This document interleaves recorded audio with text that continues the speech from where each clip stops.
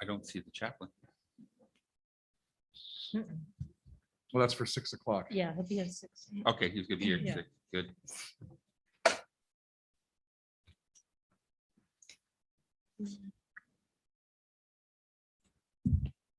Okay. This is our December 21st city council meeting. Oh, sorry, point of order. You're muted right now. I believe. Good catch. Great job. Thanks. Am I still muted? Yes, it says you're muted, at least on here. Hit it and see. You can tell better. You're Looks good. live. There we go. Muted on the thing, but it's actually live. On the mic. Oh, is it? Okay. So this is our December 21st, 2021 city council meeting of the city of San Clemente. There we go. Madam Clerk. And let the record show that all council members are present. We have 3 speakers for closed session. Brad Malamud, followed by Amanda Kitania, followed by Martina. And let the record show that all council members are present. Getting feedback. We have 3 speakers for closed session. Hello. Happy holiday to all of you. Hope you have a Merry Christmas and a Happy New Year. I'm here to talk to item B, which is the closed session discussion of threatened litigation. They posted my letter. So this whole posting and this whole issue is illegal. It's a Brown Act violation. I hope you all read my 63-page letter since it was put on the agenda. I know none of you did, but I hope you do, because it's about an investigation of one of the council members.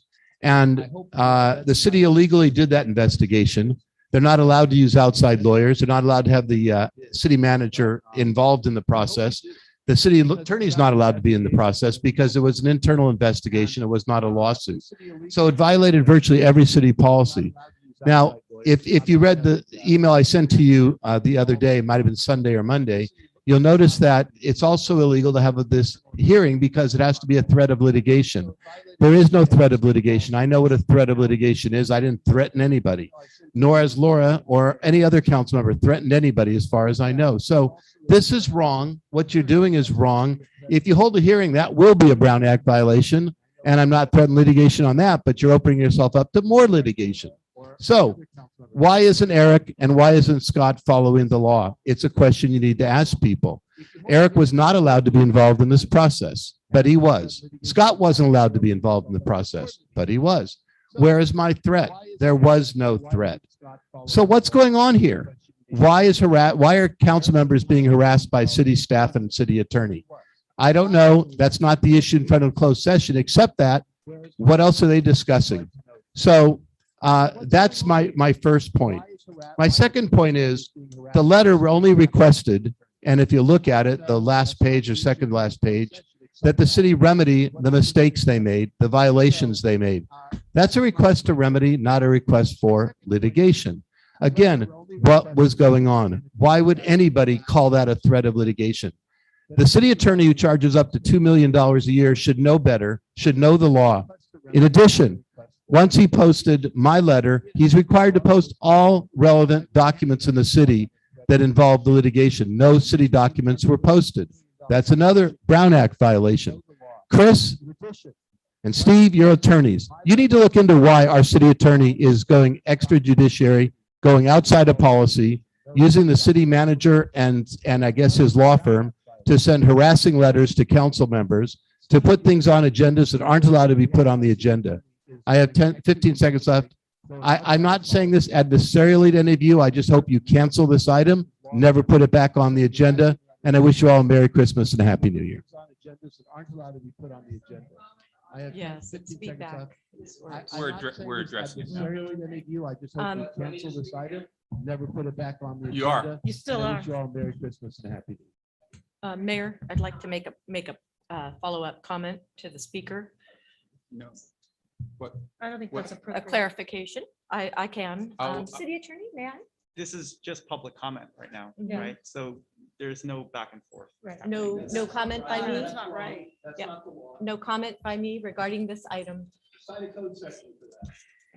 This is the public comment period, and Mayor Pro Tem James is controlling the, No. or Mayor, James has spoken open comment. That's not the law, city. Yeah, just city attorney, just let me know why I can't make a comment. I'll defer to you in terms of keeping order at this point in No, the please cite the agenda. government code that stipulates So, that I cannot make a clarifying Councilmember comment Ferguson, to you'll have the an public opportunity. comments that were made before closed session. It's very pertinent considering this entire item that's in closed session is inappropriate, illegal. And what was done to prompt this response from my attorney was a complete act of defamatory act. and Perhaps a all hit of this piece can on be me. mooted if I defer to the city clerk at this point. No, just cite why I cannot Well, say a we're comment. going- We will go to the next speaker. I need to know from the city attorney why I can't make my comment. I wanted to We'll make. determine that in closed session. No, I'd like it now. Mhm. No. Then she Yeah. shouldn't be. Well, I'm just trying to remedy Well, this there's- by seeking an apology from this city and a retraction of its sham of an investigative report. It's Please, next So- speaker. inappropriate and proper. Hello, council members and staff. And, I had something prepared to speak and I forgot it. But, I'm speaking as a resident of over 50 years.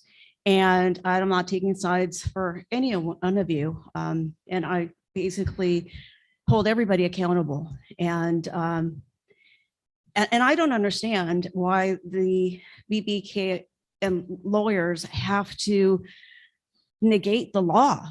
I mean, it's a blatant disregard for the law. The Brown Act, Rosenberg's Rules of Order. Councilmember Ferguson had the ability to respond to Brad Malamud, a resident. So this isn't right. And then reading, I almost got through all of Brad Malamud's response to Ms. Borkenheim's or Miss Exton's response. And I tell you, what is going on here?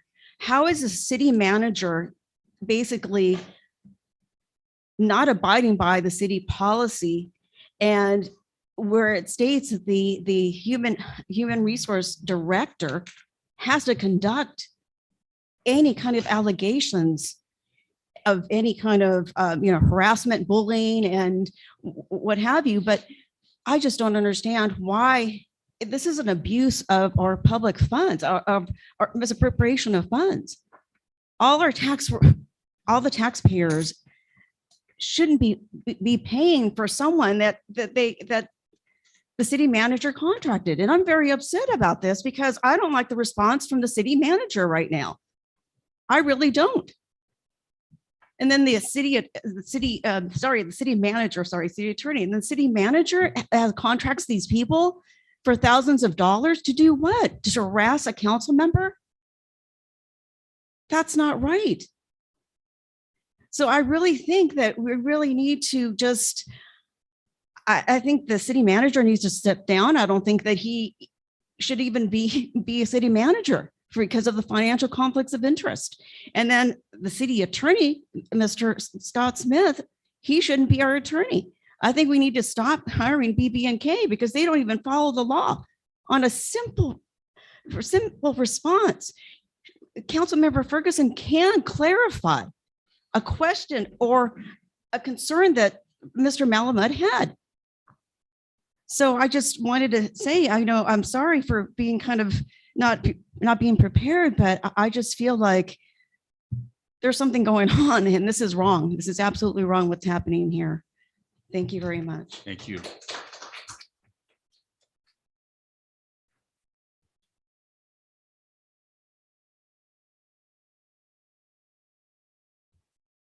So good evening, council. I find it ironic that this item appears.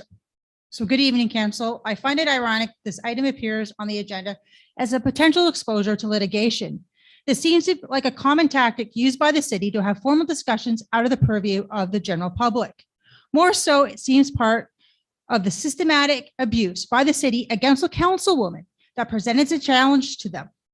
What's even more concerning is the Mayor, Jean James, went to media outlets in regards to the allegations against Councilwoman Ferguson, even though any council discussion surrounding this discussion would have been a closed session item. I believe that these actions were potentially a Brown Act violation that were committed to deflect and retaliate over the controversial news surrounding his traffic stop and behavior and accusations against Deputy Medina, Captain Manhart, and the Orange County Sheriff's Department as a collective. On that note, Orange County Sheriff's Department, San Clemente are contracted city employees and therefore worthy of an administrative response from the city. Yet, when Councilmember Noblock placed the item of this on the agenda, Gene placed his hands in anger on the councilman. In an attempt to engage the councilman in a potential Brown Act violation because this item appeared on the agenda. Thank you. Thank you. Any further comments? No. Mayor, I'd like to make a motion to go into closed session. Second. And staff is recommending that item B be deferred to a future council meeting. Could you state what that item is again? Uh, BD, B as in boy, conference with legal counsel, anticipated litigation. Can I have a motion on that? What was the request? To defer item B to a future meeting. On the motion, the item relates to the matter that was spoken to as being in closed session because if it's a threat of litigation, the author of the letter has clearly said it's not a threat. No threat was mentioned. I've reviewed the letter and I didn't see any threat of litigation. I saw some requests. I didn't see any threats. So rather than continue the matter, maybe it should be agendized for public meeting but I don't see any reason to continue it in a closed session. So, Wow. sorry, is that an alternative motion then? yeah, you need to make a motion. Well, I'll make an alternative motion that, Well, there's not an emotion on the table. well, There it is a motion. relates to a matter that the city clerk just brought up for continuance in closed session. The author just told us that the matter is not a threat of litigation, which I understand from the city attorney is the rationale for having a closed session. So that being the case, you either need to agendize it or simply circulate it to the parties that it was intended and for public consumption. If city attorney, I have a question of the city attorney, Mayor. You're gonna let me Certainly. speak now? Yes, You've let please. Please, Councilmember go ahead. Noblock Please. speak without any interruption. And yes, I concur, and there has been no threat in this letter from my lawyer, which the city manager, and I'm assuming the mayor who coordinate on this agenda each time was published for the public with no context at all in which what the city did to me, just a response from my city attorney. I'm sorry, my attorney.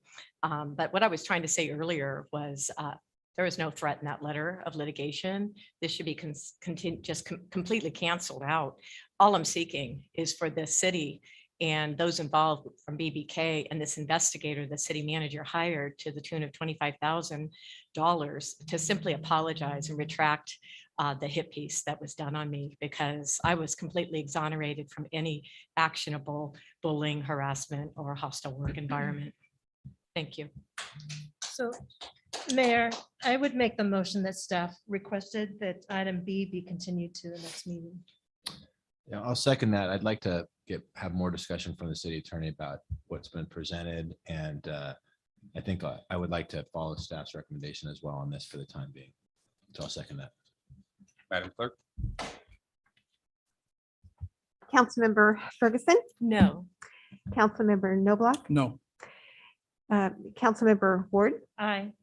Councilmember or Mayor Pro Tem Duncan. Aye. And Mayor James. Aye. Carries 3-2. Can I have a motion to? There is a motion already on the floor and a second to go into closed session. Madam Clerk? Councilmember Ferguson, Aye. Councilmember Noblock, Aye. Councilmember Ward, Aye. Mayor Pro Tem Duncan, Aye. and Mayor James. Aye. 5-0.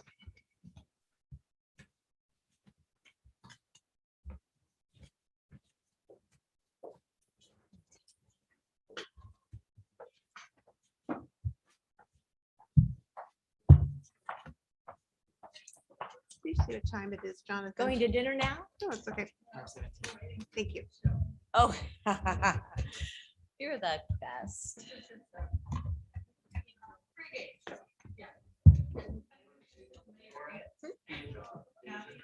She has until 6.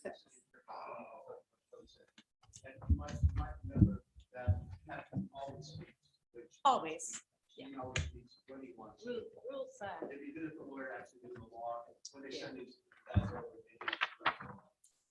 Yeah. That would be nice. Yeah, maybe next time we'll get somebody. with some more experience. Hi. Hello, Wendy. How are you? Good to see you. You're not gonna tell me about your new house? Oh, I bought over in a senior community in the San Juan Golf Course. By Marbella over there? No, if you get up at Keno Cap and you go around that little circle. Yeah. Then you go right, like to where on the left is the nursery. By Bea, uh-huh. That's the golf course. Oh, And I wasn't close share wall, and I got one doesn't share wall. yeah, the ends are always better. They have more windows I have like a longer one, like 100 feet. and you don't have to maintain it. I don't know if they maintain it. And so I tore out myself, I got out of either week, but I, probably 2 weeks ago, and I tore out all the carpet myself, tore out all the tack strips, tore out, today we tore out this double single pedestal thing in the bathroom. And, now I'm gonna have to get a van and replace it, but I just.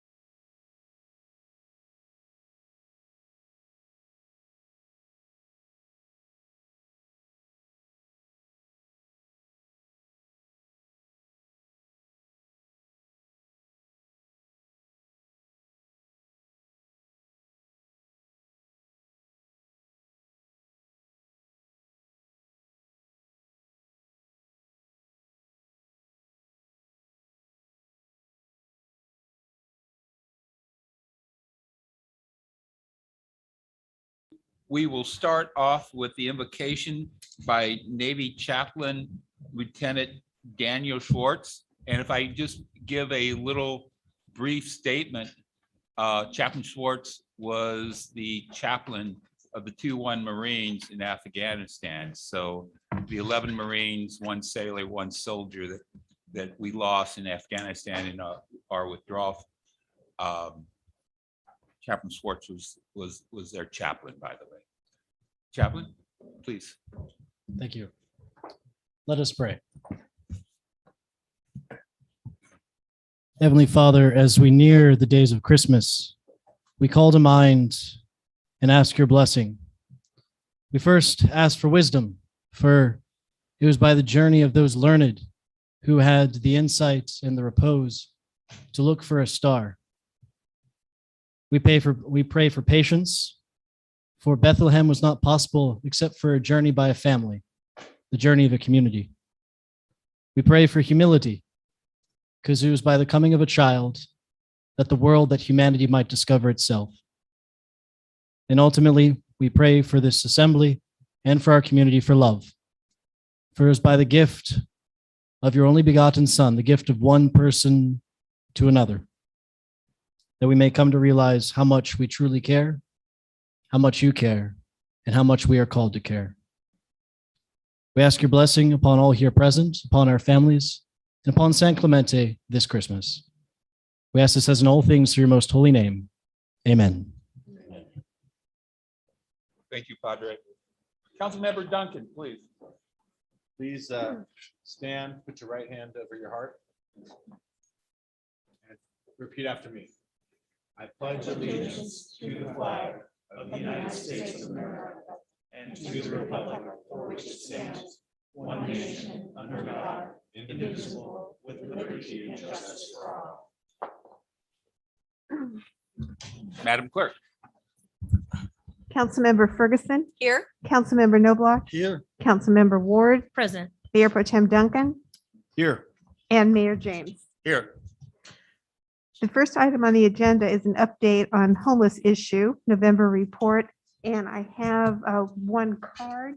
If you'd like to have, would you like that now? Please. Okay, Martina.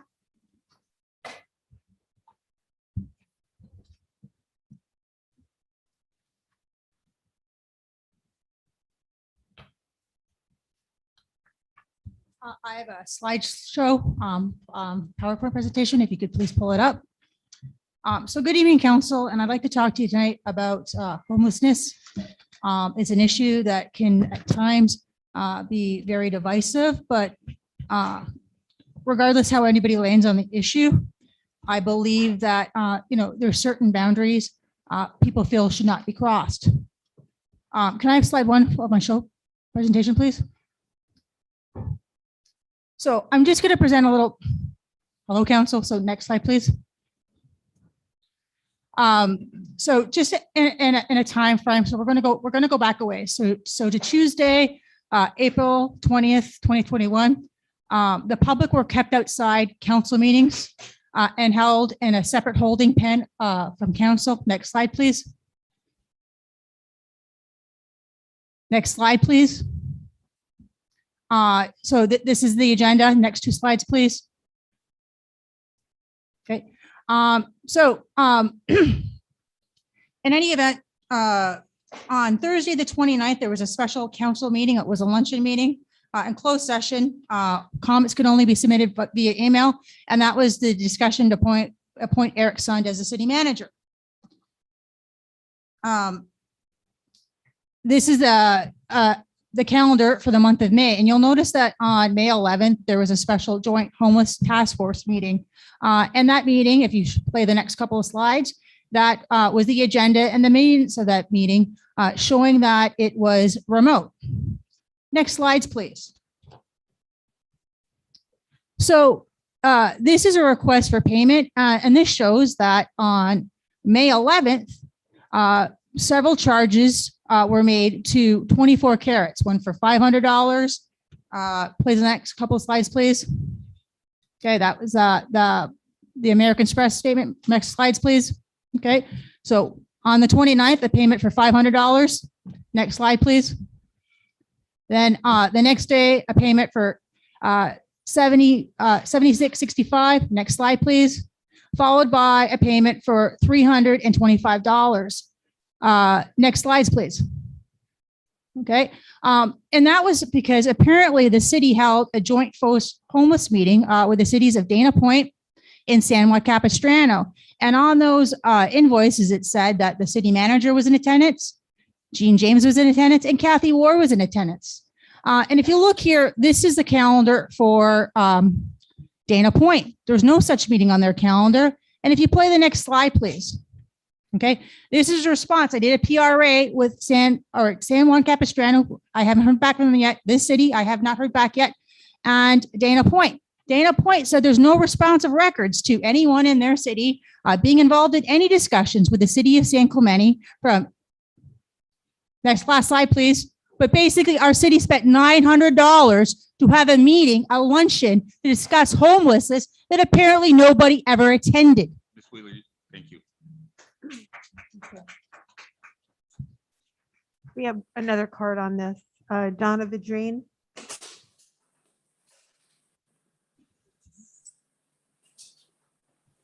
Hello, and thank you for your time and attention tonight. Tonight on December 21st, we celebrate the winter solstice, the shortest day, the longest night.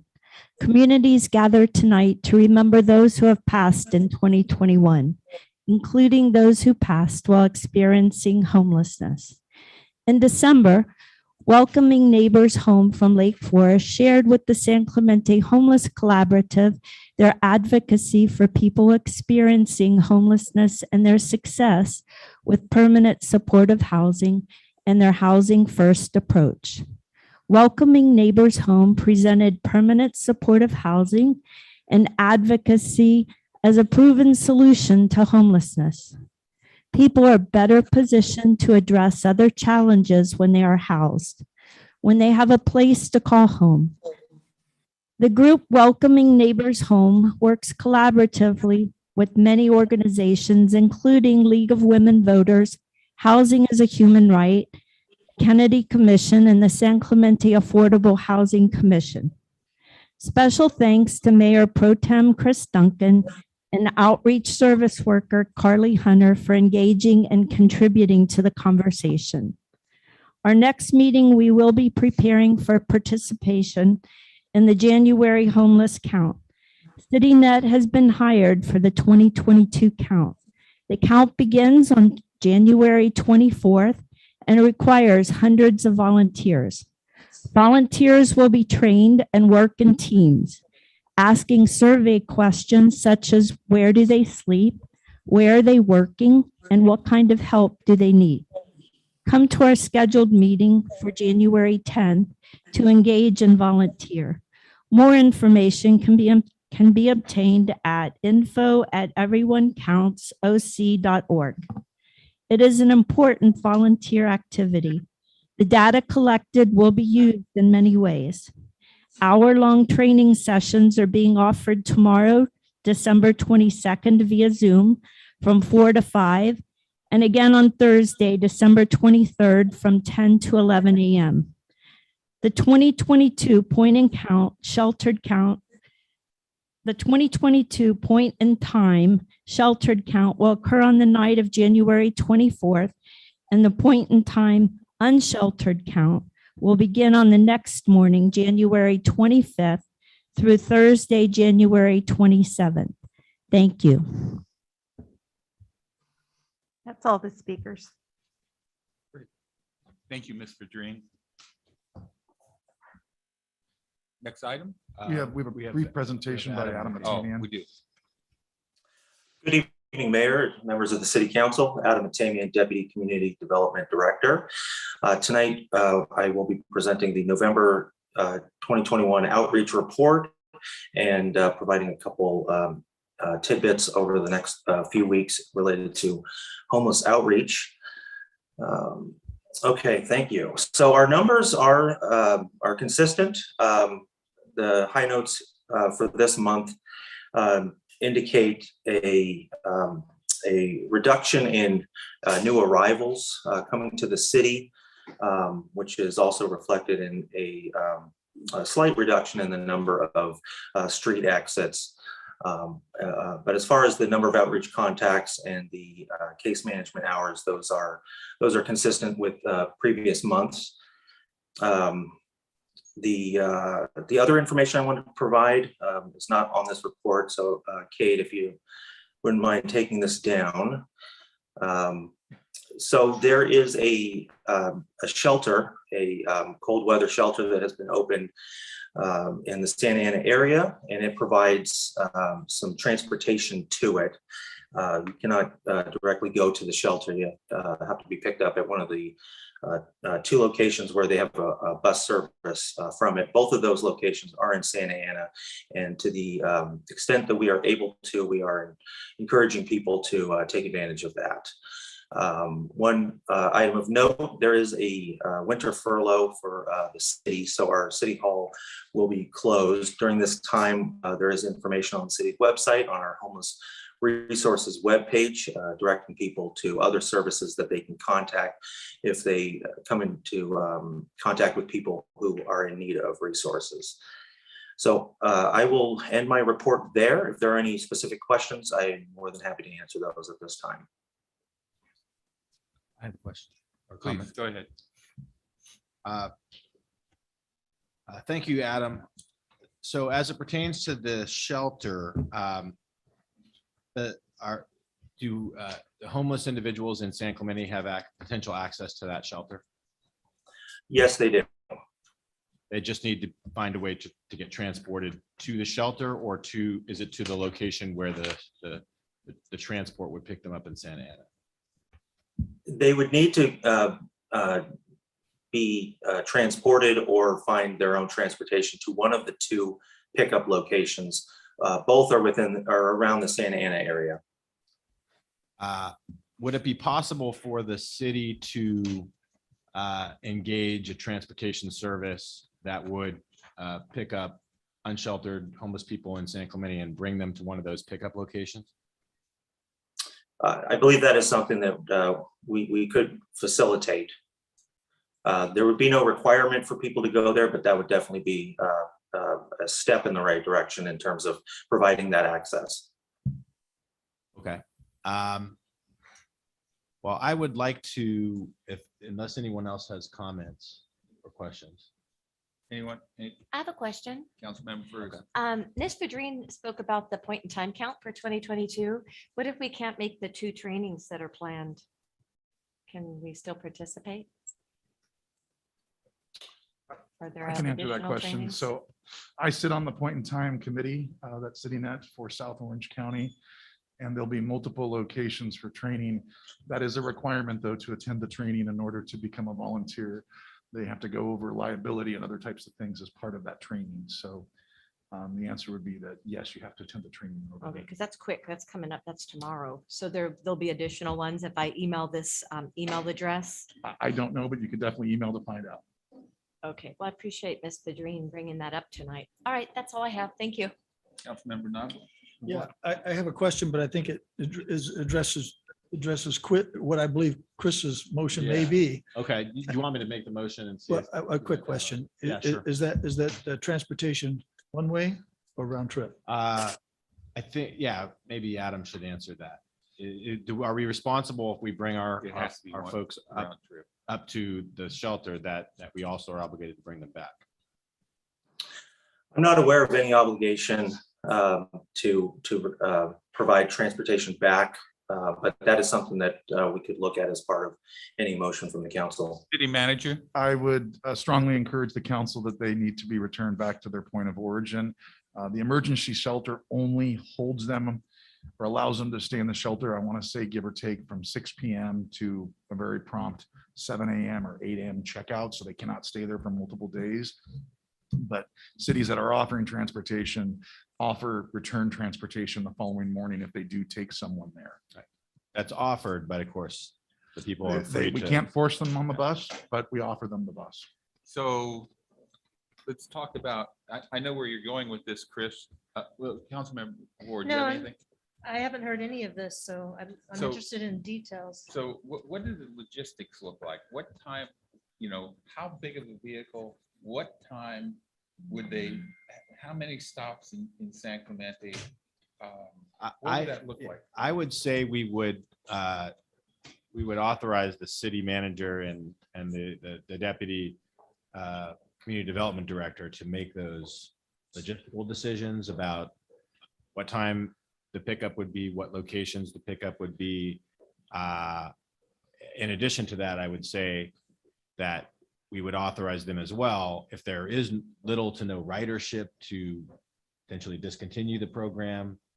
But I think it would be a good idea because we have the winter season coming. We have homeless individuals within the city. And we applied for SB2 grant funds specifically for transportation. That was one of the categories, along with another community outreach worker. So I think we would be able to recover the funds through those grant programs. So it wouldn't come as an extra cost to the city at the end of the day. And it would address the homeless people sleeping outside during the winter season. And so I think it's a good idea, prepared to make a motion that would generally give the city manager the authorization to make those logistical decisions. Within his spending authority. Is this item an action that's been properly agendized for consideration in terms of the budgetary issues? City attorney? Yeah. Potentially, no. Yeah, This so, is a presentation and an update on the homelessness. Has to come back.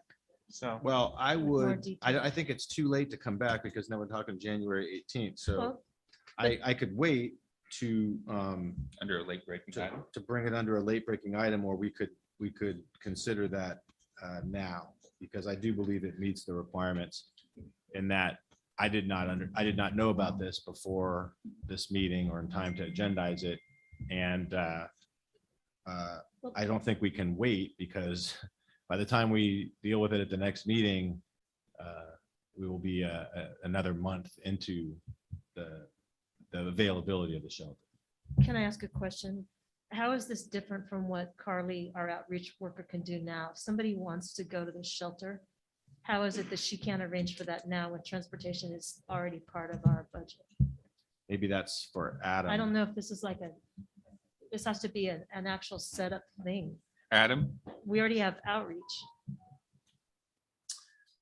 Yes, Mayor. So we do provide some transportation options. However, each one is it's a project unto itself. And I believe what the council is discussing at this point would be something a bit more scheduled. But we could look into options to provide that transportation. Right now, we're really able to provide just bus fare and Metrolink tickets. This type of independent transportation potentially could be more costly than providing something more scheduled. So city attorney, is this something we can look at under item 4 as requiring immediate action? I think that might be appropriate. I was looking up emergency motions as well. I think under Rosenberg's rules, there's a vehicle for making motions that are not agendized. Can we take it up under 1B rather than wait for item 4? 1B being the toll road update? Excuse me, 1A, I'm sorry.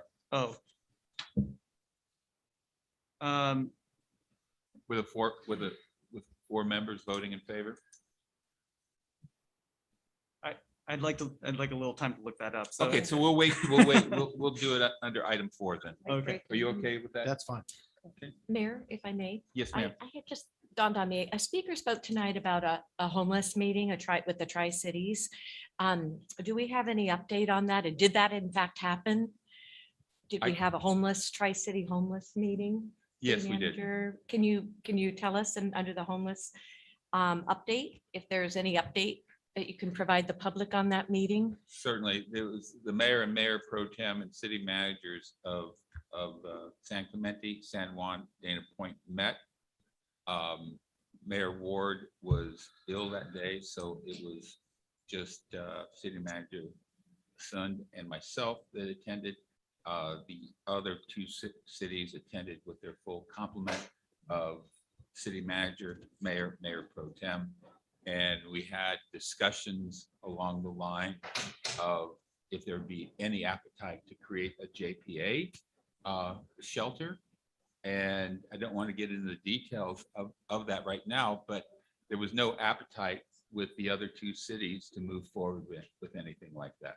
Can you Okay. explain why you spent $900 on a lunch? Well, So what- Mayor- So apparently we funded the lunch. We As funded well. the Okay. lunch. Thank you. So Mayor, on item B, the toll road update, I would submit that we don't need to have that on anymore after the cooperative agreement's been signed. That should be taken. and We're removed not from our finished agenda. with item A yet. I I don't thought think. we were. Are we finished Is any other comments on? Any item other A? item? We were going to comments move it to. on item A? Okay, we can go to B. So we'll go to B.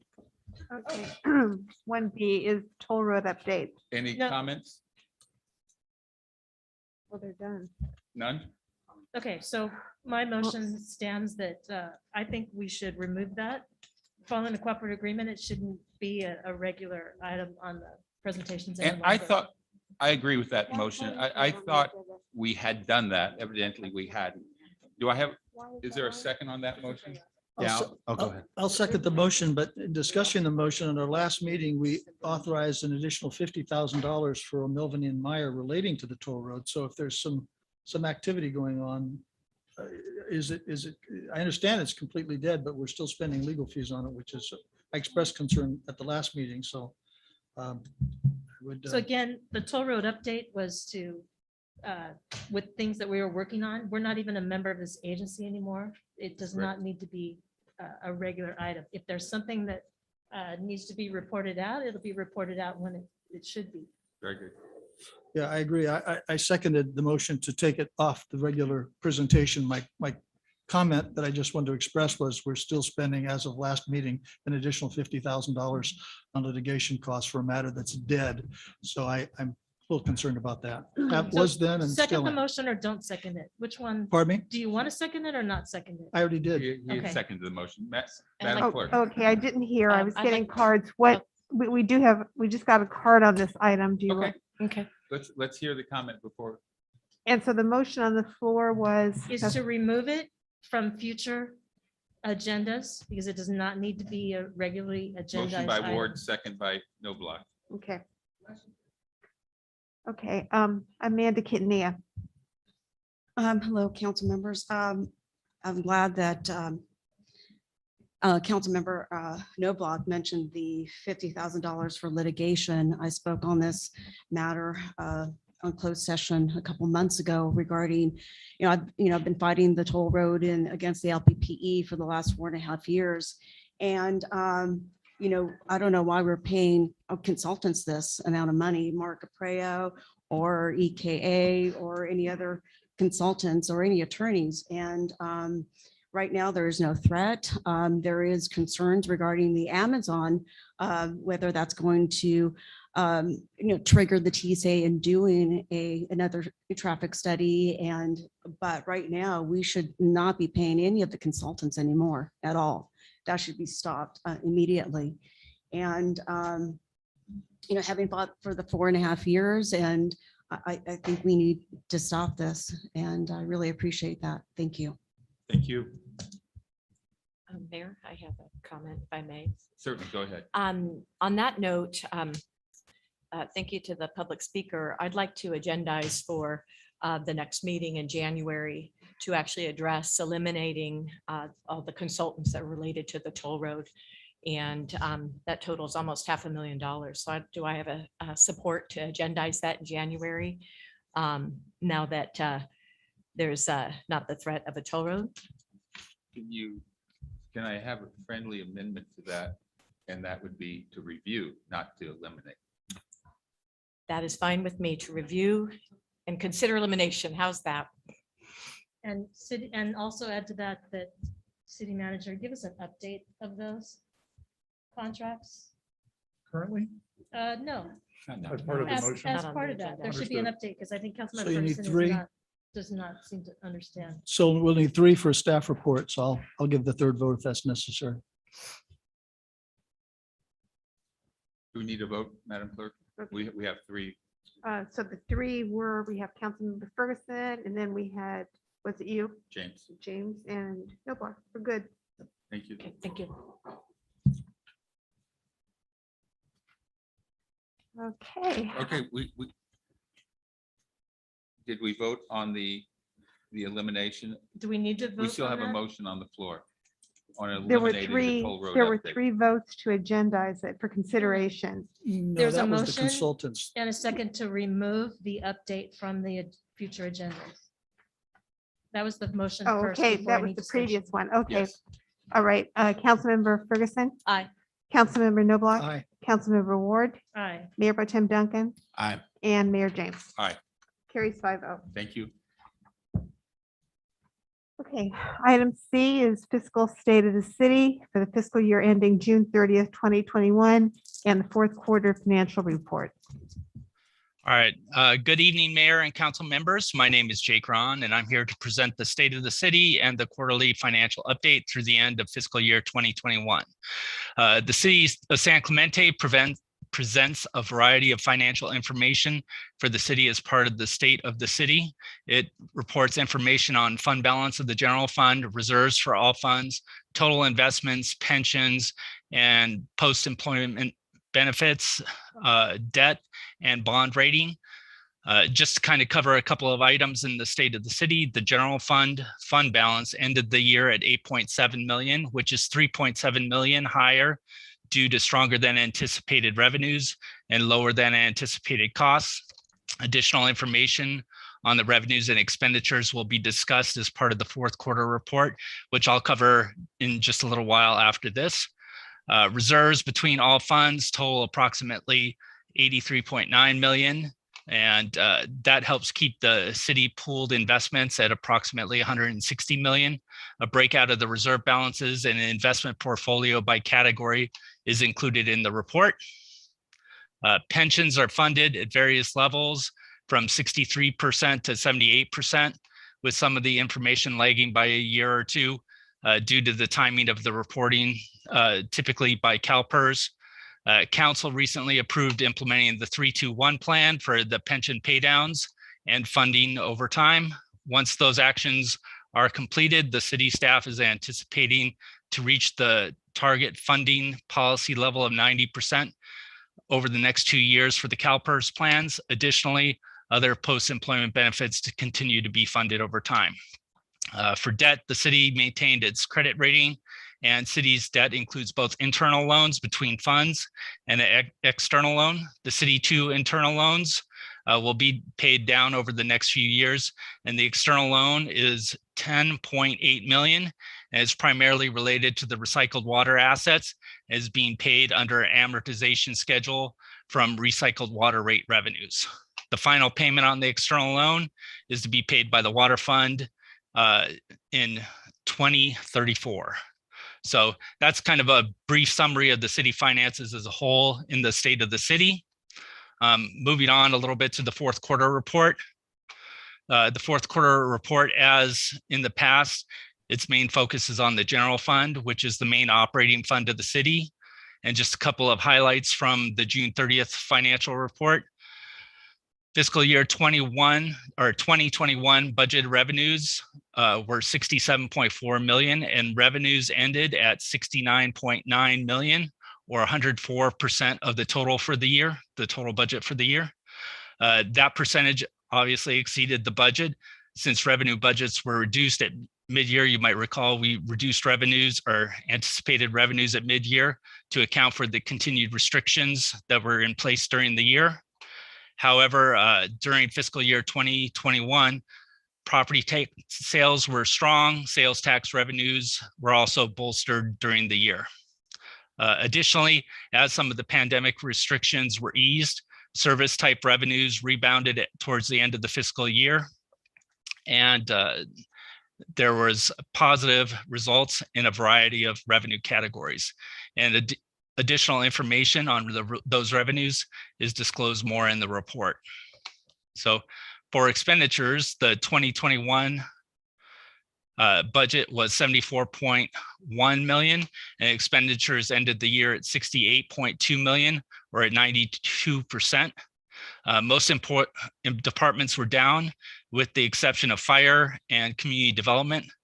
Fire was up due to the contract increases through the OCFA, and community development primarily was up a little bit due to the park ranger program being shifted over from the beaches, parks and rec over to code compliance. Overall, savings were achieved in most of the categories, including salaries, benefits, contract costs, other charges, and capital outlay.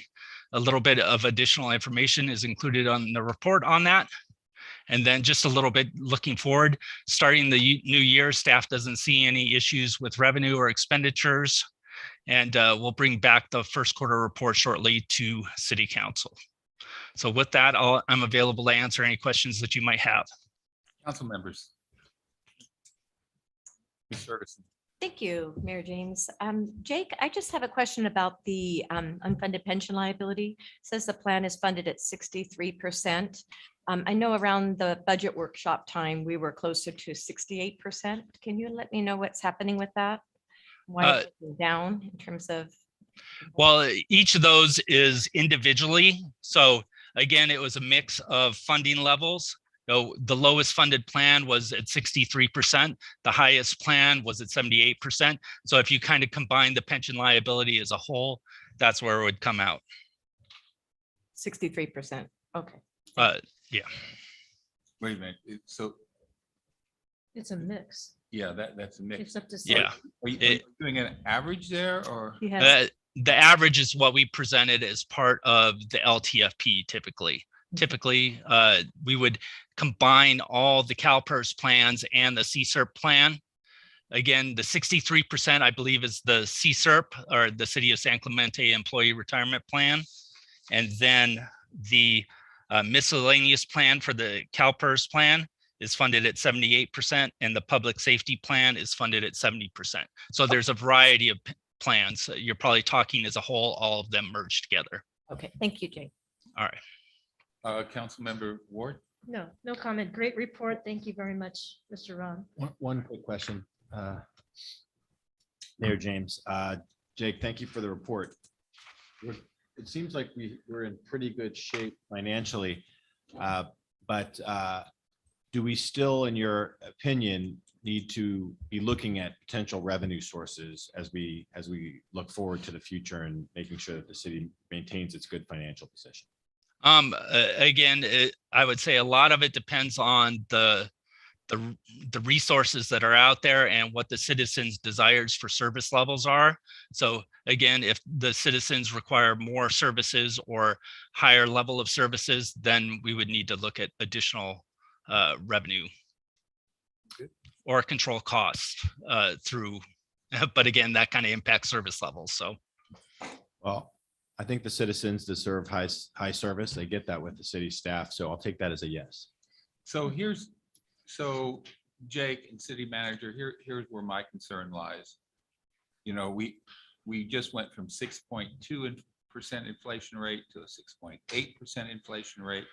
And things I read tells me that we may be looking at sustained 8% going into the future.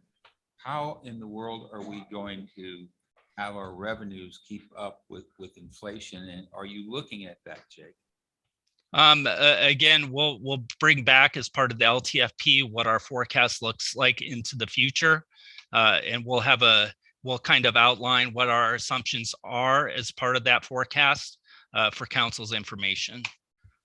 And Mayor, if I can add to that really quick, because we have communicated throughout our LTFPs and budgets for at least the last 5 years. Obviously, inflation wasn't a priority in the previous LTFPs and budget, but one of the cost increases that we have called out on numerous LTFPs is our, I'm not trying to put anybody on the spot, is our public safety contract costs, which they are outpacing the amount of revenue that we have to pay for them. And we're not alone in this. Every city in Orange County and the state are facing the same issues as it relates to that. And it's attributed obviously to pension and other types of things. And so to your point, council member, excuse me, Mayor Pro Tem Duncan, if the city wanted to do more services or provide better services or ensure that we can maintain the existing services we have, we're never going to say no to revenue opportunities. And we should be looking at those. And we tried to do that in the past, whether it's a TOT measure or other types of things, looking for creative ways that are not necessarily directly impacting the residents to bring that revenue in to, I'll say, improve the services to the residents. And so that's kind of what I wanted to say. There are other issues besides inflation that are knocking on our door. Sure. And so with that point taken, I'd like to ensure that when we have our long-term plan, when we go over that we are sure to include creative revenue sources for our consideration at that point. Absolutely can bring back a number of creative revenue sources. I can't guarantee that you will all like them, but I can definitely bring back creative revenue opportunities. Thanks, Jake. All right, thank you. Members of the audience who wish to address council on matters that are within the jurisdiction of the city of San Clemente, but not separately listed on the agenda, may do so during the oral communications portion of the meeting. Speakers may address council once during either oral communications part 1 or part 2. A total time limitation of 30 minutes is allocated for oral communications part 1, with each speaker being allotted 3 minutes, which give his or her presentation. And we do have some cards. First will be Amanda Kitnea, followed by Marty Weinberg, followed by Susan Ambrose. Hello, council members. Happy holidays. And I didn't bring my no Amazon sign, but I wanted to give you an update. Currently, there are 6,175 people that have signed the petition for a no Amazon warehouse in San Clemente. So that's fantastic. And previously, I spoke about the poor business practices of Amazon. Allowing this business into our city is not good for its residents. Amazon has had numerous issues with trustworthiness, alleged mistreatment of employees and possible violations of the law, including but not limited to anti-competitive practices. And there was a recent article regarding how Amazon treats their employees. Unfortunately, there was a tornado, and in a recent article, it first started out with a text saying, "This will end with you not having a job." Text reveal how Amazon delivery driver was warned she'd be fired if she didn't work through a devastating tornado that killed 6 workers. Amazon delivery driver was told she would be fired if she did not finish her deliveries during the deadly tornado in Illinois last week. The driver's boss threatened that returning to the base would ultimately end with you not having a job tomorrow morning. And I think that's the tornado touched down about 80 minutes later on December 10th. It struck one of the company warehouses, killing 6 workers in Edwardsville, Illinois, about 30 miles from the unnamed delivery driver. Amazon and the U.S. Occupational Safety and Health Administration are investigating the driver's situation and the 6 deaths. Basically, to summarize that, I mean, definitely we don't have any tornadoes here, but it goes to show how she was threatened or he or she was threatened. And I certainly don't want that kind of business practices here in our city. So I definitely am opposed to a no Amazon warehouse in San Clemente, and I hope that others will sign the petition. Thank you very much. Thank you, Ms. Whitnett. Marty Weinberg.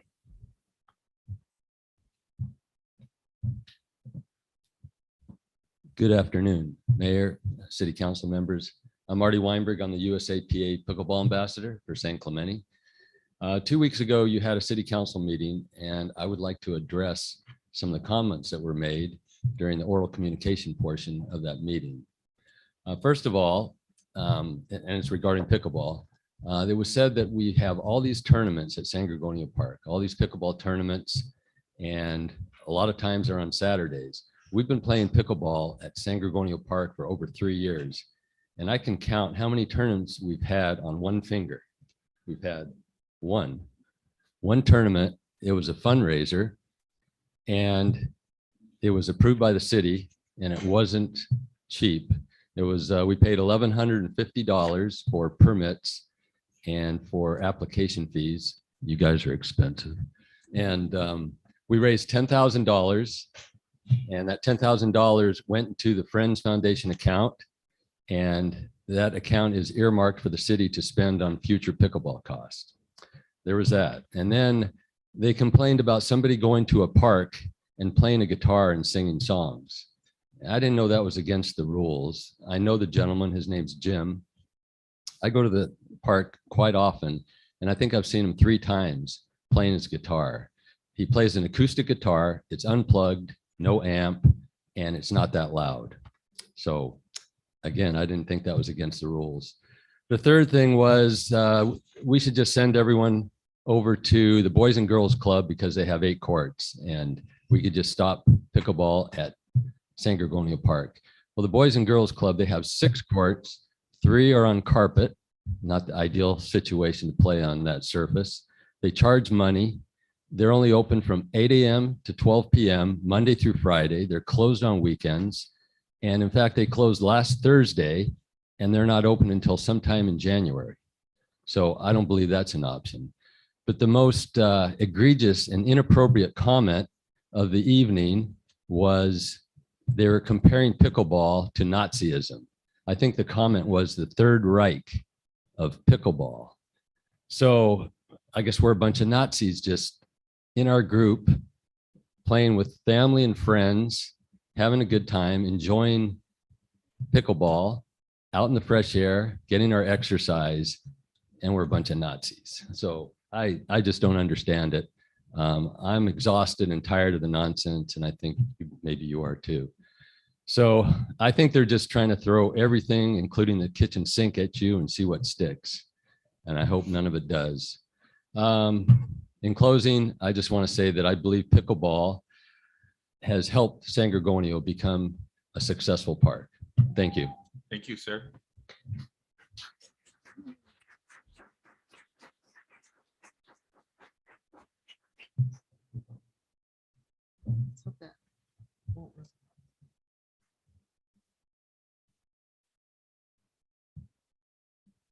Good evening, City Council members and esteemed Mayor James.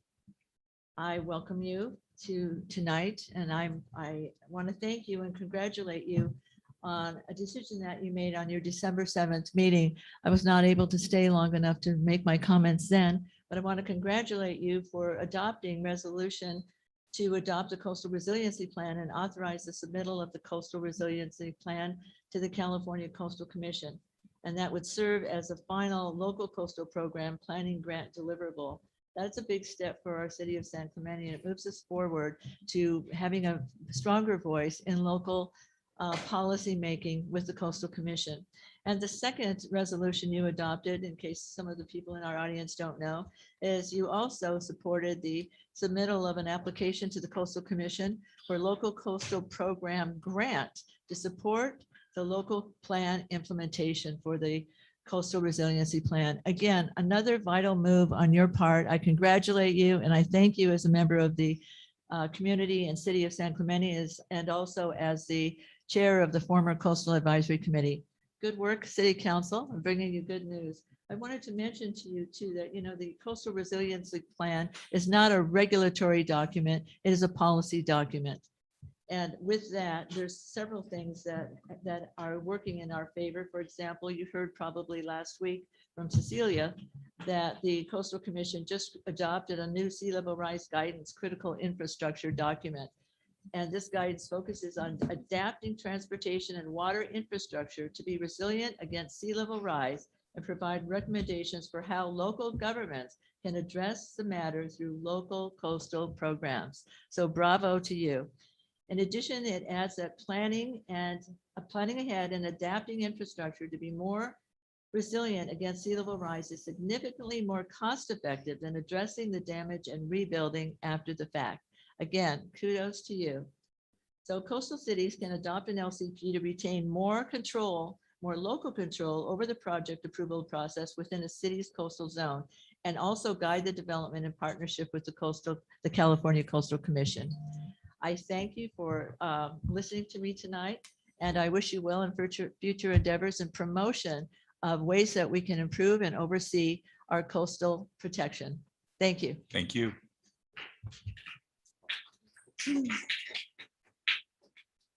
Donna Vidrine.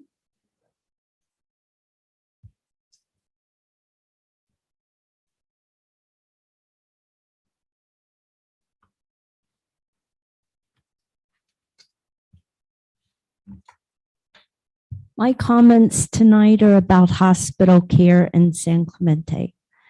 I received my survey in the mail about the importance of hospital care and emergency services in San Clemente.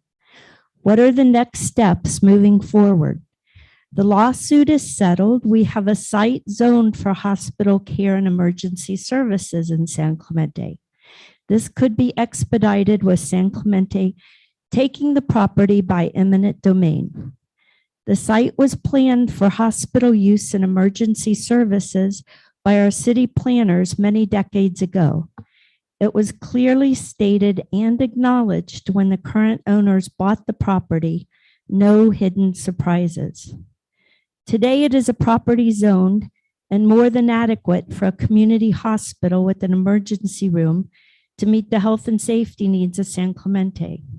There is a pharmacy, fire station with paramedics, multiple physician office buildings, laboratory and imaging services, several physical therapy practices, all positioned to support a new hospital at that site.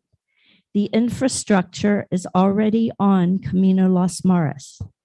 The building is declared not worth investing in and will need to be taken down according to the current owners. Advocates for a San Clemente hospital say to rebuild on that site would be less costly than developing on the open space property being discussed currently.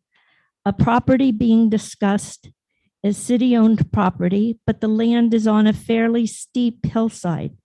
There could be unknown geological problems in building a hospital on the site behind Target on Vista Hermosa. It is zoned open space, and it would be very difficult, if not improbable, to develop that property for hospital use. San Clemente won the lawsuit. San Clemente can take the property by eminent domain and retain the property for hospital use as it was designated by our city planners. In San Clemente, we have great schools, fire stations, police services, senior services, doctors, outpatient and urgent care services, but no hospital care services. The current public health crisis has reinforced the need for hospital care and emergency services for our growing city. A hospital and emergency services is vital for our city's healthcare needs and well-being, and very important for a prosperous future. Thank you. Thank you. That's all. Next item, could we have a motion to waive reading in full of all resolutions and ordinances? So moved. Second. Okay, I was gonna second it. Okay, moved who made the motion? Raise a I hand. did. Ward? Okay. Seconded by Councilmember Noblock. Okay. Councilmember Ferguson, Aye. Councilmember Noblock. Aye. Councilmember Ward, Aye. Mayor Pro Tem Duncan. He left. And Mayor James. Aye. Carries 4-0. You picked a bad time to walk out, Mayor. I understand. Okay. Next item, consideration of agendizing items requiring immediate action.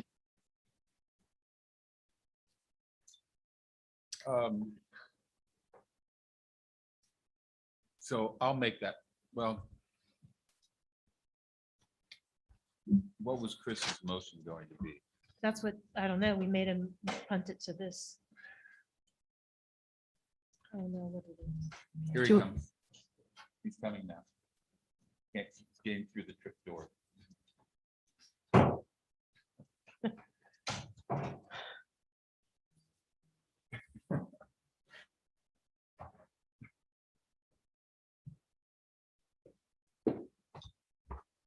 You're good. So we're at item number 4. Yeah, as I spoke before, I'd like to make a motion for transportation service for our homeless to up to the shelter in Santa Ana. I believe we meet the requirements for the late breaking agenda item requiring immediate action. Did not know about this item in time to get it onto the agenda. And I think if we don't act now, it'll be too late before our next meeting, January 18th, because that, again, will be well into the winter season. The purpose of this is to provide shelter for our homeless individuals during the winter season. We, like I said before, we have some funding grants available to do that. And if permissible, I'd like to make that motion.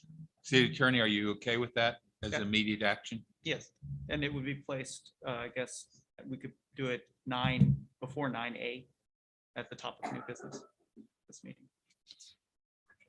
So we with wouldn't that- do it now. We would do it Right now is just to consider putting Okay. it on the agenda. So I need a second. I'll second it for discussion. Yes. Okay. And again, for clarification, the motion was to agendize it or Correct. to authorize the, To agendize it this evening. Yeah. to agendize it this evening. Okay, are you ready to vote? Councilmember Ferguson, No. Councilmember Noblock, I'm going to vote no. I think this could be agendized. My reasons are simple, and I'll be brief in stating them. This isn't really an emergency item. You know, we know winter's coming, winter's here. We know the nights are cold. And to provide transportation to and from, by definition, if someone's homeless and they have a place, a warm bed in Santa Ana, to return them to San Clemente when they're homeless, I don't think I can support where the motion's going. And because I don't believe it's an emergency issue, other than maybe we didn't learn that about beds, but we know there are beds in Orange County in a number of facilities for cold weathers, sleeping for homeless people. So I can't support the emergency. So for that reason, I'm going to vote no. Could I ask just one question? If there wasn't the requirement to bring them back to San Clemente, would you vote yes? I'm just asking. That's a good question. I don't know. I'd consider it. Because I'm not sure that's part of the motion right now. I understand, but I commented on the emergency nature, so my vote for the emergency nature is no. And just to clarify, so my understanding is the shelter just opened, right? So we did not have any notice that it was going to be opened until it was too late to. Well, the Orange County, there's a number of shelters to provide homes for homeless people. Santa Ana is one, but there's others, the Jim Palmer's facility and a number of others. Mayor, we might be going too far. Yeah, I in this think discussion. so. Just a point of clarification, our service planning area, which we're in the South Spa, does not have any shelter beds. And so the Jim Palmer one, actually, that has a religious connotation, which conflicts with Martin Boise, but there are shelters in other spas, but the city of San Clemente is not allowed to cross, no South Orange County city is allowed to cross spa borders. So But I'm- the And but the what winter about- shelter is available to all Orange County citizens or region in the I region. think my only pushback, and I agree with Councilmember Noblock, but my pushback is, I think this is worthy of discussion tonight. And so I'm going to vote yes on this. I would like to get 4 votes so we could have discussion on this evening. I think that's vital. I'll change my vote for purposes of discussion to allow discussion. this Thank evening. you. Councilmember Ward, Aye. Councilmember Duncan. Aye. And Mayor James. All right, Carries 4-1. thank you. Closed session report, city attorney. Council directed staff to bring back both closed session items under item A to open session at the next opportunity. That's all. I'd like to, Mayor, I'd like to make a comment that Certainly. I left the closed session at 6:15 because I didn't believe those were properly agendized for closed session. In the record. Thank you. Madam Clerk. Yes. All items listed on the consent calendar are considered to be routine and will be enacted by one motion without discussion unless council, staff, or the public request removal of an item for separate discussion and action. The public has requested the removal of item 6A2, that's the council minutes of December 7th, and 6N, as in Nancy, which I believe is the Investment. policy. investment policy. So those two items.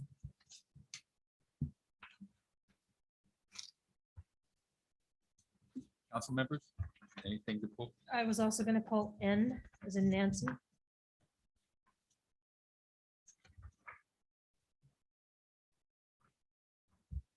Anything else?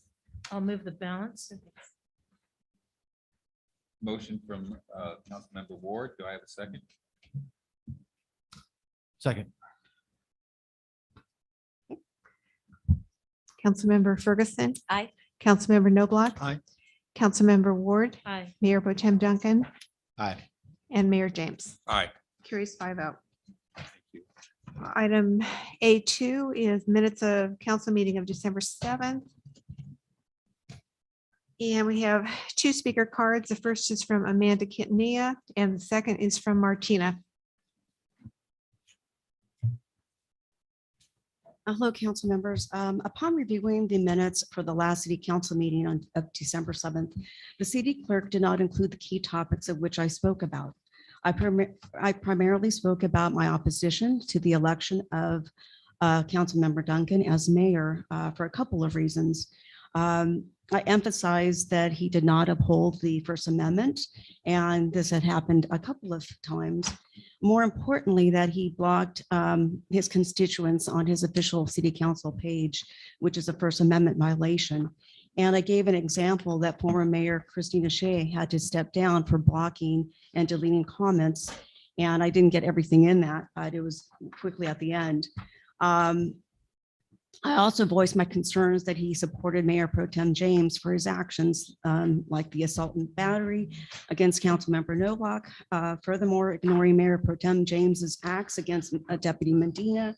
However, the city clerk did not include that into the minutes. She only included that I spoke in opposition of Gene James being elected as mayor, citing concerns with his conduct over the past year. This omission of critical portions of my comment does not surprise me at all, since I've spoken about the city removing and editing comments in my emails and previous minutes.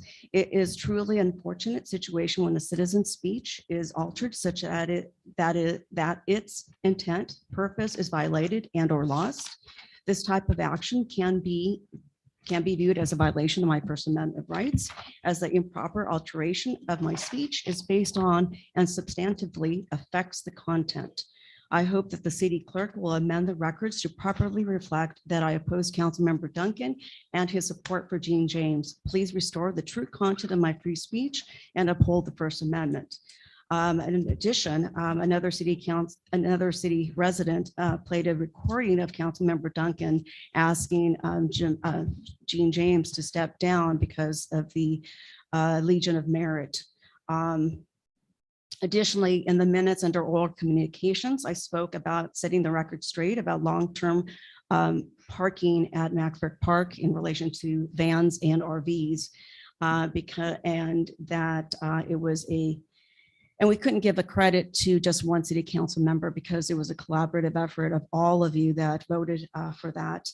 And it was also an effort from past and present city council members, Capistrano Unified trustees, Trustee Patricia Holloway, Trustee Hanichek, Assistant Superintendent Clark Hampton, and especially Principal Barossa, and of course, other residents as myself. And so I think that I hope that the city clerk will amend those minutes, and thank you. Thank you very much.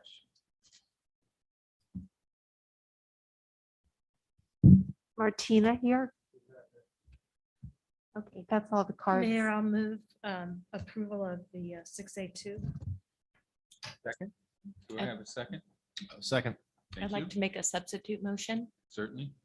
I'd like to make a motion to amend the minutes in accordance with the request from the speaker, Miss Amanda Quintela, particularly including that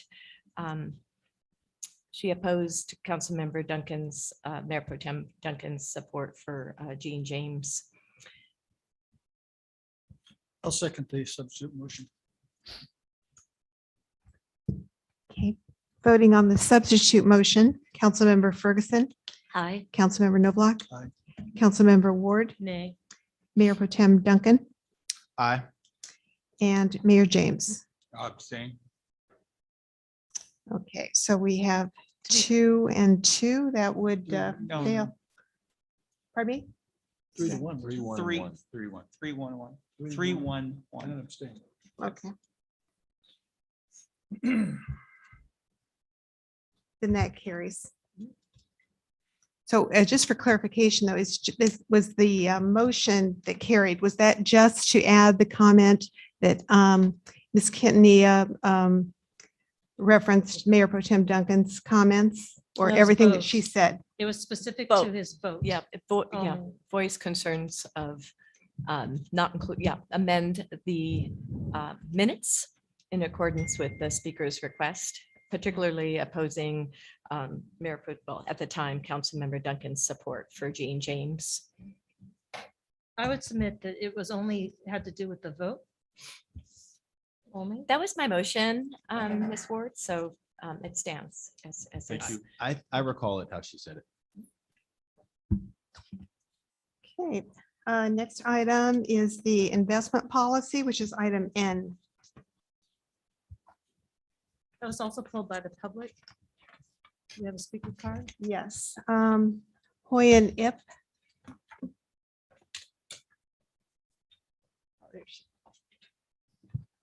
Good evening, Council. I'm Hoyan Yep. I figured I must be here during this very special week. First one to say happy holidays. And the second, I really, really mean it, is to thank you for your hard work.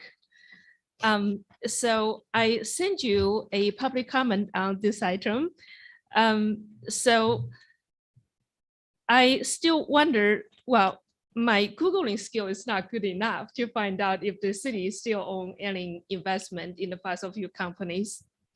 But regardless, I hope you could add in the investment policy 3 little lines, like how Laguna Beach did.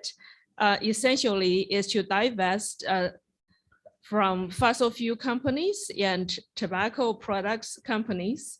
I think these are actually very normal ask these days. These are bad words. Well, I mean, they don't do really good for our climate and our health. So I hope you can consider that. Thank you.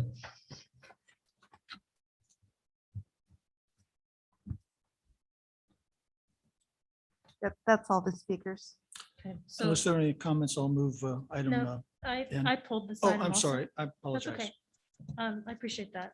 So council, something occurred at the investment advisory where an item was pulled and called into question by our council member and our newly appointed citizen representative, Mr. Bork, to take away supranationals out of our investment policy. If you recall, that item also came up when we were appointing the committee for the investment advisory, and it was discussed by Mr. Carter, who is one of our industry specialists. And I don't believe any of the council at that time had any issue with that investment policy.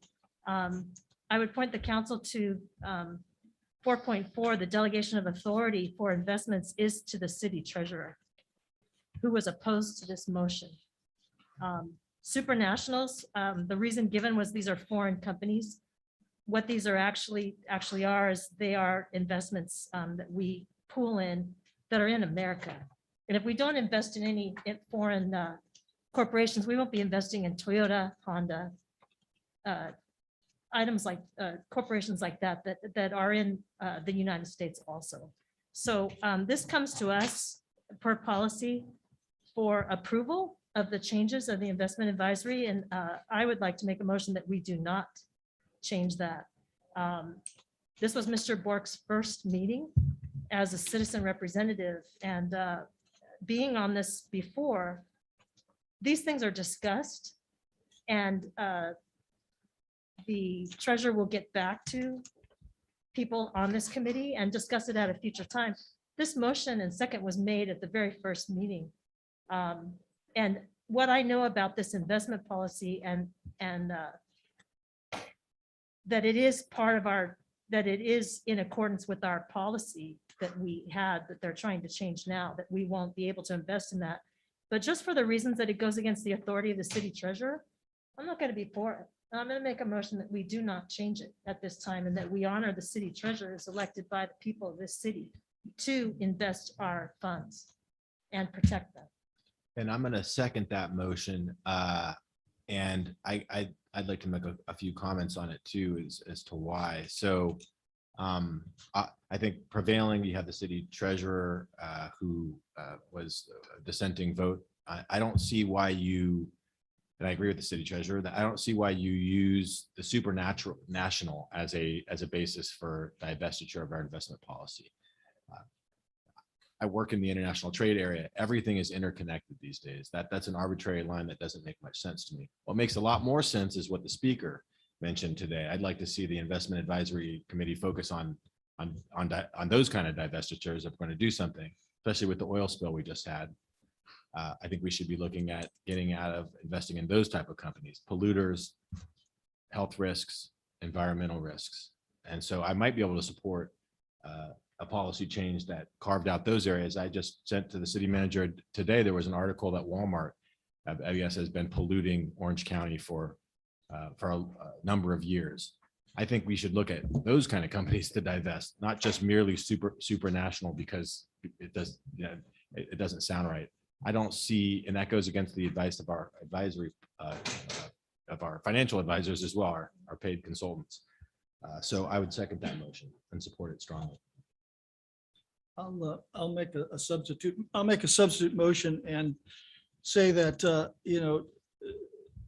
Mr. Bork is a pretty experienced, financially savvy guy, and he wasn't the only one that supported. A majority of the council, a majority of that committee voted this way. It wasn't just Mr. Bork, and it wasn't his first meeting. It's often discussed that we rely on our commissions for policy decisions to make recommendations to us. Clearly, the authority to create the policy and authorize it rests with this council. But the matter has been raised in the past, hasn't been changed until now. The committee decided to change it on a 3-2 vote. And so I would make a substitute motion that we approve the item N as presented, and that we consider for future consideration other potential investments which we should not invest in. Can you define for me supranational? It's investing our money offshore, basically. It's just the policy is simply that America has enough businesses that can invest our money locally. And if while we are interconnected globally, if there's a global situation, there's global tensions all over the world at the present time, it was a simple policy to simply keep our money in America. So a US company with foreign subsidiaries would be a supranational? Pepsi, Coke, General Motors? No. They're not. I wouldn't Could consider you them. give me I'm really struggling with, could you give me an example of this? And I'm not Well, trying, this is yeah, not an interrogatory. No, I understand. Probably our treasurer, who's been the treasurer for quite a while, could probably address the definition of a supernatural. The policy was simply to keep our money local. It was that simple. City attorney, the city treasurer is here. Would it be inappropriate for me to have him come to the speaker podium and speak to us? No, I don't think that would be inappropriate. Mr. Taylor?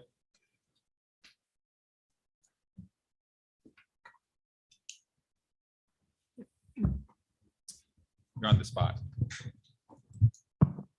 He's been our treasurer for quite a while. Can you tell us how many years you've been our city treasurer? Yes. I'm sorry, was there a question? Oh, how many years have you been our city treasurer? Since 2013, I believe. And then I was on the investment advisory committee for 10 years prior to that. Go ahead, sir. Well, I don't disagree with Councilman Noblock's feeling as far as invest in America. And I'm not opposed to that, but at the same time, we're very interconnected, and it's hard to draw a line as far as supranationals versus other investment securities. For instance, we own $1 million of an Apple bond. Well, where are all the products in Apple made? They're made in China. So obviously, by investing in Apple, we're benefiting the Chinese economy. And I would say also too that supranationals are, I think they're one of the things that makes America great. They invest in education, in welfare of developing countries. Those entities have been around since the 1940s and 50s, are rated AAA. We do get a premium typically of about 20 basis points to comparable treasuries, and they're more highly rated than US treasuries, believe it or not.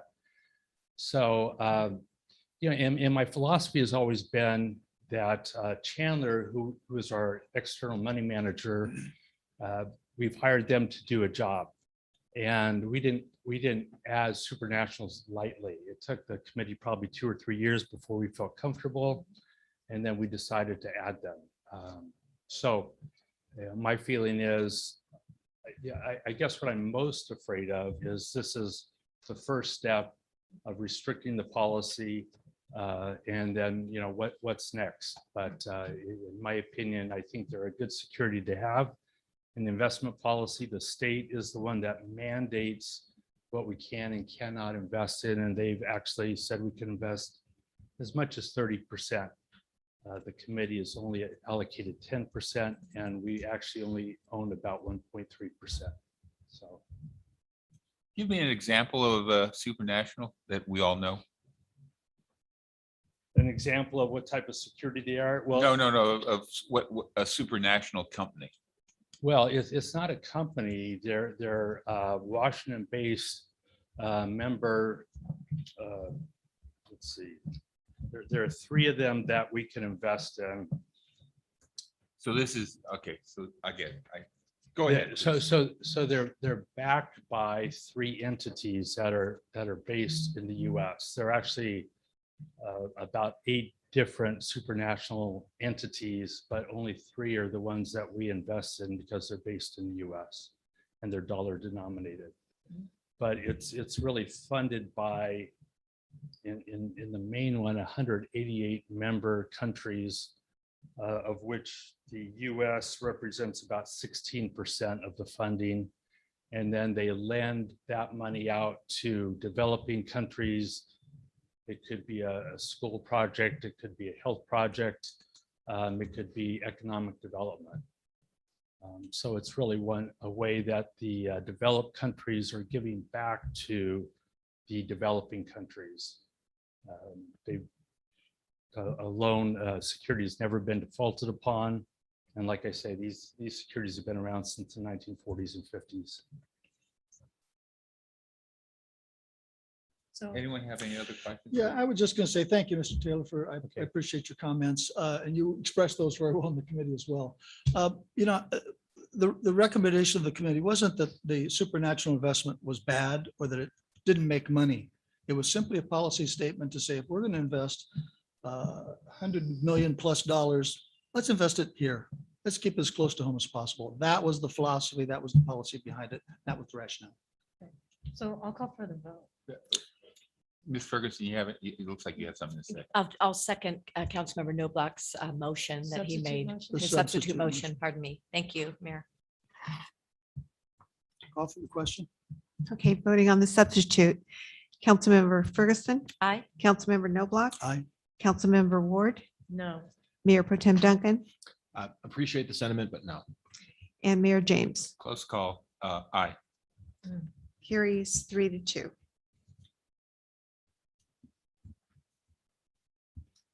Okay, next item. Okay, moving on to public hearings. The public hearing process includes a staff presentation, a presentation by the applicant not to exceed 10 minutes, and public testimony not to exceed 3 minutes per speaker.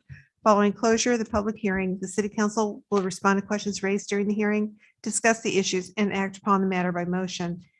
The first public hearing is to consider a request to establish an historic property preservation agreement, Mills Act, for an historic property located at 215 Avenida Miramar.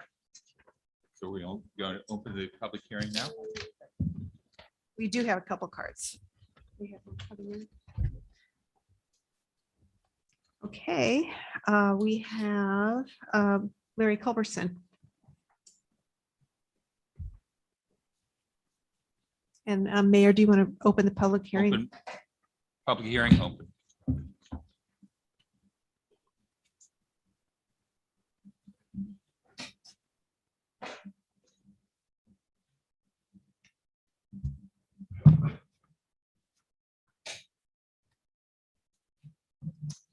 Good evening, Council.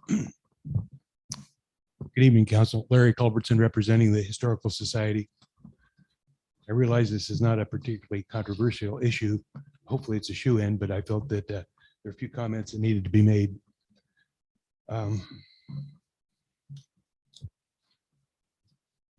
So on behalf of the San Clemente Historical Society, we support this agreement. We've toured the property and we appreciate the improvements that have already been done.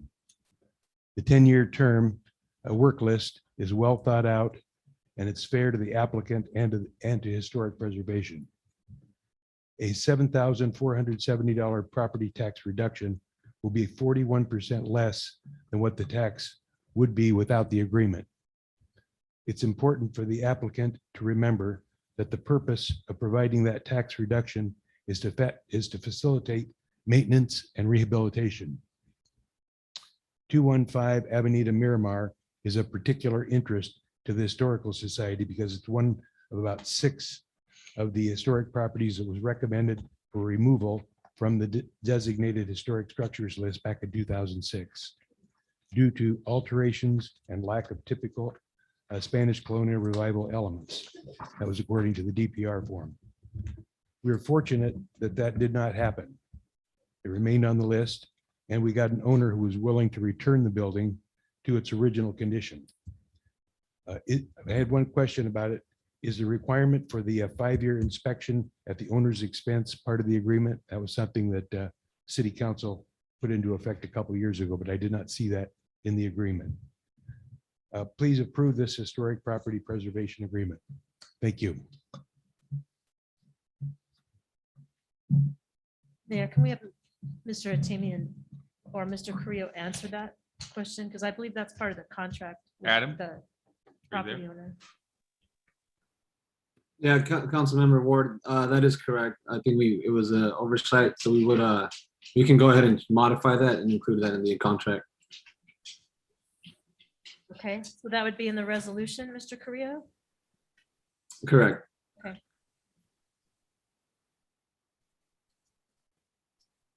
That's the only speaker. If you want to close the public hearing. public hearing closed. So I'll make a motion if there isn't any comments. Okay, so adopt resolution number 21-57 entitled Resolution of the City Council of the City of San Clemente, California, approving the historic property preservation agreement 21-209 for the property located at 215 Avenida Miramar, with the condition added that the inspections are at the cost of the property owner. Any inspection. Do I have a Second. Second. Motion by Ward, second by Duncan. Councilmember Ferguson, Aye. Councilmember Noblock. Aye. Councilmember Ward, Aye. Mayor Pro Tem Duncan. Aye. And Mayor James. Aye. Carries 5-0. Okay. Item 7B is a public hearing to consider a request to amend the historic property preservation agreement for an historic property located at 235 Avenida Miramar. And we have 2 cards on this one. First will be Tiffany Mason Lopez, followed by Larry Culbertson. Public hearing open.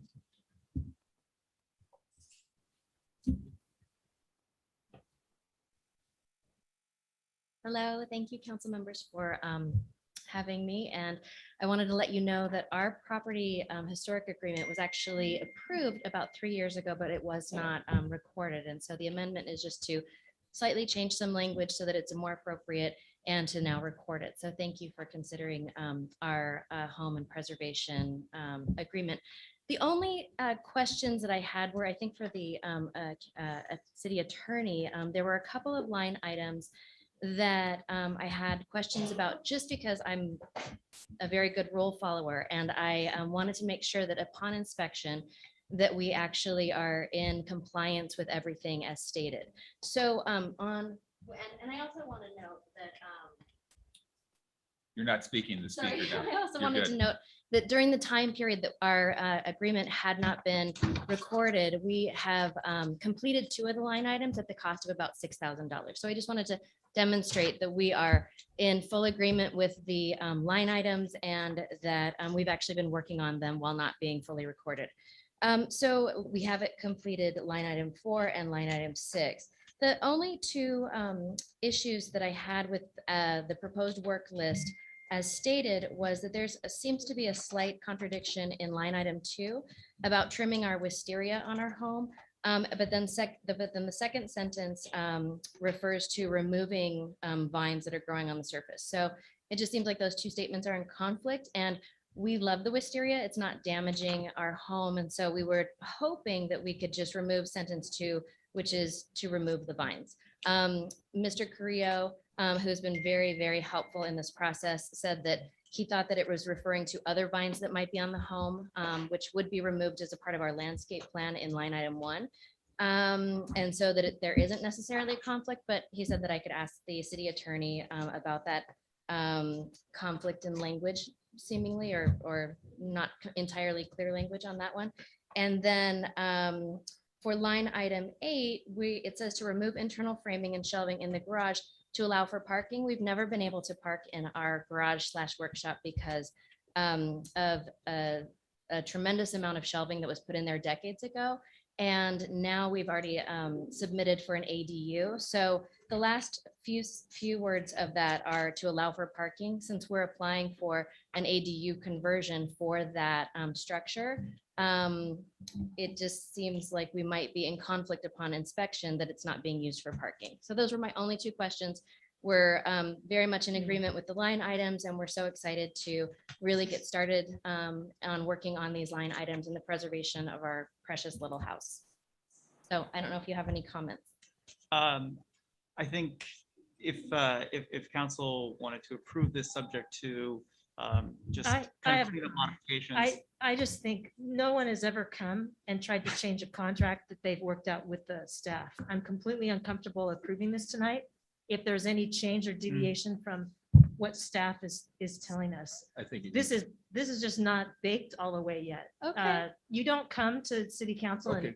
Okay. and change So what what you're. we'll Oh, I do- didn't want to, I just wanted to clarify. So I was told that I would have the opportunity to ask the city attorney about the clarification so that we're in compliance upon inspection. So we that's are in between you and agreement. staff Right. and the Okay. contract, whatever we approve tonight. I think that's actually probably the better way to do it is we can discuss this offline and bring it back. So I don't know. I'm not changing any conditions of approval from So, what staff has But said. I have a question Go about ahead. that. Are you saying that the wisteria and the honeysuckle is one and the same as vines on the exterior, and that's the confusing part for you? Well, so I just want to make sure that we are trimming the wisteria. It's beneath the eaves. And so upon inspection, we just wanted to make sure that whoever's inspecting doesn't say, well, why is the wisteria there? Because line 2 says remove it. In our landscape plan, line item 1, it will be, the honeysuckles will be removed entirely. So that's a non-issue upon inspection. I actually don't think that this is, as long as when the inspectors come and, see that we are maintaining the wisteria beneath the eaves, if that's in compliance, then that's great. I just, I wasn't intending to change anything. I just was wanting to ask a question about the contradiction. Okay, so whether it's David or Adam, can one of you address? Yes, Mayor. Thank you for the opportunity. So this item is an amendment to a contract that was not executed or recorded. What we're doing at this point is just updating the terms of the contract to reflect the current situation. Staff is not processing a review of the items that have already been approved. There is a process in the future if the applicant would like to amend this contract. This was kind of a late breaking item in the year, and one of the applicant's desires was to have this recorded so that the tax incentives would take effect next year, which means that we have to get it recorded this year. So staff is capable of working with the applicant in the future to address any changes. But at this point, what we're just trying to do is update a previously approved contract so it can be executed and recorded this year. Is that? That's exactly. I just wanted to make it clear that we have every intention to address all the line items. We're very happy to, like I said, Okay. we've already done 2 of them. Very good. And so, Thank you. yep, thank you. Larry Culbertson.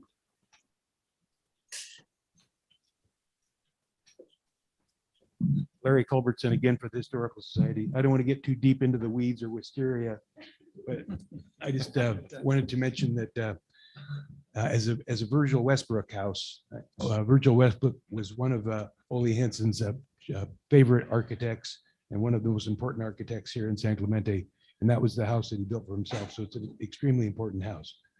The current owners seem to be doing a great job of taking care of this resource. And we encourage you to pass this. The only thing I was a little bit concerned about was item number 14. It said a clear termite report by 2028. And that's bothered me a lot over the years. Termite reports need to be done first thing. They shouldn't be 8 years out. That's kind of crazy. But please do pass this. Thank you. Thank you, Larry. Mayor, can I ask staff a question? Certainly, please go Can you ahead. close the public? Yep. hearing? Public hearing closed. Mr. Carrillo, I thought that council last year, the year before, moved up the termite condition to the beginning. That is correct, Councilmember Ward. We were just, again, like Adam Tamian mentioned, bringing it back as it was approved back in 2018. But if you want to make that change, we can go ahead and do that. I think we need to move it up, and I have to say to the council, one of the things with wisteria, I'm sorry, not wisteria, what's the other? Is it Wisteria buccal is termite when it's up against the house. It's one of the issues that I had, but termites come into the roof line, and I'm sure that's why they're asking for it to come below, but I think that we need to move up. I do understand this is a previously approved, and that's what I said before the council is I'm only comfortable approving the conditions previous, but I do want to move up what Mr. Culbertson said, the termite report, because I believe that council already determined that needed to be done and not done 10 years from now when the people are selling the property again. So unless there's any other comments, I would ask for a motion adding the termite report What year would you have the termite report? It should be done immediately. this year. 2022. Okay. I think we moved it up before, Yeah, and no, I whether think- they're doing something later, that's something that they have to talk to staff about but they're asking for something to happen right now. So it has to be the conditions of what we've said So in here. so can I have that motion? Sure. I move that we adopt resolution number 21-58 entitled a resolution of the City Council of the City of San Clemente, California, approving historic property preservation agreement 21-342, amendment to the historic property preservation agreement 18-442 for the property located at 235 Avenida Miramar, with the condition that the termite report is moved up to 2022. Can I have a second? Second. Any other discussion? Under discussion, I find it's interesting that there was an argument that this is a contract that's binding and we shouldn't amend it at all. And after we take the concerns of the applicant and say we're not going to consider those, we take an item that concerns us and say, we'll amend it to make this report due 6 years earlier. I'm totally in favor of giving the applicant clarification. The contract is with this city. This city's governing body is sitting here listening to her comments. I have no problem with addressing her comments. So You have a substitute motion? without wanting to complicate this too much, I would make a substitute motion that this contract be approved with the 2022 item, with the concerns included that the applicant has requested. Can I clarify what my comment was, is that the city council, before this, I think this is a new owner to this contract, and the previous owner did not execute this or record it. The council in the between time came up with the policy that and I think Mr. Creo is nodding, we came up with the policy that it should be in advance. It's just a termite report to check on the condition of the house, that it should be in advance. And so that's why I'm saying it, is because history wise, that is what the council has asked for all contracts going forward. So I have one thing with I'm going to break protocol just to, and with the applicant, I'm going to give you 30 seconds. You have something that's killing you that you want to say. No, I just wanted to say we were the previous owners. So we've owned the house now for 5 years. We started this process with Jonathan Lightfoot. But at the time, and he's wonderful, but at the time that we were approved by city council, I was having a baby like days later, and it wasn't recorded. And then the pandemic and all sorts of other things. So we have been working on the line items individually. I do want to say that I don't actually have any problem with the termite report, but at that time when it was presented, we gave him our home inspection from the sale, which included the termite report. So at that time, it wasn't even on our original list of line items until after the city council meeting. We're happy to do it this year or whenever you want. I think it's very important to have those termite reports, like Mr. Culbertson said, included, because, you know, we don't want anything obviously to harm our home. It's in wonderful condition, but if you want the report, I'm happy to do that. Mayor, members of the city council, staff is supportive of moving the termite report up. That should have been a minor modification that we made to the amendments to this contract. Councilmember Novak, did we address your concern? Yeah, I can support a motion to approve the contract with the applicant's concerns being addressed. And I don't want to have to repeat them, but I think probably staff understands what they are and the clarification that needs to be made. If that's the case, then I'll make a substitute motion. I just don't want to get involved in honeysuckle and Legitimate concerns. It's I know, I get it's it. an apparent So conflict I that could cause have a confusion. motion. Is that a second?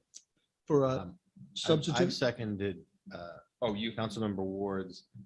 Are To you making approve a it. friendly amendment to add a direction to staff to work out the concerns? that the applicant Absolutely, has? absolutely. I don't think that has to be said, but that's fine. Is it?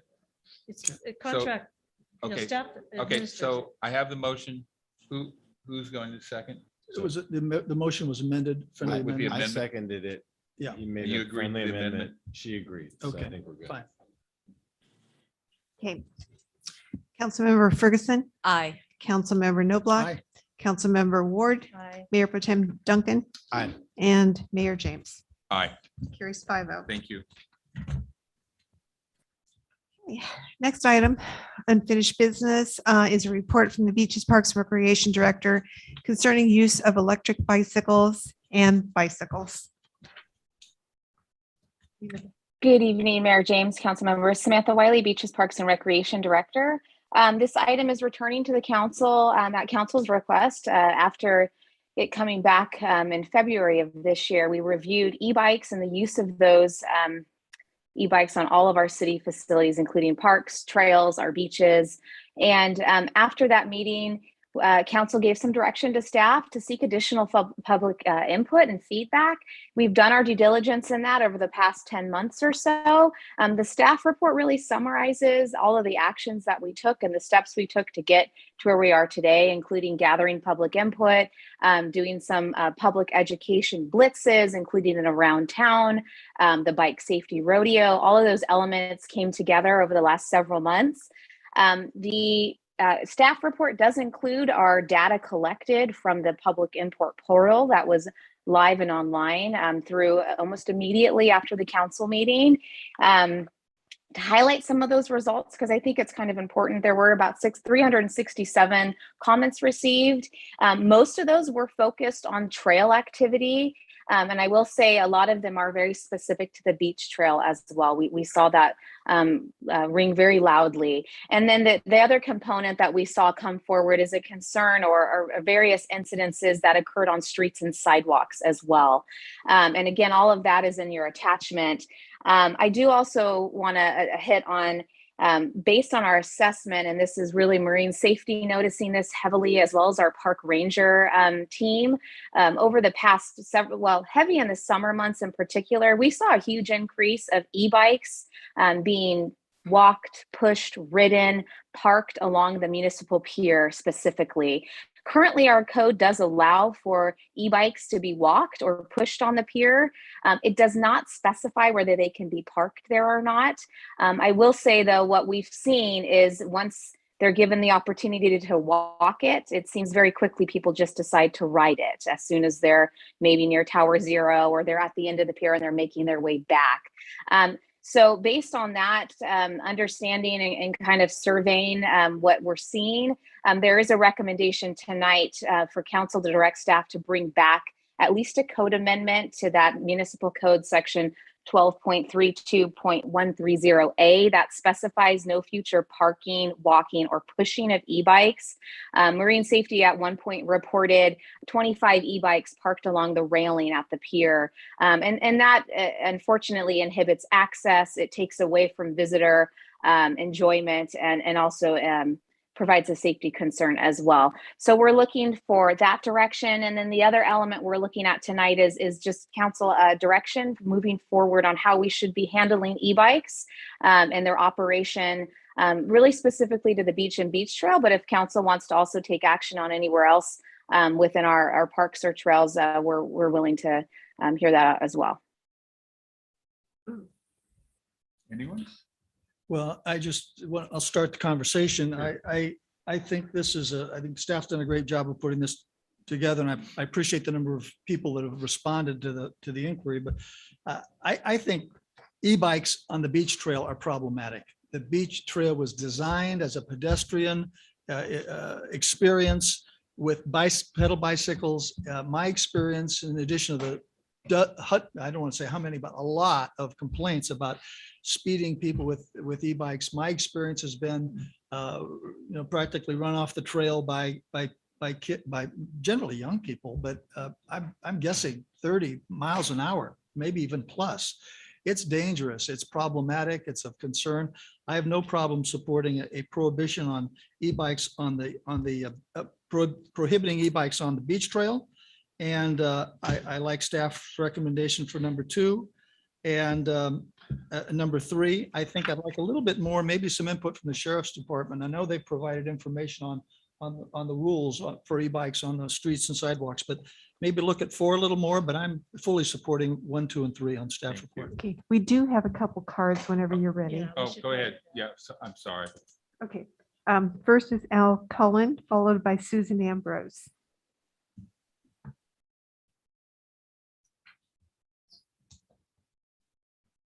Good evening. Hope you all have a nice holiday period. I would suggest that we involve the sheriff's department with e-bikes. They are a public nuisance and a safety hazard. And I think that we, not only on sidewalks, but the streets, the running stop signs and whatever, this public safety committee should be really steering hard on this, and we need some enforcement so that we don't have further fatalities in this city. Yes, the beach trail is an issue, but the streets are also an issue. Thank you. Thank you, Mr. Cullen. Can I add one comment? Yes. go Please. ahead.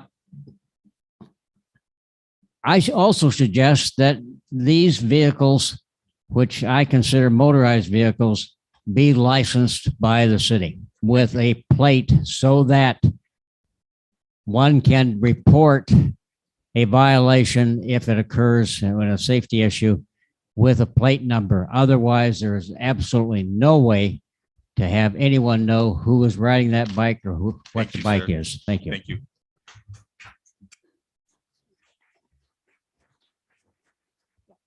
Susan Ambrose, followed by Rick Leffler. That's all. Thank you. Yes, I'm up here this evening to talk about my concerns about electric bikes. I have to say, prior to today and some other incidents that involved me and people that I was with nearly getting hit by electric bike riders. And those bikes were of different sizes. And just even the motors could tell you that when you were in trouble, you better get next to the fence really fast and scoot on over. But just today, walking the trail, I witnessed myself 2 incidents. One was a group of 4 teenagers. They might have been in their 20s, but they were riding with their legs stuck out of the bike. So they took up 3 more feet or 4 more feet of space on each side. So everybody had to squirrel over to the other side.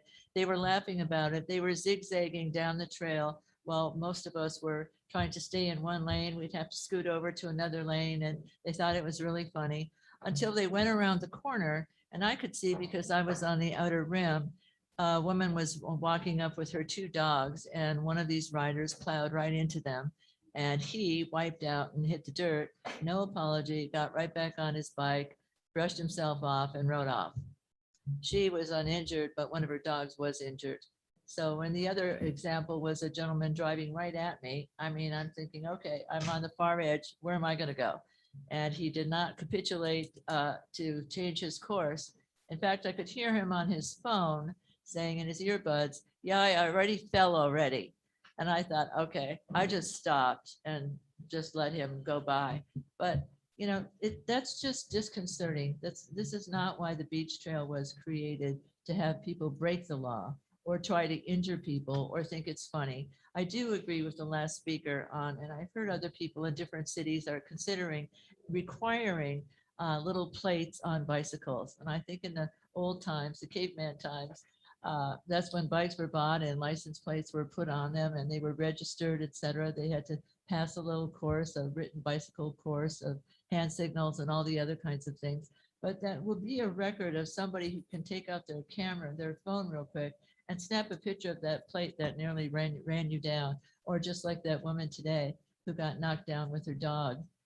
She could have whipped out her phone, or I could have, to get a shot of that license plate. And because that person would be registered, you could do some follow-up with that, a warning or something. And other than that, I think it's incumbent about the city looking at these 20-some pages of comments. And by the way, I want to thank the city manager and whoever decided to make this. I think that Samantha was undoubtedly involved with this. She's so good at what she does about collecting comments from people who walk the coastal trail. This is very important information, and I think she's used it in a wise way. So I hope you consider some of my comments. Thank you very much and happy holidays. Thank you, Ms. Ambrose. Rick Leffler. Evening, council. I wasn't planning on speaking on this, but after hearing Councilman Knobloch's comments, I wanted to compliment him and echo his comments. It's funny, about 18 months ago, the e-bike question was put up before the city council and you sent it to the beaches and parks, and you had public safety committee look at it, and we kind of came back with a little bit of recommendation, but the bottom line was, now we're not going to do anything about it. You know, it's just not that big a deal. And now I think we can see it is a big deal. I don't know if many people have seen the video that was on Facebook of right up here by the dog park. It had some mountain bikers on regular bicycles enjoying their time on a trail, and a individual on a modified mountain e-bike going probably well over 30 miles an hour ran into one of the bikers and broke his jaw, and major incident. I know that happens probably quite a bit. It's just a reminder of what a 70-pound object going 40 miles an hour running into somebody can do. As far as the police involvement in this, unfortunately, the police really can't do much about it as far as being e-bikes, because as far as the California Vehicle Code goes, an e-bike is just a bicycle. So if a 7-year-old kid gets on a 60-pound e-bike that can go 30 miles an hour with a throttle down a sidewalk in San Clemente. That's perfectly legal, by the way. Doesn't sound like a good idea, but it's perfectly legal. And I think maybe we can address some things as far as the city. Some cities have made riding all bicycles illegal on the sidewalk. That's unfortunate, but now with the prevalence of e-bikes, I think it's something maybe we should look at. It has been sent to this, or part of the San Clemente Public Safety Committee's work plan is e-bike and traffic issues.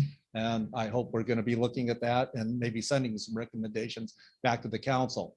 And one thing to remember too is about the e-bikes, and maybe a lot of people don't know, the most popular e-bikes now that they sell, you don't even have to pedal them. The pedal's only for something you can put your feet on. You get on it, you roll that throttle back and you go 28 miles an hour. It's a motorized, it's not a bicycle, it's a motorcycle. And remember, 6-7-year-old kids can get on those, crank those up, and we do need to address this. And like I said, I hope we're going to make some good recommendations to the city council. This is a great start. Let's do something. The beach trail is not for motorcycles. You know, when it was for bicycles, where you walk them across the bridge and all that, you can only go 5-10 miles an hour. Great. You can go 30 miles an hour on them now. It's not for motorcycles. So I strongly hope that you pass this, and let's just make this the first step. Thank you very much. Thank you, Mr. Loeffler. No more cards. Councilmember Ferguson, do you have any comments? Well, I agree. I think we should have a prohibition of them on the coastal trail, and certainly ready to support that tonight. Not electric bicycles / motorized bicycles, because I've seen some around town that look gas powered that people have made themselves. So I'd like to include that in the language, but I'm very supportive of that, and I'm ready to make a motion unless we have some I think we discussion. still, I still think we still have some comments. Okay. We do, and I'd like to say some things that I think will make my council members feel a little bit better about some of the things that they've said. I don't disagree with the beach trail. I think it was supposed to be under our own power. We wanted bikes on there, but never contemplated electric bikes. But I looked at it might not be in the vehicle code, but AB 1096 was passed in 2015 for the state of California. It says that generally bikes are not allowed on any sidewalks anywhere in the country, public sidewalks. And this is a default bill to where this is actually, because we haven't said anything, this is actually the law of how it should be. E-bikes can only be ridden on sidewalks if there is a sign expressly stating that they can. So that would mean that we would have to sign all of our sidewalks, our public sidewalks, that they can even have an e-bike on it. So technically, those are not allowed at this time. I looked in Dana Point when I was there this weekend at the harbor. E-bikes are not allowed. Everyone that was on an e-bike was happily riding on the road and in the parking lots. They were with the cars and not on the trail. It also classifies the different bikes. Class 1 is legal on any paved surface. I would submit to you that the beach trail is not paved, and neither is any of our trails in our backcountry. Those are not paved. Class 2 bikes that go 20 miles per hour are allowed on any paved surface where a bike is allowed. Still, none of those trails are paved. Class 3, which goes over 28 miles an hour and doesn't even have pedals, must be 16 or older, and they have to wear a helmet. They have to. But what I want to tell you is that class 3 bikes are not allowed in the city of San Clemente. Our current ordinance calls those out. They are not allowed. I think you did a class, I did a class at the high school. I think you did it also. I had presentations from 2 high school classes, and they told me that we need e-bike safety. We need limitations, and we need direction on where people can ride and shouldn't ride, because they said that they see near misses and accidents almost every day. This is coming from our 17-year-old kids who are on the bikes more often than we are. So we have an issue. We have some bike shops that are selling class 3 bikes. I've had my husband tell me, well, they don't know if it's to San Clemente residents, but they should be advising San Clemente residents that that's not legal. One of the students told me he has one of those class 3 bikes and who sold it to him. And I told him, you should watch your speed. Because, and I advised him that they weren't legal, and he said, my dad didn't know, they don't need to go 30 miles, 40 miles an hour, but what I'm seeing on the beach trail is alarming. It's something that we can't regulate. And looking at the California law from Cal Bike, I think we should be defaulting to what the California law already is, AB 1096. I think that I was one of the council members who said, let's try out e-bikes on the beach only during the winter. I'm ready to pull that back. I was one of the ones that said, let's do that. So on the beach trail and the beach, I would be a no for e-bikes. And I would add that to the trails on the back side of the mountain also, because those are people walking on there with their dogs also. And the regular bikes cannot compete with the electric. And we just heard of an accident. And I just think it's an accident waiting to happen. There's a lot of blind curves on there. And if you're going 30, there's no time for anyone to get out of the way. The amendment for pushing or walking the bike on the pier, I commend staff for that. I agreed there should be no bikes on the pier whatsoever, including parking. I think when the council talked about bikes and the beach, just regular bikes, we said that no bike could be in any public right of way parked or laying down on the ground, like on the beach or anywhere. And I'm seeing e-bikes laying on the beach.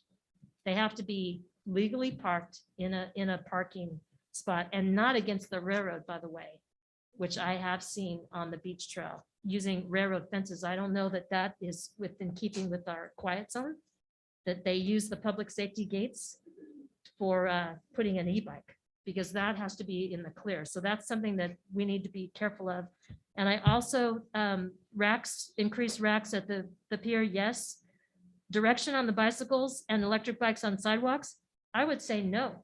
If the state of California is saying no bike should be ridden on a sidewalk, a public sidewalk, without actual signs saying that the entity, the regional authority allows it, we shouldn't be having any bikes on there. We have no signage whatsoever. We've never decided on that at all. But e-bikes, I think we need to go by this. I was appalled to see that this was passed in 2015. Okay. We're not doing it. Thank you. If I may, Mayor. One more comment. Just one quick comment. I looked up the legislation that was passed, AB 1096. The bill allows the city, local jurisdictions to adopt the riding on trails, sidewalks, paths, if they want to. So it's not a mandate for cities to do, but we have the option of our ordinance allowing it. I just But wanted it's a to clarify default that. law. Great. It defaults where that is the law if we don't change it. Councilmember Thank you. Duncan, your thoughts? I think we've kind of exhausted. I generally agree with all the comments. I would note a couple things. I'm a father of 3 young children, and I get why parents get their kids e-bikes. So they don't have to drive the kids to practice or things. Kids can now get around town themselves, especially up in Talega where I live, where it's hilly. It really is an advantage. So before we crack on parents too hard, I think that's what's going on now. To Councilmember Ward's point, we've had class 3 e-bikes at Vista Del Mar Elementary School, and they've sent those kids home. So even the young kids have the class 3. The parents just aren't aware of that. I also think it's important that we understand the constraints on enforcing whatever we pass, because we don't have enough sheriff's deputies to be roaming around the beach trail, frankly. I'll speak for or park rangers or code compliance or whoever. So that's going to be a problem no matter what. I don't think that takes away from what we do here, but I think everybody should understand that. I'd like to harken back to something I said on the financial plan about maintaining the service that the staff and the contractors that we have with the city provide. So when we talk about things like raising revenue or looking for that, we're talking about these kind of things so that we can actually have more enforcement. If we don't do that, we can't reach the level of enforcement that makes anything that we do here meaningful. So let's keep that in mind when we want staff to continue to do more and more and more. We're going to need to provide the resources to build up staff to carry that out.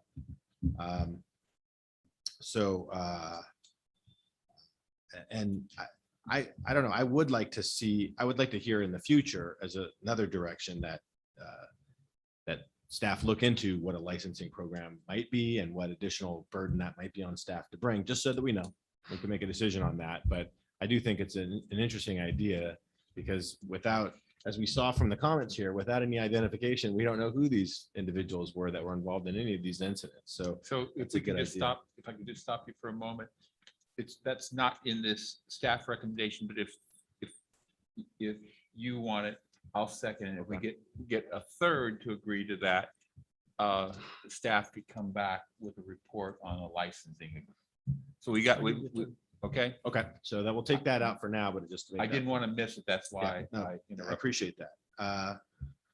Yeah, so we don't have any direction here for the OCSD, the deputies working with our city staff for a continuing education program or some kind of training program for particularly our young kids with e-bikes.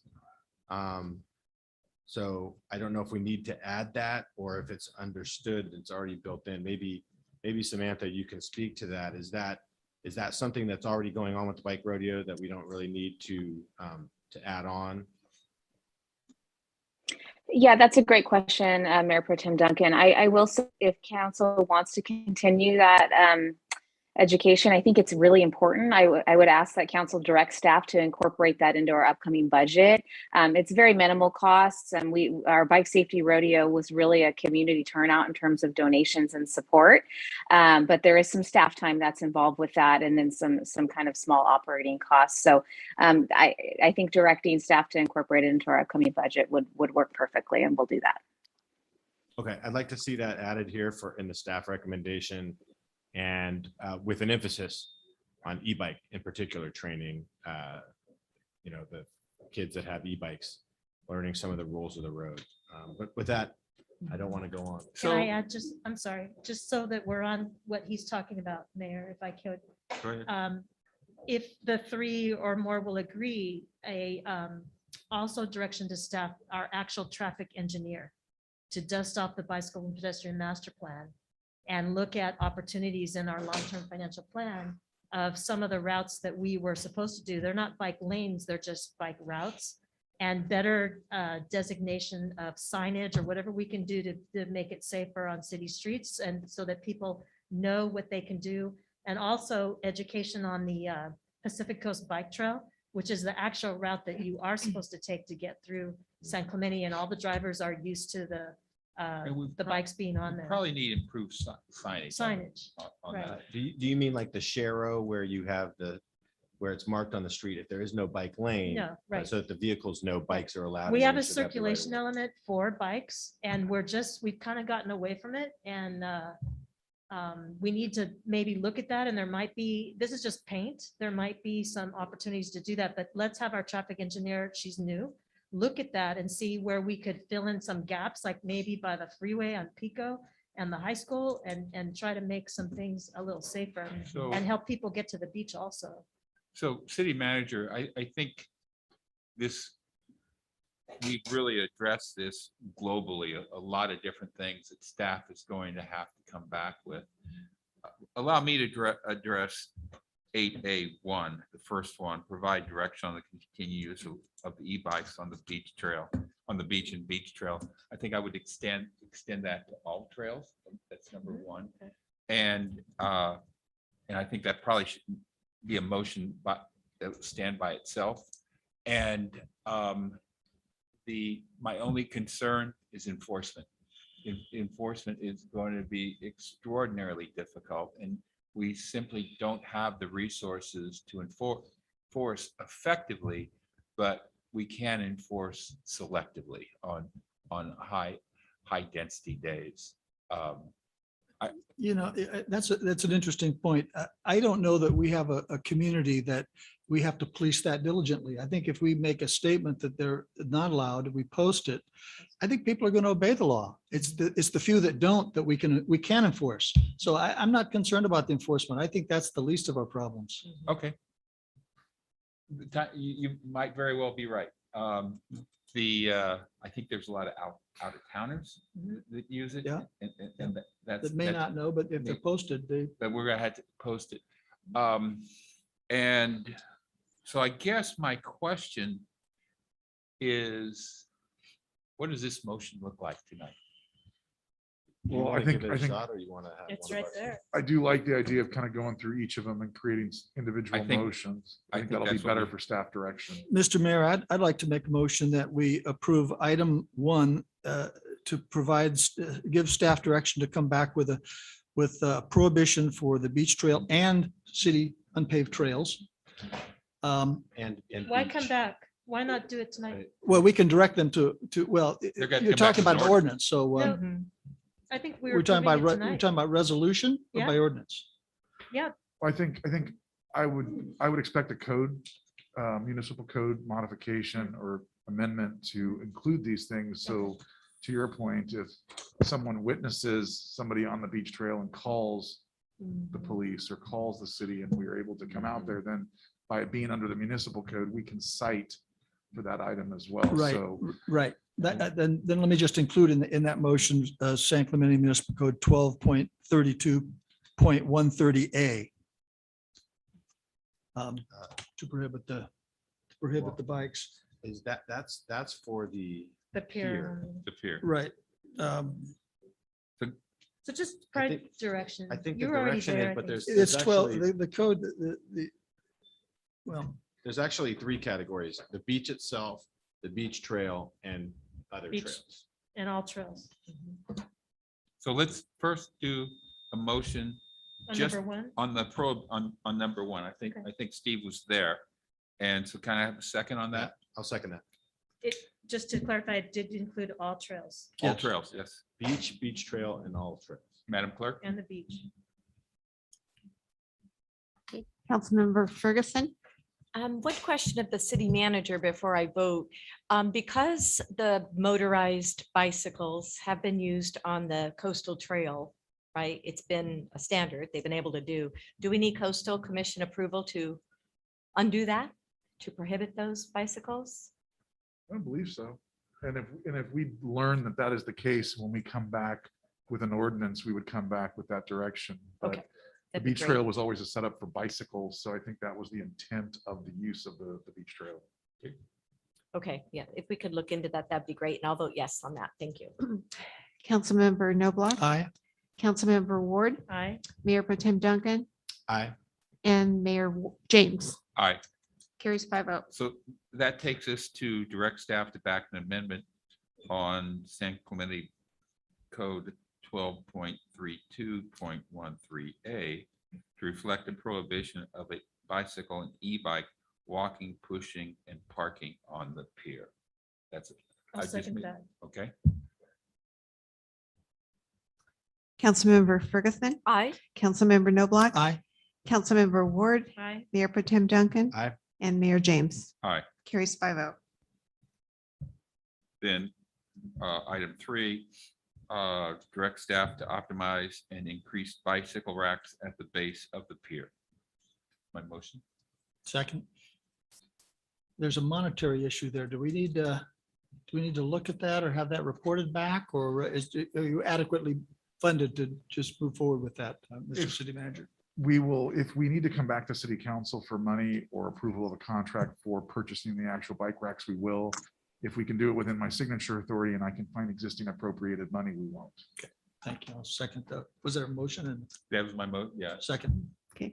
Councilmember Ferguson, Aye. Councilmember Noblock, Aye. Councilmember Ward, Aye. Mayor Pro Tem Duncan, Aye. and Mayor James. Aye. Carries 5-0. So now we have provide direction on the use of bicycles and electric bikes on sidewalks within San Clemente. I think that direction's fairly simple. Prohibit the use. With that being said, you have these shared road signs. Yeah, share. Cola Vista? Is that what it's Is what they're called? called, yeah. Ola Vista? Well, you look, the biggest violators on the sidewalk is T-zone area. And El Camino Real is jammed with cars. And now if we say you can't be on a bicycle on the sidewalk, which I think we should, I think we have to have something that will mitigate the danger. And So I would add that I think the Pacific Coast Bike Trail on Ola Vista is the actual bike route, but there's also very nice alleys that border El Camino Real that I personally ride in. They've all been very nicely redone by the city of San Clemente. They're all repaved. I don't think we can put, I don't know that we can put sharrows on those or direct bike, but anyone that's not comfortable being on El Camino can be, it's flat too on those alleys. You have conflicts on every single street, but you have that anyway when you're on El Camino. You have to cross every single street. So I think the Pacific Coast Bike Trail and education of that is if you want to get across town, that's what you should be on. And then you go up to so El I think Camino if that you're would going be to cross it. a separate motion because you're bringing education and training into it. Well, it would be separate. And it kind of goes to what Councilmember Duncan said, that could be number 5 is our concerns and what we want to see maybe included and staff to look at education and direction and signage in the future, because we've got to start establishing where these bikes are supposed to be to give people the agree. options. Yeah, I think 4 is kind of a catch-all. We've got, you mentioned signage, we talked about licensing, training, and that could be signage. Number 5. We're going to create a 5 or we're going to incorporate that into 4? I think we can incorporate that into 4. I agree. That's fine with me. City manager, maybe we don't take a vote on that tonight. Maybe you come back with a report on you. I think you have a sensing of what council wants here. Can you come back with a report on 4? Well, but I think we know about the sidewalks part, right? And I see it being a problem. I would like it all in one, because I'm seeing the newspaper here. I would like it to be reported and people to start understanding and looking for where they could be writing. So, yeah, I mean, I think it's You know? just, I think we want to prohibit bicycles and electric bikes on sidewalks in San Clemente. Public We want to direct staff to increase signage so that bicyclists know where they can ride on the roads. And the routes, and the circulation and the routes.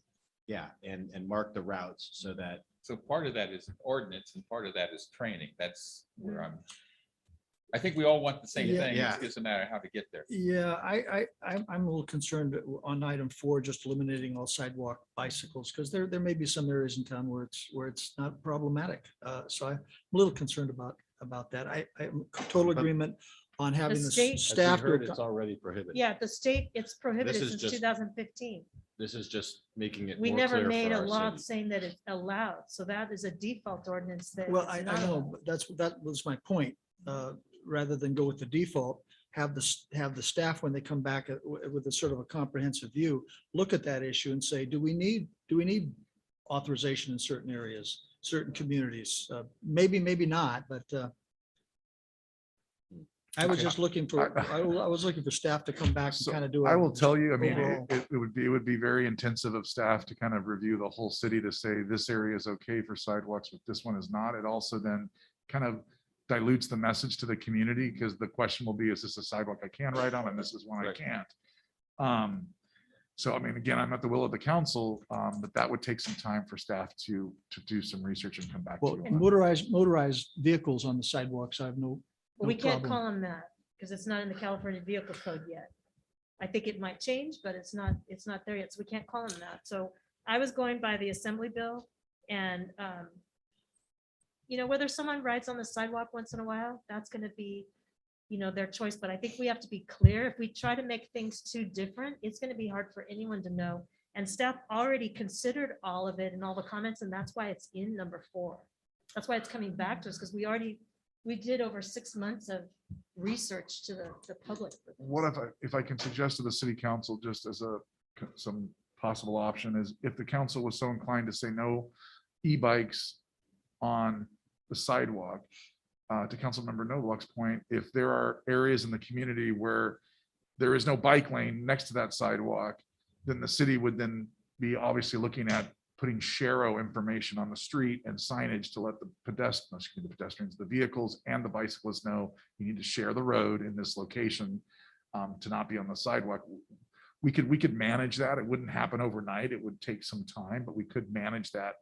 And then the other point being the Pacific Coast Trail, we can come back with a special presentation where we maybe do an around town to communicate that. And we also do some wayfinding signs and then do a presentation to the council on the education of the Pacific Coast Trail and where it is within the city and so forth. If the council was inclined to do so. That trail you can ride all the way to Mexico and all the way to Canada. And just to clarify on the votes for 1, 2, and 4, there are going to be ordinance changes to those so that Right. our municipal code reflects all of those changes from a citability standpoint. So I'll make the motion on 4. Okay, That please. we, I'll that we s- dir- do we go direct ahead. staff to come back? I'll just make it narrowly to prohibit the use of bicycles and electric bicycles on sidewalks within San Clemente. I'll second that. Motion by Duncan, second by Ward. Councilmember Ferguson, I have to vote no unless we have sharrows and bike lanes continuous throughout town. I can't support banning them from sidewalks. Thank you. Councilmember Noblock, I'm going to have to vote no for the same reason. I liked Eric's response and his analysis and his moving forward in that fashion. So I like the concept, but for that particular motion, I have to vote no.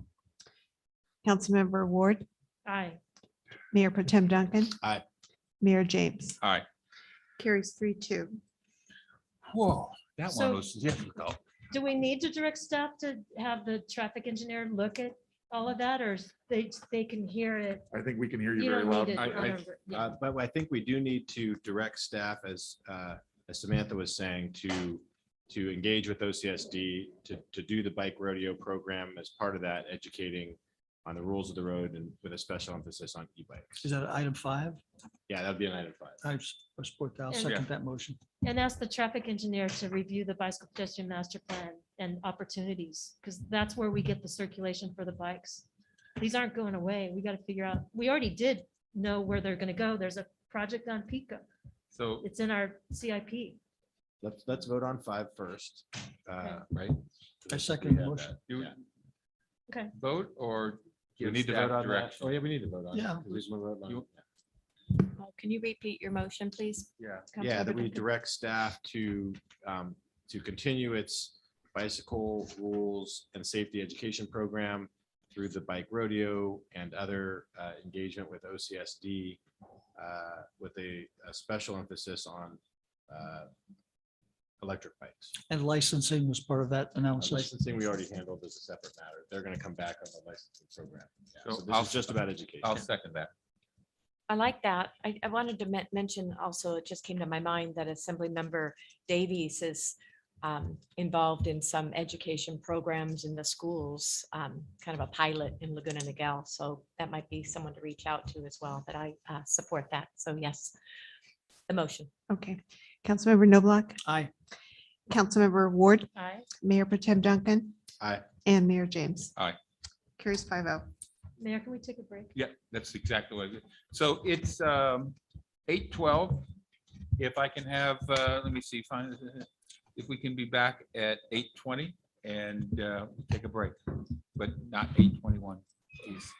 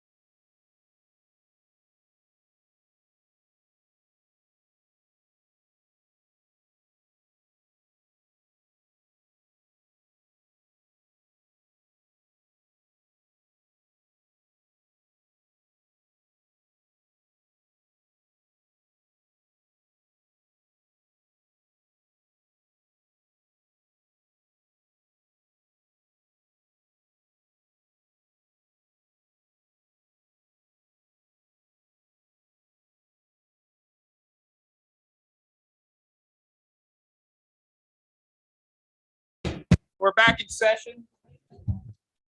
Are we recording? Thank you. Council members, I have a motion to move item 9B and 9F to the very front. 9B is errant golf balls, 9F is pickleball, and then that way we'll get everyone out of, the vast majority of the folks out of here. You need a vote on that? You need a vote on that? Yes, Second the motion. So there's a motion. motion and second. Councilmember Novak seconded. Councilmember Ferguson? Oh, she's coming. Okay. Did you hear that? We're moving 9B and 9F up. 9B is errant golf balls and 9F is pickleball. Sounds good. Okay. Aye. Okay. Councilmember Noblock, Councilmember Ward, Aye. Mayor Pro Tem Duncan, Aye. and Mayor James. Aye, Carries 5-0. for 9B. 9B is mitigation of errant balls at the municipal golf course, and I think I have one card on this Okay. when you're ready. John Martin.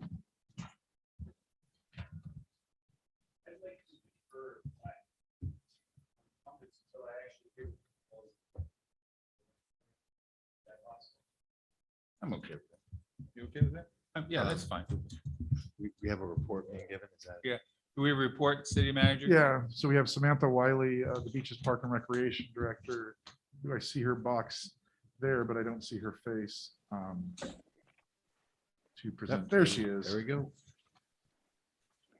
Hi there. Good evening, Mayor James, council members, Samantha Wiley, Beaches Parks and Recreation Director. I'm bringing this item came up through council's request. I'm happy to answer any questions that council may have right now. To bring the council up to speed where we're at, staff responded to a resident concern related to the blue tees on hole 16. And in doing that, in that course of action, we evaluated the different areas that were of a concern to this resident and the folks on this street, Avenida Crespi.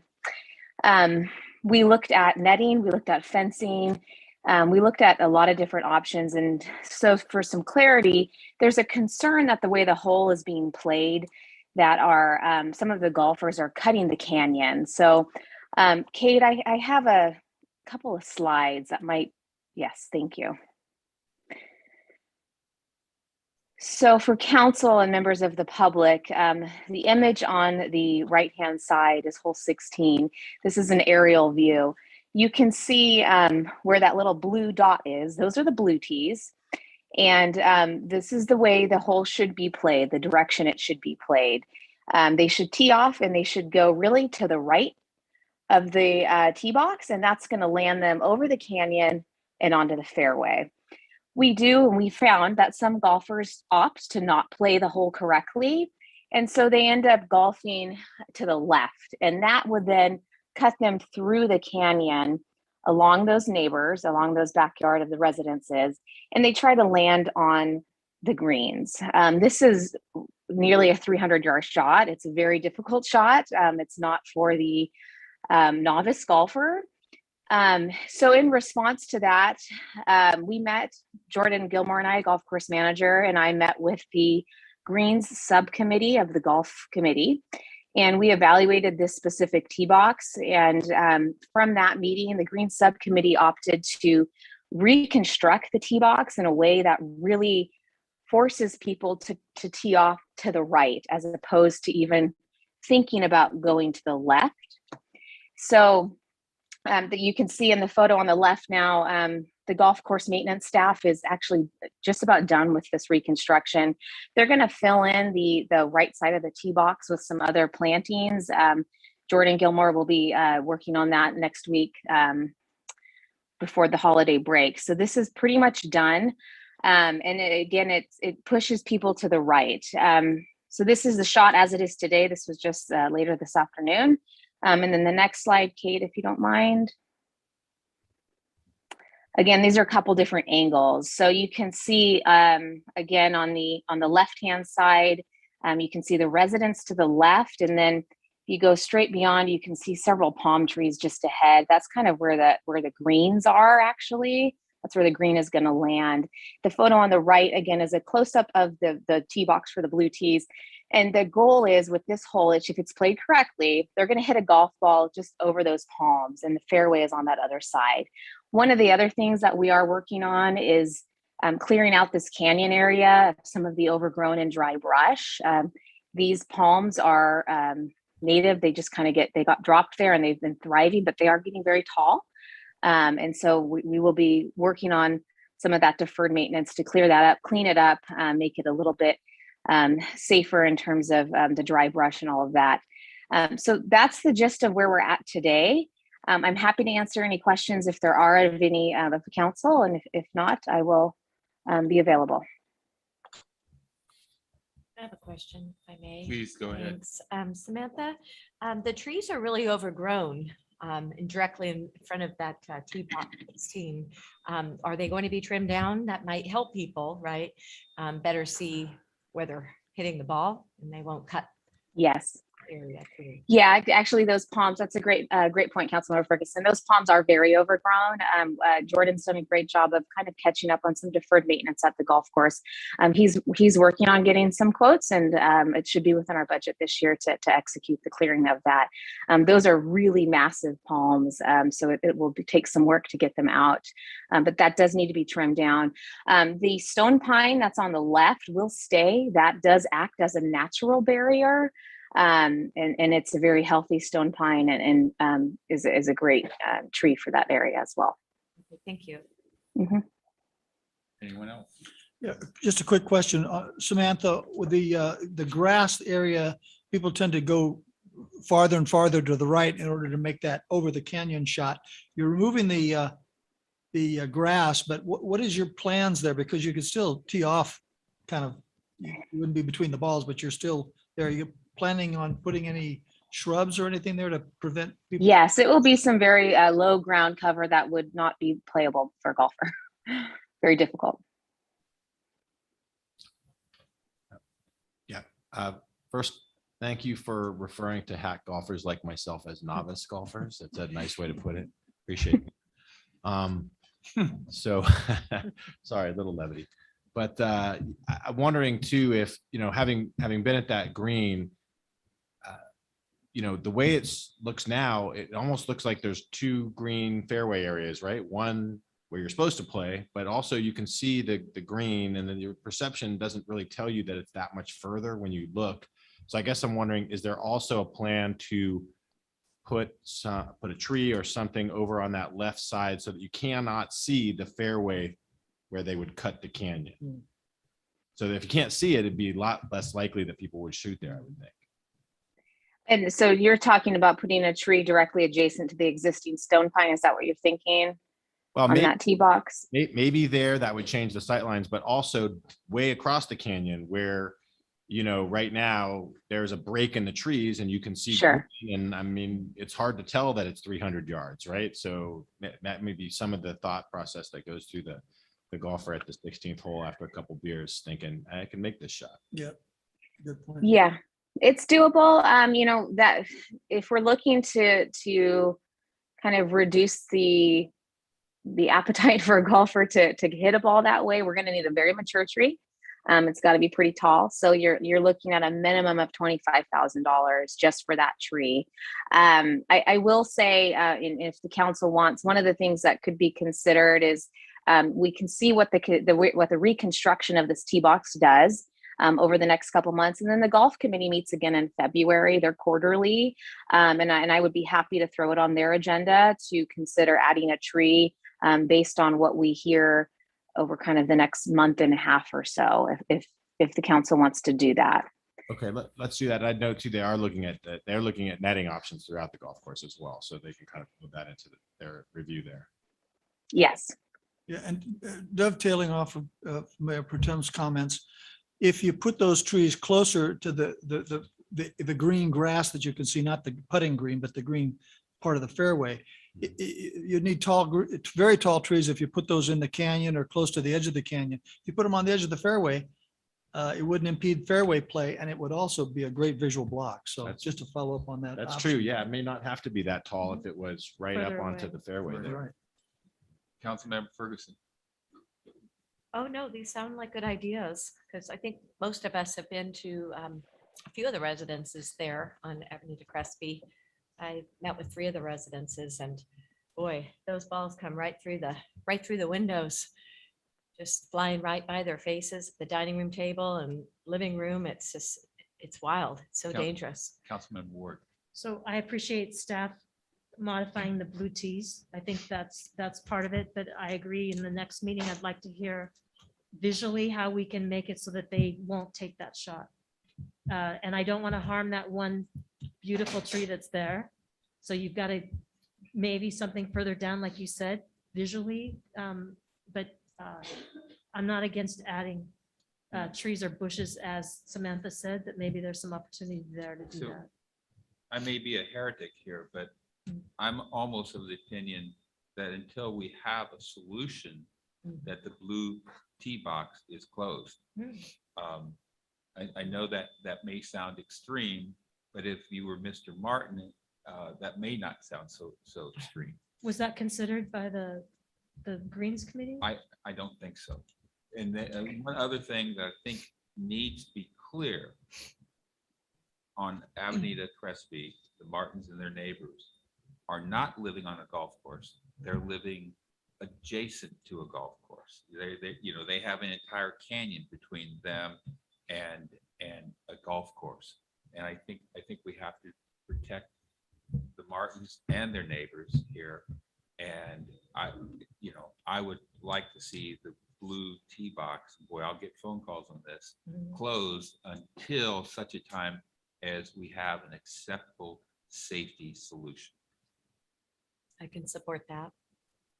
I'm a little concerned with that because we haven't given a try to what the Greens Committee has already done, modifying the teas. And we're going into Christmas. I'm not against it. I'm just thinking that that's, if the golf committee thinks this is going to solve it, we are supposed to listen Well, to how them. quickly are we going to solve it though? That's my. Well, we changed the blue teas already. We haven't even given it any time to see if it works.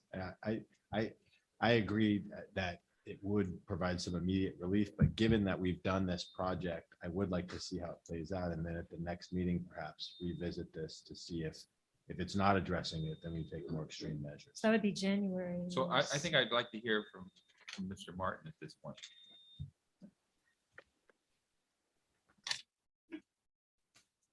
Thank you, Mayor. I guess my first question would be, why is there opposition to netting? It's not setting a precedent. There's netting on 13.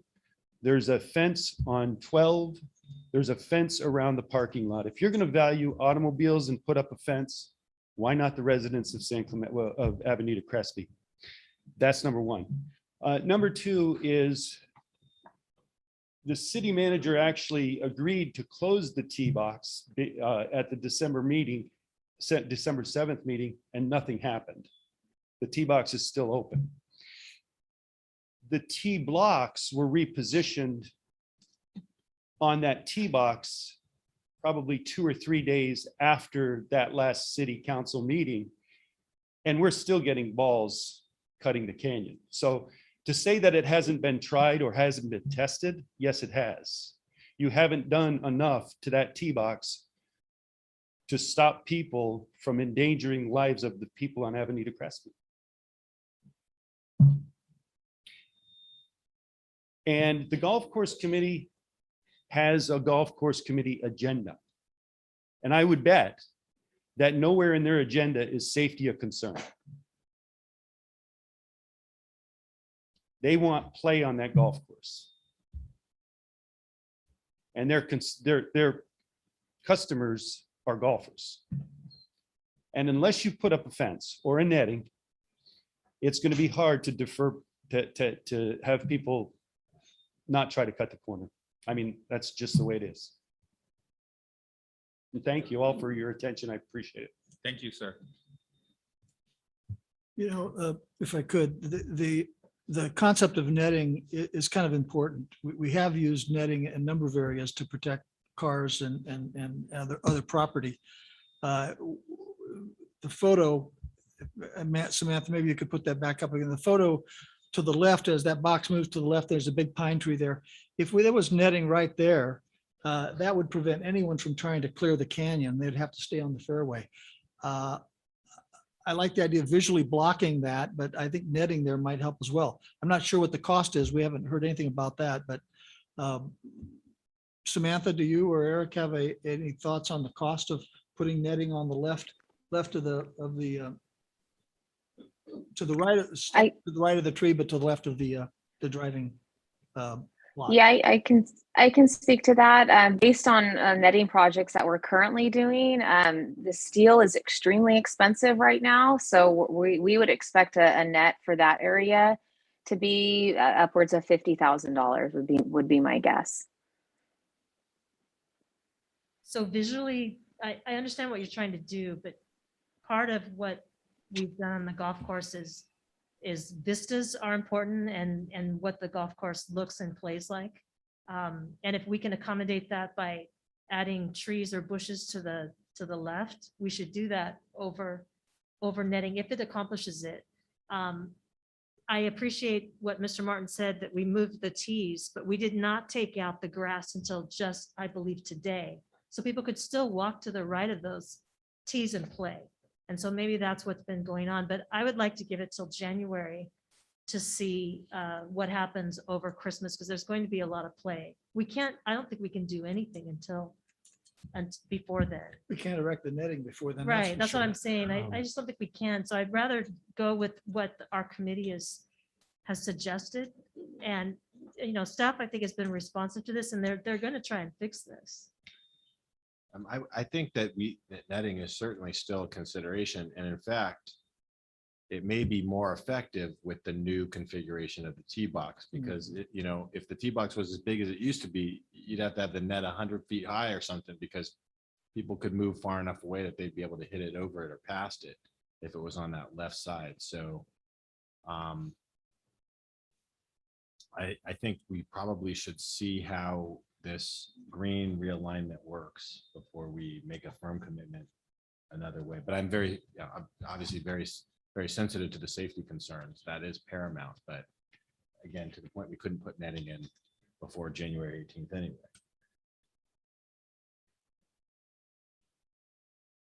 So do we need to make a motion on that, or is that just direction? City manager. I think right now I just have direction. So the direction being continue with the golf committee's recommendation.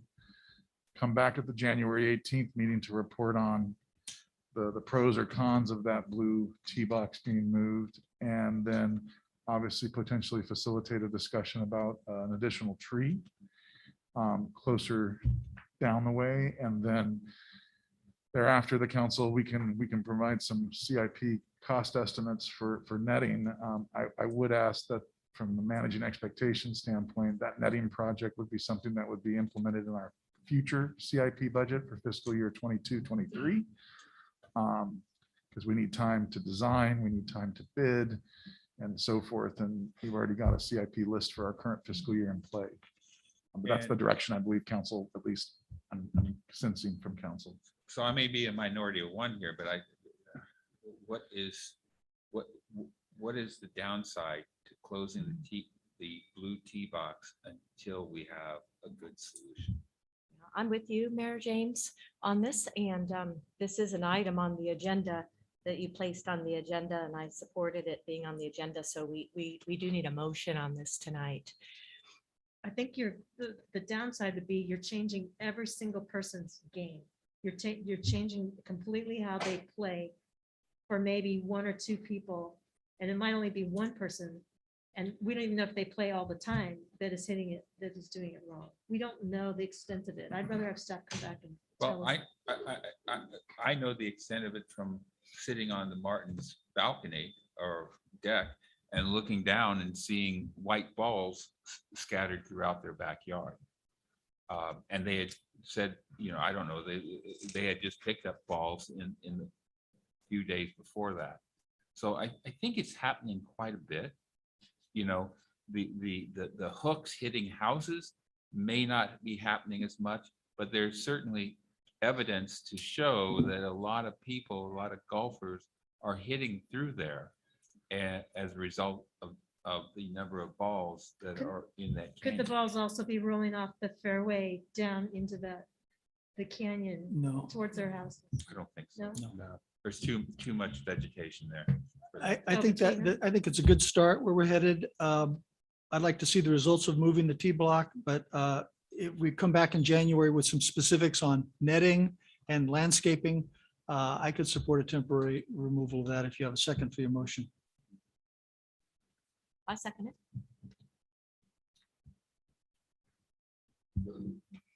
And that motion includes a report back in January on Exactly. the other, the landscaping and netting. Okay. Call for the question. Councilmember Ferguson, Aye. Councilmember Noblock, Aye. Councilmember Ward, No, and only because I think we're micromanaging the golf course. Mayor Pro Tem Duncan. Aye. And Mayor James. Aye. Carries 4-1.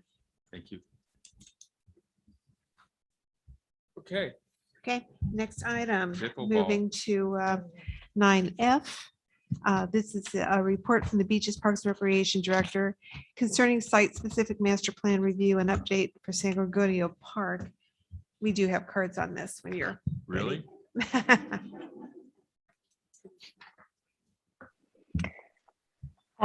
Good evening, Mayor, Council, Samantha Wiley, Beaches Parks and Recreation Director. I will make my report brief this evening. Again, this is a request coming back to Council, and it's specifically looking at San Gregorio as a site-specific master plan, as well as the pickleball element that exists there today.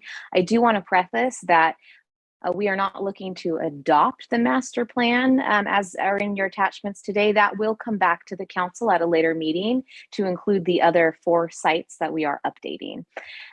So this evening, I want to capture a couple of highlights. We are, as I mentioned, we're nearly done with our site-specific master plan update. The Beaches Parks and Recreation Commission did review the second draft at its meeting last week, and they did provide a recommendation to council that will come back that approves the second draft conceptual plans for both San Gregorio Park and Steed Park. And Steed Park is included in this report to give some context of where pickleball is going in the future should these plans be adopted. The recommendation on the second draft is to actually relocate the pickleball courts to the freeway wall, which directly aligns with the original intent of the park that said activities should be located against the freeway wall as to reduce noise impact on the neighborhood surrounding. So we cover that in this move. It also in the master plan does then stipulate that the 2 courts that are there now should be returned to tennis as they were originally intended.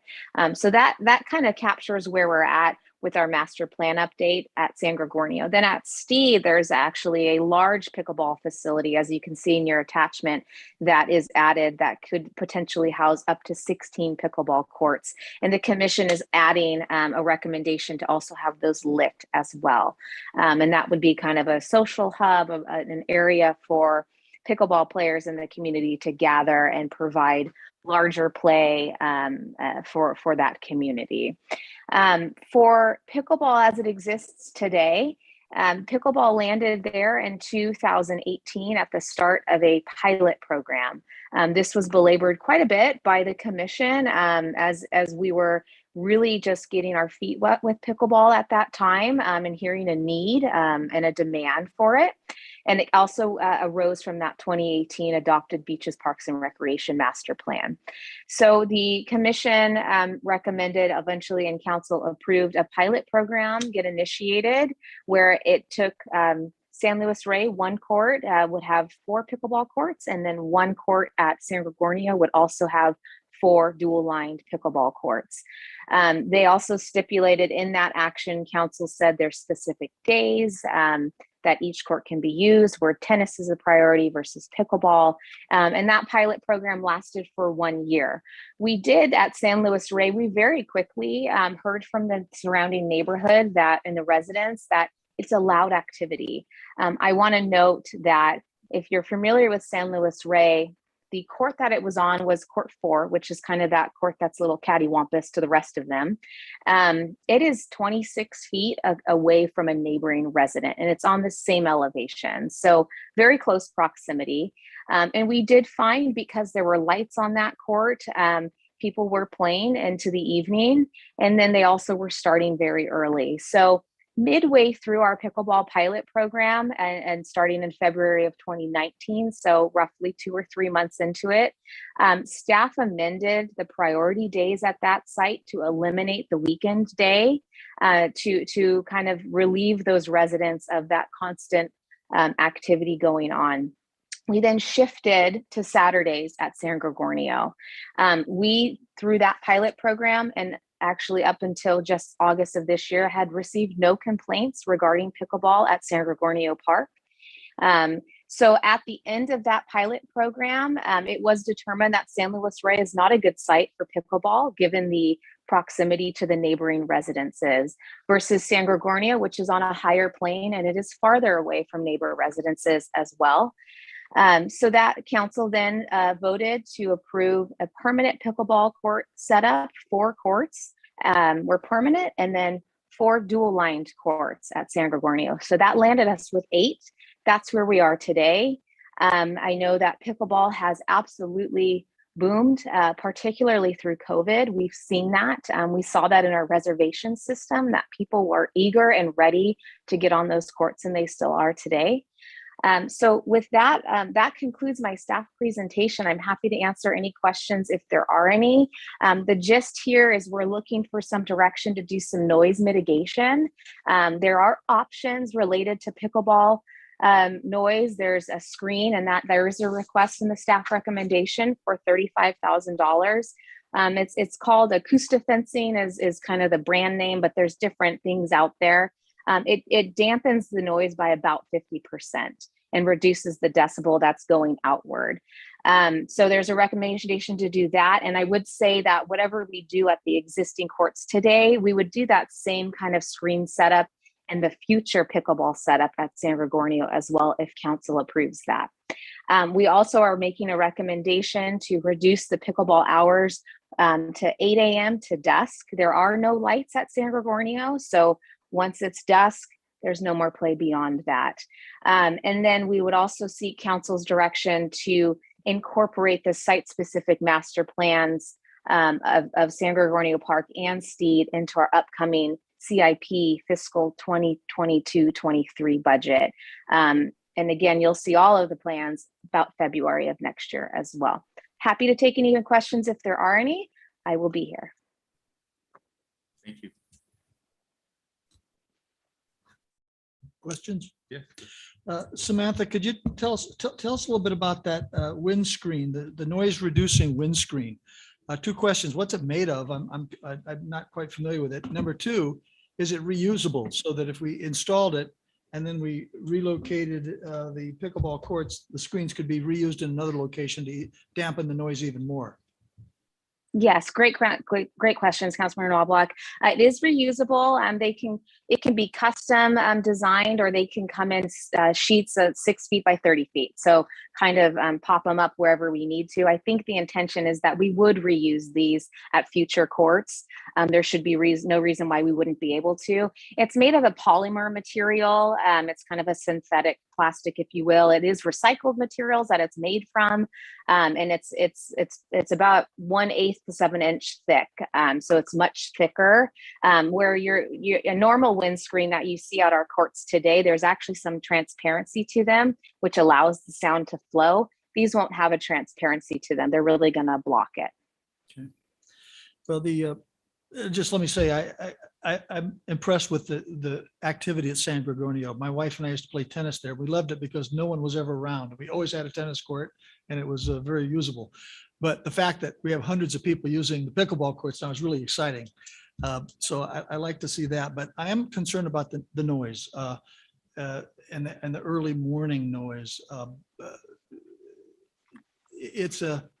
I went out there to listen, and a number of times, And it's, if my wife had lived in that neighborhood, I'd have a problem on my hands with her sleep-wise. So that's an issue for me that I think we need to address somehow. I think the staff's headed in the right direction. So I just want to say I'm supportive of some mitigation measures, but I want to encourage pickleball activity. It's a wonderful sport.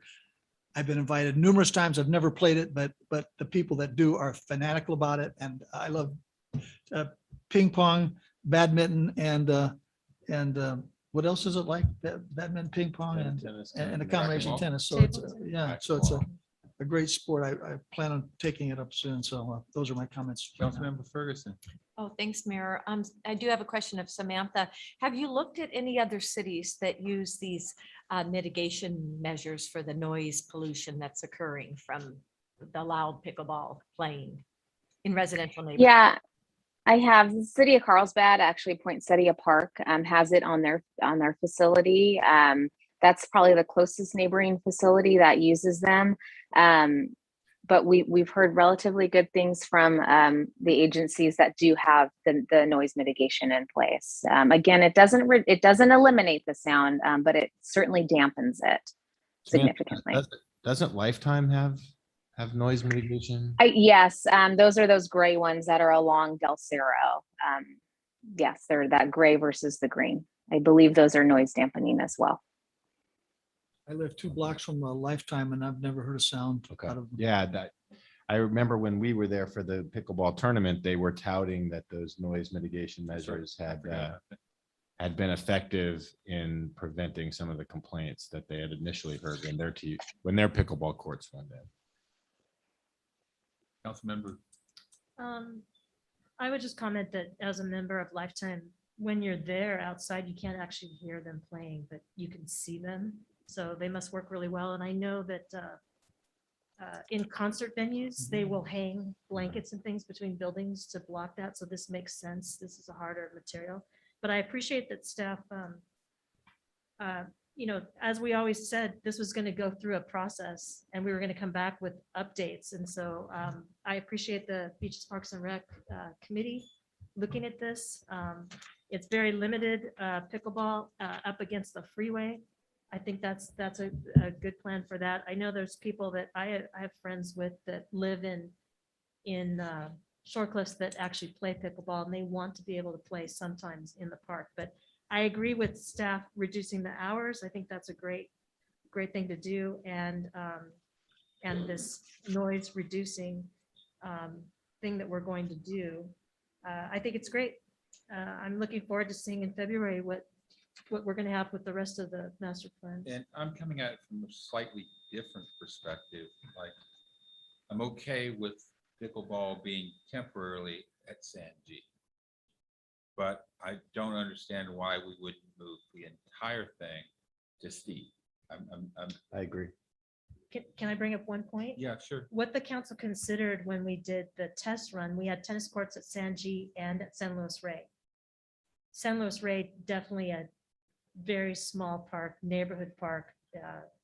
And it is, as staff said, it's level with the rest of the building. So there's no canyons or anything, not a lot of landscaping to set it apart, but you can't just give it to one area. Parks belong to all of the residents in all of the neighborhoods, and they should have, like, why we didn't want to take away the tennis courts in San Luis Rey when we decided we were going to go to Sanji. Sanji people said, please don't take our tennis courts away. So we don't want to take services away that people have.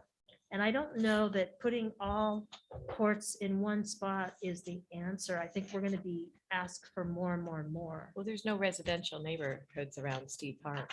But And we there is don't- here in We San Luis can't Rey. limit parks to just the fact that they're not around any neighborhoods, because we have parks everywhere, and that's what the parks were intended for. They don't belong to just the neighborhood. I happen to live in Southwest. We have no park. So San Luis Rey really is a park that we would go to. So you can't take every use away. Every park has to have some type of use. I think putting up against the freeway, there is no one there against the freeway. And if you're comparing noise to the freeway, you're going to lose every time. The freeway is going to be louder. It just is going to be in mitigation. to Mayor James's point, though, I mean, I gotta say, like, it's a little awkward to put 4 courts kind of in the middle of nowhere over on the backside. If you walk through that back part of Sanji, it's actually quite nice and green and sort of rolling hills. This would seem to sort of really kind of be out of place. I don't know why we'd make that big investment for 4 courts that are so far in the back of the park that they're even sort of hard to get to. What I would like to see is the real problem back there is that softball baseball field, it's horrible for seating. Parents can't see the players. If we moved the batting cages over to where the pickleball courts are here, then you would have a lot more space around that back field to incorporate seating that was comfortable and have better sight lines for parents watching those games. You can't see anything from any of the seating at that. It's really, really bad. And I think that would be a better use for that back area. But these were all considered from the BPNR, who they look at all this play and how San Gregorio has worked already. And we have Vista Hermosa, where we have a lot of play. And I don't know. I think we're micromanaging this also, that we need to maybe see what happens in February. We're still not done. We're not saying, I don't think we're saying tonight that those 4 courts we're approving. No, but I think Yes. I think there's a point being made of the pickleball crew goes to the place where they can get a bunch of courts and have tournaments and everybody get together. That's where you see most of the energy. And So you're going to limit it to that. You're going to limit it to a pavilion. no, I think there's other options. I mean, there are movable nets that I know that we use in Talega for our courts, and those work actually very well for We the already, people who that was occasionally play. we did that our first year. We did that at San Luis Rey and San Gregorio. We had temporary nets. It was not good for public use, and that's why we did permanent better nets at San Gregorio. And we've been doing that for almost 3 years. Well, people complained at San Luis Rey, the residents did, because of the noise. Because they were level, the residents there are all apartment buildings and they're level with so there's many units that These face that houses park. are surrounding Sanji Park. I don't know that we Can need we to hear get from the carried away. public? Yeah, and- that's why I was, so. Mayor James, if I may give some context to where the thought is in those 4 courts, there are different ways that people like to enjoy pickleball. Some people thrive in that rotation system. They love just popping in and seeing who they get to play with. But coming out of the pandemic, we did learn that there is a large facet of players that love to play with their 3 best friends, and they don't want to rotate with other people. They want to play 2 hours of pickleball with their same crew. So the rotation model that's likely to be implemented at the Steed Park facility might not work for all players. I think that's Councilmember Ward's thought process. And that's where we are here as well, that this could give another option for somebody who's not interested in that full rotation. And that might be in the weeds right now operationally, but I think that's where this thought process came from, just for some context. I want to hear from the public comment, but my last comment is going to be, I'm okay with setting up the noise mitigation structure or barrier or whatever you want to call it. I'm fine with that. However, I see that as a temporary solution. I want to know how quickly, and it's not going to be quick, but how soon whether it's the 4 courts along the 5 or whether it's courts at Steed, how quickly we're going to be able to do that. And the capital, the CIP process is going to enter into it. City manager, could you answer that question for me? Yeah, so the way that the agenda report was structured, we asked council if they were inclined to give direction to take these 2 site-specific plans and implement them into the following CIP budget. One thing that's important for the public to know is our typical process for CIPs is the first year we design, the second year we construct. The case in point, and I'm talking out loud, we kind of felt like Steed Park would be an exception to where we could get that on the CIP schedule for the 22-23 fiscal year CIP budget, and not only design, but move forward with construction at some point in that fiscal year. And I think it's fair to say from a managing expectations standpoint, that we probably wouldn't be ready to go out to bid until the middle of that fiscal year with building the design.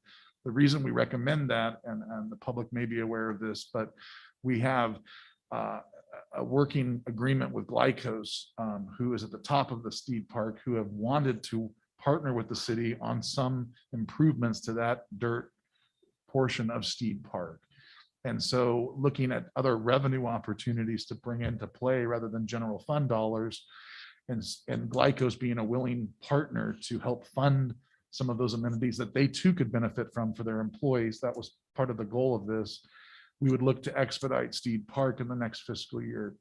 With regards to Sanji, we were going to take the approach of design in fiscal year 22-23, and then construction of Sanji in 23-24. Now, with that said, if you wanted to say, well, could you just do 4 courts at Sanji? That could be done relatively quickly, just dealing with 4 courts in the next CIP budget year. And so I've kind of given you kind of where we're at. And if you wanted to say, well, do Steed Park in 22-23, but also see if you can expedite just 4 courts at Sanji and not do all of the other design elements of Sanji. We wouldn't necessarily recommend that, but I understand under these circumstances why you might be wanting that, because we would like to look at Sanji holistically with those improvements that are also included in the site-specific plan. Does that make sense? It does. Okay, good. Madam Clerk, please. Okay, first speaker, Amanda Kitnia, followed by Janet Good, followed by Richard Finley, and then Sue DiStefano for Sheila G. Yes, hi. I just signed the petition tonight, the taxpaying and resident of San Clemente petition for quality of life pursuant to Civil Code 3480. And I definitely agree. I've been coming here to speak on the No Amazon warehouse in San Clemente. And I've been listening to wonderful San Clemente residents regarding some concerns regarding pickleball courts due to noise. And I fully, support their concerns. And I do request that pickleball courts located in residential zones be decommissioned immediately. The city already determined that residents' quality of life was negatively impacted due to the noise and vibrations emanating from City of San Clemente's operation of pickleball courts at San Luis Rey Park. We require all residents are treated equally. Civil Code 3480, a public nuisance, is one which affects at the same time an entire community or neighborhood or any considerable number of persons, although the extent of the annoyance or damage inflicted upon individuals may be unequal.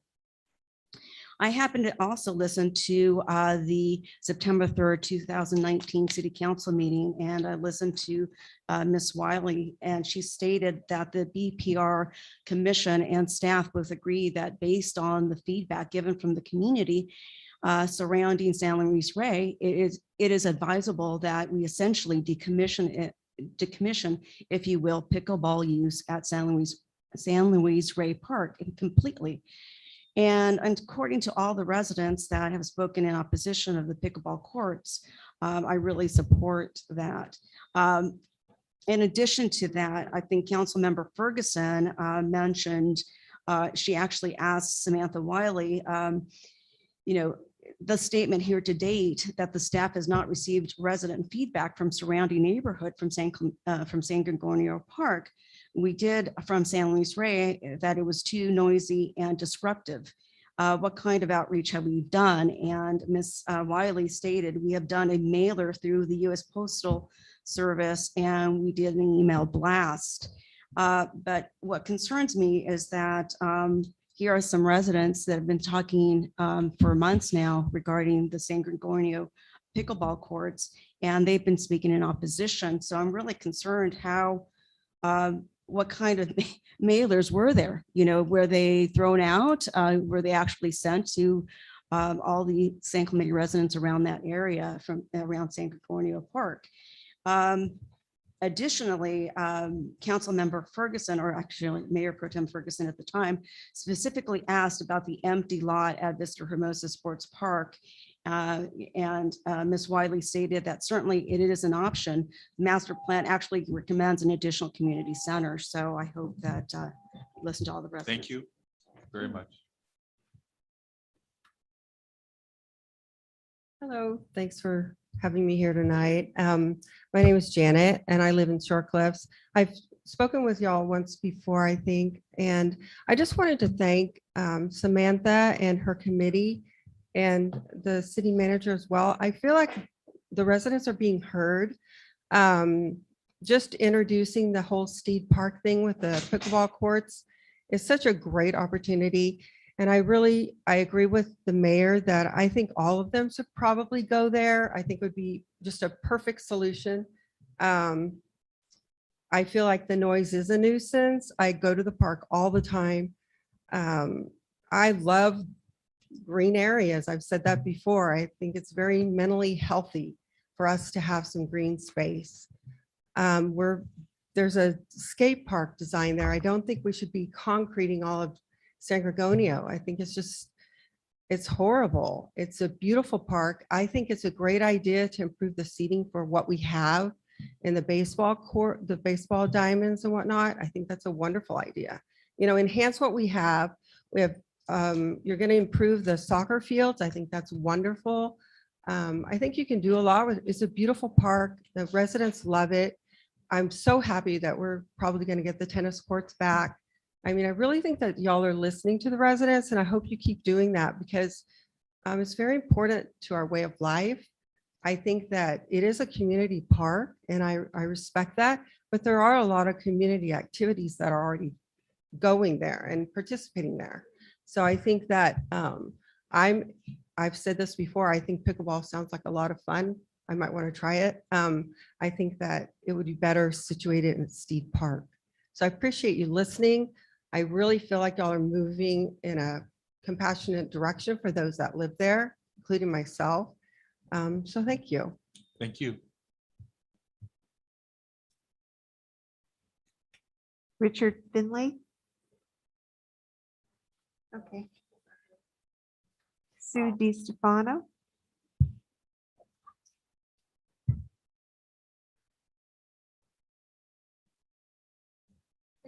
Very much. I'm going to speak in behalf of Travis and Francis Hyde first. They asked their concerns be noted, which are that the noise of pickleball and the players congregating both outside and inside of the courts is still negatively impacting their lives. How much longer will we be subjected to this? Pickleball needs to be taken out of residential areas because of the noise impact. And you've heard the noise of pickleball before. From my own perspective, I'd like to thank you very much. It was wonderful to hear you spend a great deal of time on a very important issue, Municipal Code 12.32, regarding safety and health for our community members. My concern is for the last 6 months, you have given no consideration to public health and safety for the residents of Shore Cliffs via Municipal Code 8.48. Not one of you have discussed it. I've mentioned it every time I've come here. You've heard lots of objections about pickleball, but the noise control code applies to residential bedroom communities. Also, Samantha told me on the phone that this is a city park. It's not a residential park. And obviously it's the residents where we live. 8.48.40, which is a general provision, registration in neighborhoods and the impact on residents. So if you look at your municipal code again, I think you'll find that there's a lot to leave to be desired by your perspective of this pickleball in the residential neighborhood. 8.48 code reads, the city of San Clemente does ordain and declare that creating, causing, or allowing to create, maintain, or cause noise in a manner prohibited by or not in conforming with the provisions of this chapter is a public nuisance and shall be punishable as such. this is a process. The process, as I see it, hasn't really been pursued. You haven't pursued the sound measurements, or if you have, you've kept them a secret. It does impact on the residents a great deal and is affecting their health and safety, frankly. And as I say, you applied that municipal code when it came to your first discussion, but you haven't applied it here. Barriers are not really effective unless they are hard walls. And I know I talked to Marty originally about compromising and putting up barriers, but they're not interested in hard wall barriers. Thank you very much for hearing me. And I hope you'll come to a righteous decision. Thank you. Okay, the next speakers are Christy Pittman, Susan Chick, Olga Resnick, and Joyce Alapag.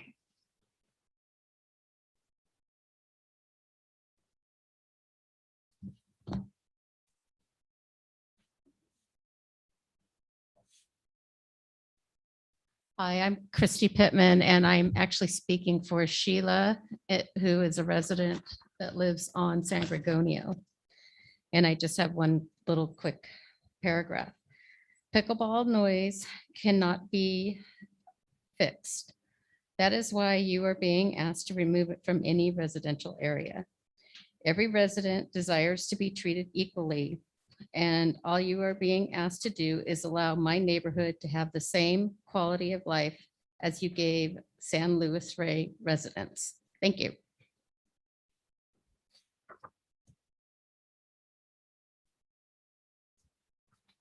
We've got a lot of time left on this call. Good evening. My name is Susan Chick. I live in Shore Cliffs, and I have 182 signatures from the residents of Shore Cliffs about the disturbance and the noise of pickleball. And I've got to say one more time, pickleball is a great sport. It's a great sport. It's loud, it's funny, it's rowdy, it's fast, it's outdoors, it's all of those things. But it's also noisy and inconvenient. And 3 years ago when this started, I'd like to say, there were 3 people playing pickleball. So we can use 3 years as a scale of what's happened with pickleball. But for the first year, they were recruiting people to come and play, giving lessons, and that's all good and well. And so the residents weren't opposed to that because there was not a lot of noise. Now we have hundreds of pickleball players, and there is a considerable amount of noise, which brings up the California Civil Code 3480, which is the nuisance code. We would all, every resident of Shore Cliff, whether you consider it a residential park or a public park that you've put in a residential area, everybody would like to see this resolved in the most fair and loving fashion, with pickleball people having a hub at Steed Park where everybody's happy, nobody's bummed out about the noise, nobody cares what time you get there, nobody cares what time you leave. Put up the lights, hit the ball, have a great time. But it does not work in our area. And I would suggest that California Civil Code 3480 should be looked at a little bit more closely and helpful to the residents of in Shore Cliffs. Most of the residents of Shore Cliffs are now playing at the beach park, at our beach courts. But I want to thank you for your time. I want to thank you for your energy. I want to thank you for coming out and hearing what goes on. And hopefully we can mitigate and look into this and give everybody what they want. Thank you very much. Have a great Christmas. Thank you. Merry Christmas to you.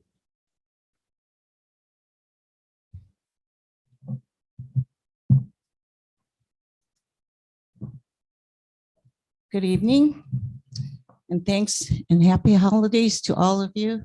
My name is Joyce Alapag, and I just wanted to kind of reiterate some of our speakers that were here on December 7th about favoring the proposed master plans for Steed and San Gregonio parks.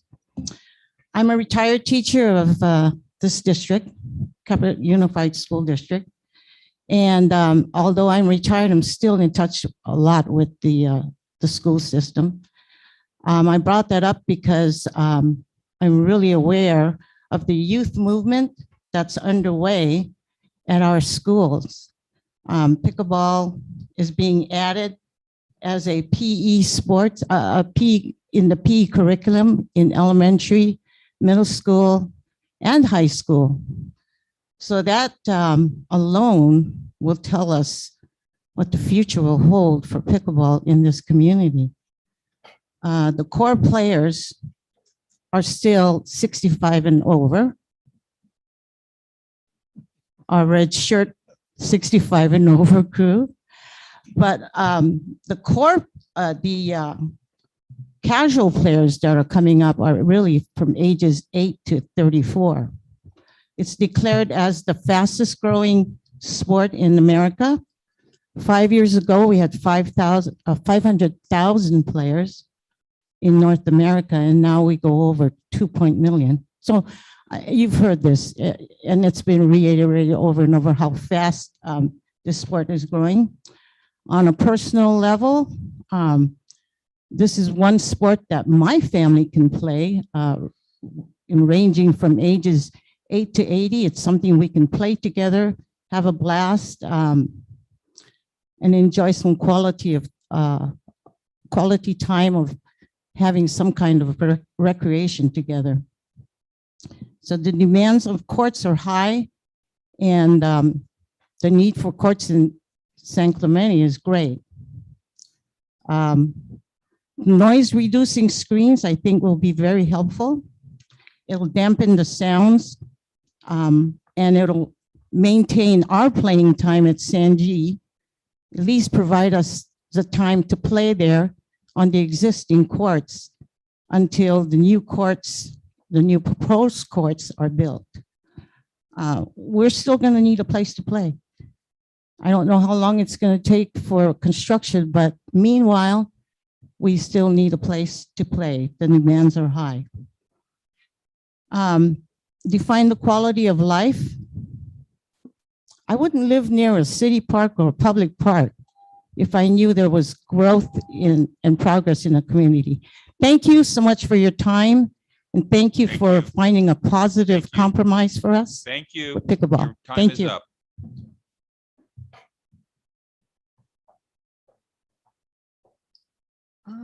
Dear City Council, my name is Olga Reznik. I live on Via San Gorgonio Street, and actually I don't live in front of those pickleball court, but somewhat 500 feet away, almost to all the way to Calle Vista Torito. And I can assure you that that noise is very disturbing for us, and we cannot use 2 rooms actually that facing that side of the park with windows open. It's so loud. So I actually sympathize with pickleball players. I understand that they need a place to play, and it's fun, and it keeps them in shape. But playing the sport should not be in the expense of the street residents. Also, I wanted to, some people made suggestions for noise mitigations, and I'm kind of skeptical of it. I have master's degree in mechanical engineering, and my field for 10 years was shock, vibration, and noise control. And I'm pretty familiar with the designs and the costs of doing noise mitigations, and they're pretty expensive. As for those plastic barriers, I'm skeptical. From my point of view, the only mitigation that would work would be a block fence, probably 8 or 10 feet tall, and it's extremely expensive. So I would encourage council, just, kind of don't throw away the money towards those temporary mitigations issues and completely relocate the pickleball court somewhere where there is no residential housing. And also we know that there is no examples of other cities where pickleballs are located in such close proximity. Since we were talking about skateboards, suggestions, skateboard park design in the future, I also oppose such a site in our park because as I mean personally know that none of the South Orange County cities has those skateboard parks in residential area. They all in industrial. Thank you very much. Industrial zones. Thank you very much. Thank you for your consideration. Next speakers will be Ruth Martin, Frank Schneider, Sharon Ghetto, and El Cullen.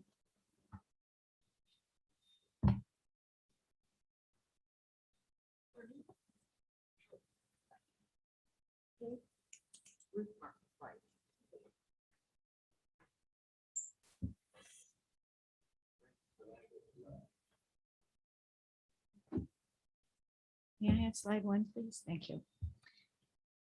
So what I had planned to say, I need to revise a little bit because I want to thank Beaches, Parks and Rec for taking into consideration some thoughts for possible mitigation because we sure need it. My concern is that the city of Newport Beach went through this exact situation. The staff had recommended one tennis court converted to 4 pickleball courts in a residential neighborhood.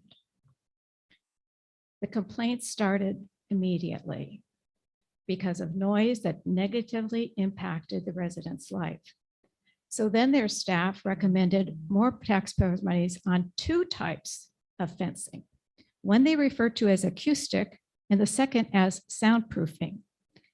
Then they also reduced or suggested, let's play 2 hours less a day. It's sounding very familiar to me. The complaints continued. It was not until the city was sued for cause under Civil Code 3480, resulting from pickleball noise, that they removed the pickleball from San Joaquin Hills and they located in a sports park backed up to MacArthur Boulevard. So there was no residential problems. May I have slide 2, please? The cost to Newport Beach taxpayers: convert tennis to pickleball, install acoustic fencing, install soundproofing, convert pickleball back to tennis. Slide number 3, please. We haven't seen slide 2 yet. Who's doing the slides? I need some time back because I'm not going to finish this with them. We need slide 2, please. Okay, can you see it all? Okay, so that was the cost. Slide 3. Lastly, Attorney Scott Smith of Best and Krieger. This is his bill for services resulting from the Thomas versus City of Newport Beach lawsuit, $29,855.20. Taxpayers also incurred that cost. So I'm wondering if spending $35,000 of our taxpayer money on a new noise reducing fence is going to do anything about the noise from outside of the fence. They like to have fun. God bless them. I am not anti-pickleball. I am anti-pickleball that affects residential's quality of life, and it does. Mayor James, I want to thank you so much for agendizing this issue. Each of you received the video from staff recommending council decommission pickleball at San Luis Park during your September 3rd, 2019 meeting. It was due to the nuisance noise from pickleball and its players enjoying the game that had a negative effect on the residents' quality of life. That was from 4 courts. San Gregorio neighborhood has the exact same issue. May I have a little time because of the slides I'm issue? sorry, I cannot do that. Well, next time I'll try to somehow do the slides myself then. Thank you. Hi, my name is Sharon Gecko. I've lived in this city for almost 30 years. I'm a member of RSVP. I'm actually the current coordinator. And I mentioned this just to show you that my commitment to the city I've had over 1,000 volunteer hours. We as a pickleball community have come together and used our time and effort to do something positive to help the city fund new courts to accommodate the increase in city players for the fastest growing sport in the country. We haven't resorted to bullying, intimidation, or using anti-Semitic remarks. They've mentioned 100 residents signed a petition. We had our fundraiser, as Marty mentioned, we raised over $10,000.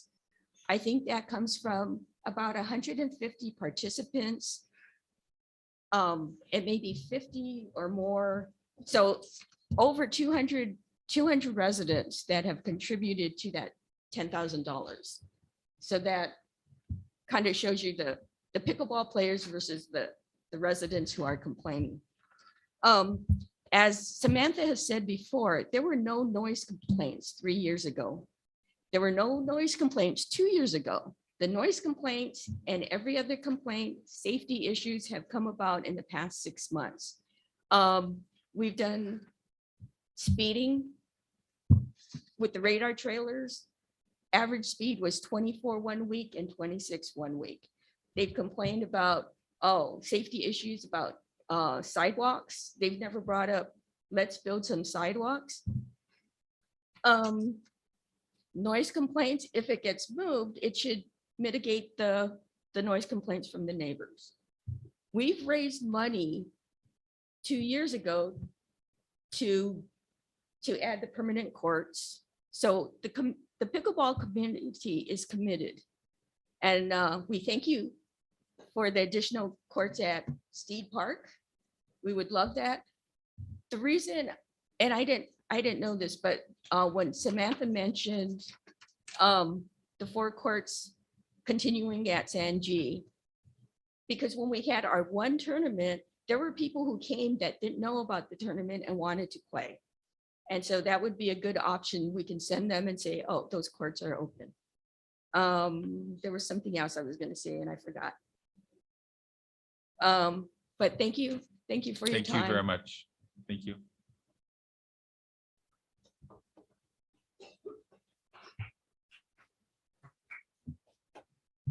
Good evening, Al Cullen again. Here we go.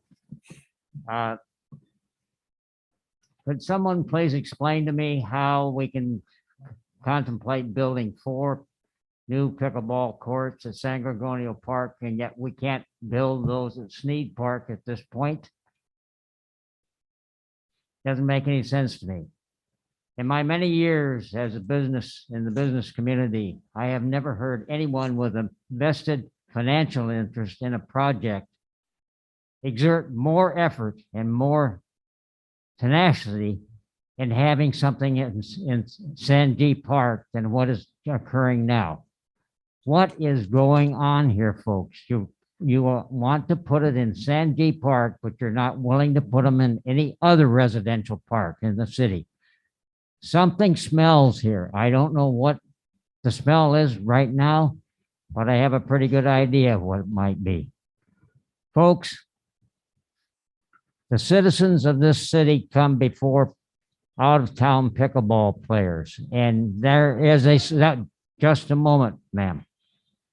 There is an opportunity here to provide those players with a court which is not courts which are not in a residential area, and I urge you to please direct your efforts, counteract what the information you're getting from the Park and Recreation Commission, and place the courts where they will not be bothering citizens of this city, residents of a community. Thank you.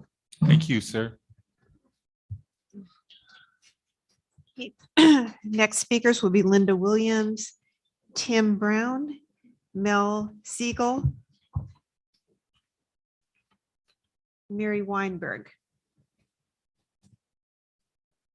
Hi, my name is Linda Williams.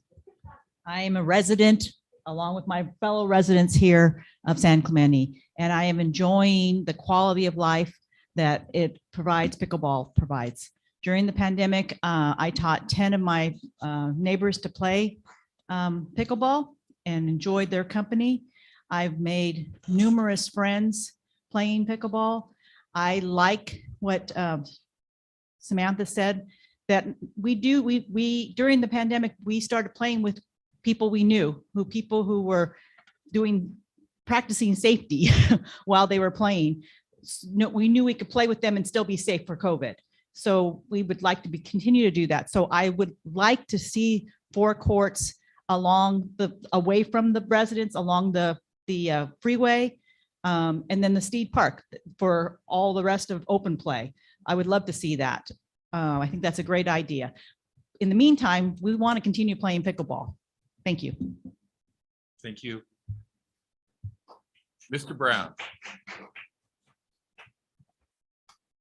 Mayor and members of council, my name is Tim Brown. I'm grateful to be here tonight, and I know it's a long night. I'm sorry for that. Just wanted to say, as a one-time pickleball skeptic, and was somebody who wasn't so supportive of the use, even at San Luis Rey at the time, I'm completely won over by the sport, and just wanted to make a few quick points, if I may. I think a lot of the fellow aficionados have made, reference the popularity of the sport, the use of it. It's all exceptional.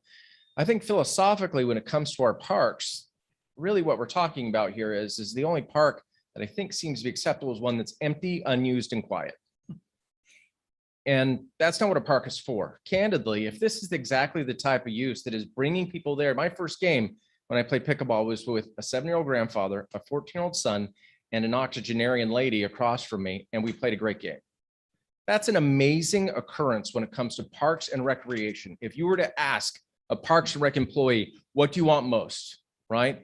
A wide, diverse community, all enjoying one another, that can be able to play a sport that keeps you healthy. And candidly, aren't we competing against people being inside all the time?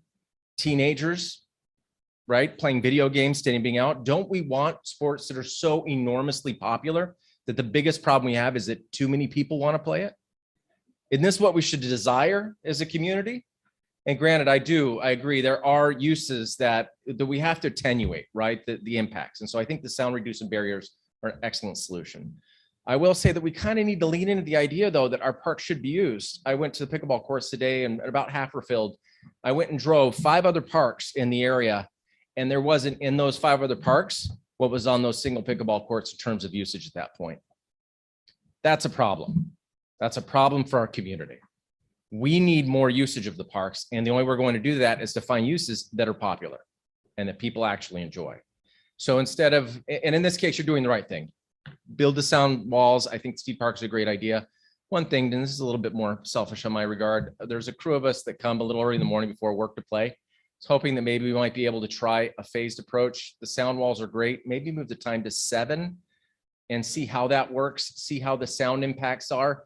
After a few months, if it's still problematic, if there's still a lot of challenges with that, I mean, candidly, there's only about 7 or 8, maybe 3-4 courts active before 8 o'clock anyway. Then nix it then. That's fine, but I that phased approach seems to make a little bit more sense in terms of let's do the sound reducing barriers, because you move it to 8, what you're going to have is you're going to have Parks and Rec staff out there, people coming on at 7:45 acting like they're doing something crazy by warming up and trying to make it real quiet. It's just not, just logically, it's a difficult place to be, and it's not where you want to put Parks and Rec staff. And so I just say maybe if there's a way to at least try maybe a 7 o'clock start time in the interim, that would be great. Otherwise, appreciate what is a very difficult job. You got a lot of passionate residents who I respect, but candidly, there's a use here, which I think is amazing. Thank you, sir. Hi, I'm Mel Siegel, and I'm also an ambassador in Orange County for pickleball. I've played at just about every court in the cities. This was never a problem in San Clemente until the master plan came out. Someone said, well, we didn't have that many players when earlier, but we did. When we moved from San Luis Rey, we had every court full instantly. And if you want to confirm that, you can go back to your reservation system that Samantha put together, and you can see how fast those courts filled up. And that dates back almost 2 years ago. So there were definitely people playing there 2 years ago, not 3 or 4. The bleachers at San G have a higher capacity than all of the pickleball courts put together. And we know that the sports fans at youth baseball are mundane and they're very quiet. They make a lot more noise than we do in those bleachers. I can name you 7 communities, 2 in Mission Viejo, Newport, Tustin, Lake Forest, that have courts far closer than what this situation here at San G is, and we have no complaints. Newport, another court in Newport has 31 pickleball courts. Someone had asked, well, do we really need the other 4? Last week, I mentioned that in the villages in Florida, they had 100 pickleball courts that served 70,000 people. This year, their requirement is 200. And by the end of Q1, those 200 pickleball courts will be completed. I also hear people continually comparing us to San Ray. That is not, as Samantha said, that's not even remotely close to the situation we have here. I remember playing pickleball at San Ray, and as I was waiting for my next court, I could look in the windows of the apartments and see Sesame Street playing on Saturday morning on their TVs inside the apartments. So just because you call something a violation of 3480, that doesn't make it a violation. And I don't think you guys are violating 3480 here. Please don't let people come here and intimidate you and blackmail you with lawsuits. Let's do what's right. Thank you.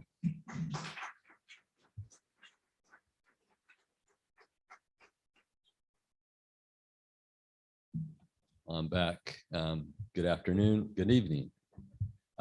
Marty Weinberg, Pickleball Ambassador, San Clemente. I just want to say I stand by my earlier comments when I said that pickleball has helped San Gorgonio Park become a more successful park. It really has. And we have hundreds of people. Everyone's enjoying themselves, getting their exercise out in the fresh air, making new friends, and it's a successful park. My main comment, though, is you have the full support of the pickleball community for approving the revised master plan for San Gorgonio Park and Steed Memorial Park. I think it's the best thing to do. We need more courts. I'm still in favor of the 4 courts at San Gorgonio Park. As you've probably heard before, we have a rotation of city classes for pickleball, and we have 4 classes every Wednesday, and they're 6-week sessions. And so that's 48 people. And I would say 30 of those people that are playing, they're brand new players. So if you do the math, that's probably about 200 new players a year. And that's just in the classes. You still have a lot of families coming out. You have a lot of seniors, kids are playing now, young adults, and we need a place to put them. So, and I was thinking that, well, maybe the 4 courts at San Gorgonio, we could use that for the classes. It's been discussed about needing more classes. 4 is not enough. They're always full. There's waiting lists, and that would be a great place to have all the city pickleball classes. But there's a lot of Short Cliff residents that have spoken to me, and they would like to keep pickleball at San Gorgonio as well. So we're hopeful that you pass the master plan for both parks, and we're looking forward to moving forward with the process. Thank you. Thank you.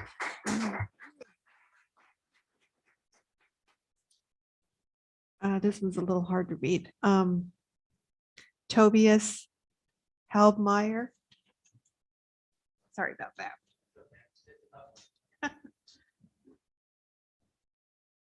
Thank you. I've been in San Clemente since '04. Got here too late. Wish I got here earlier. I have 3 kids. They're from 5 to 12 years old.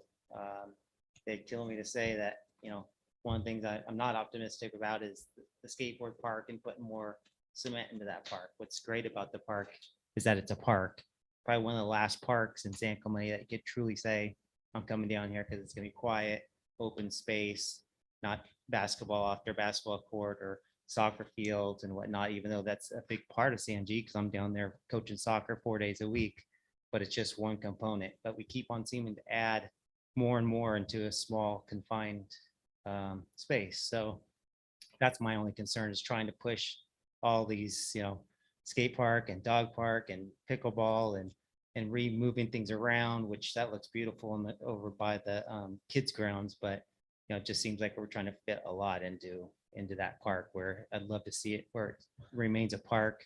People are walking their dogs in the afternoons and the mornings, familiar faces. Yes, I live in Shore Cliffs now, and I could hear I'm a couple streets down. But I think the bigger picture for me is remaining to be that park, that's kind of special place that it is today. Thanks so much. Thank you, sir. No more cards. No more cards. Council members. Question, staff. Samantha, can you tell us a little bit about the configuration of the 4 courts that are being suggested for San Gorgonio? Specifically, it looks like it's about 3 times the distance from the current courts to the house. You take that distance and go to the back fence, it looks like it's about 3 or 4 times farther. I'm trying to remember if there's a knoll there or if it's flat in terms of sound impact. Have you looked at what kind of noise impact? And I got to say, I'm concerned about the nuisance factor. Noise is a problem, and living with it nonstop is a problem. But this is an immensely popular sport, and I think we're going to provide, enough courts. But can you tell us a little bit about the noise impact from where those 4 courts are currently located next to the freeway? Yes, so the baseball field is on a slightly higher elevation, not much, but it does go up a little bit in that park. And this is this 4 proposed courts are nestled really very close to that freeway wall. It's hard for me to tell how that's going to impact noise, but it is significantly farther away. And as it is now, where the pickleball courts or the tennis courts are, that's 144 feet away from the closest residence. And it is on a higher elevation again. So you're going even farther back beyond that from a residential home, and a little bit higher up as well. I would say that the goal is there, though, even in those 4 courts, to do the same acoustic sounding, the screens and all of that as well, to continue that effort back there also. Thank you. Councilmember Ferguson. Thanks, Mayor James. Samantha, a resident tonight spoke about the San Clemente Municipal Code sections 12.32 safety and health and 8.48 on noise control. And that's not in your report. Have you taken a look at those municipal codes as they relate to the noise pollution they're encountering there? Sure. I'm actually going to ask Adam Atamian to weigh in on that. He's very versed in those code sections and can probably better answer your questions. Okay. Thank you for this question, Councilmember Ferguson. Our municipal code does regulate noise, but on city parks and city property, the code provides an exemption. And so there really is no limitation on the noise. However, these properties are exempted primarily because the city council has the authority to regulate the uses on them. And so going back to laws, how about California Civil Code 3480? We've heard that mentioned a few times tonight by residents. Yes. Equitable treatment, right, of residents in various parts of town. Absolutely, and that's something that staff would consider when proposing new uses on public facilities. However, that section of the code is not something that city staff would be enforcing. However, the nuisance laws are something that we have locally adopted. And so that is something that can be considered, but that particular section of the code would be something that the Orange County Sheriff's Department would have authority over. Okay, well, thank you. I'm concerned about that because of what we've been shared tonight about what happened in the city of Newport Beach. Quite costly. It was affecting residents' quality of life, and the city was sued. So I'm very concerned about that. But overall, I'm just really concerned about the negative impact on the neighborhood. I spent an hour and a half there, and I love seeing everybody out playing pickleball, but I think there could be a good win-win solution where people regain their quiet peace enjoyment in their neighborhood. Because I mean, whether it's 100 that are concerned and being affected or 10, it's the same to me. It's like it was deafening. I mean, the sound, it is such a loud sport, and it's all day long. And I can't imagine trying to read a book, sit on the balcony. I mean, watch a movie, sell my house. I mean, I could only imagine this affects someone trying to sell their house, show their house in the day with the noise. It is so loud. So, I mean, I love the idea of having a sports park, only a sports park. Industrial sports park is where such a loud sport, even skateboarding belongs. So Steed Park, Vista Hermosa Sports Park is where I'd like to see that happen. But you've answered my questions. So I appreciate that. Thank you. That's what I have. Thank you, Councilmember. Thanks. Councilmember Duncan. Mayor Pro Tem Duncan. Mayor Pro Tem, yeah, no, I think we've heard enough comments, and if there's no more comments, I'd be prepared to make a motion on the staff recommendation. I have comments. Councilmember. So I've been on the city council since 2014.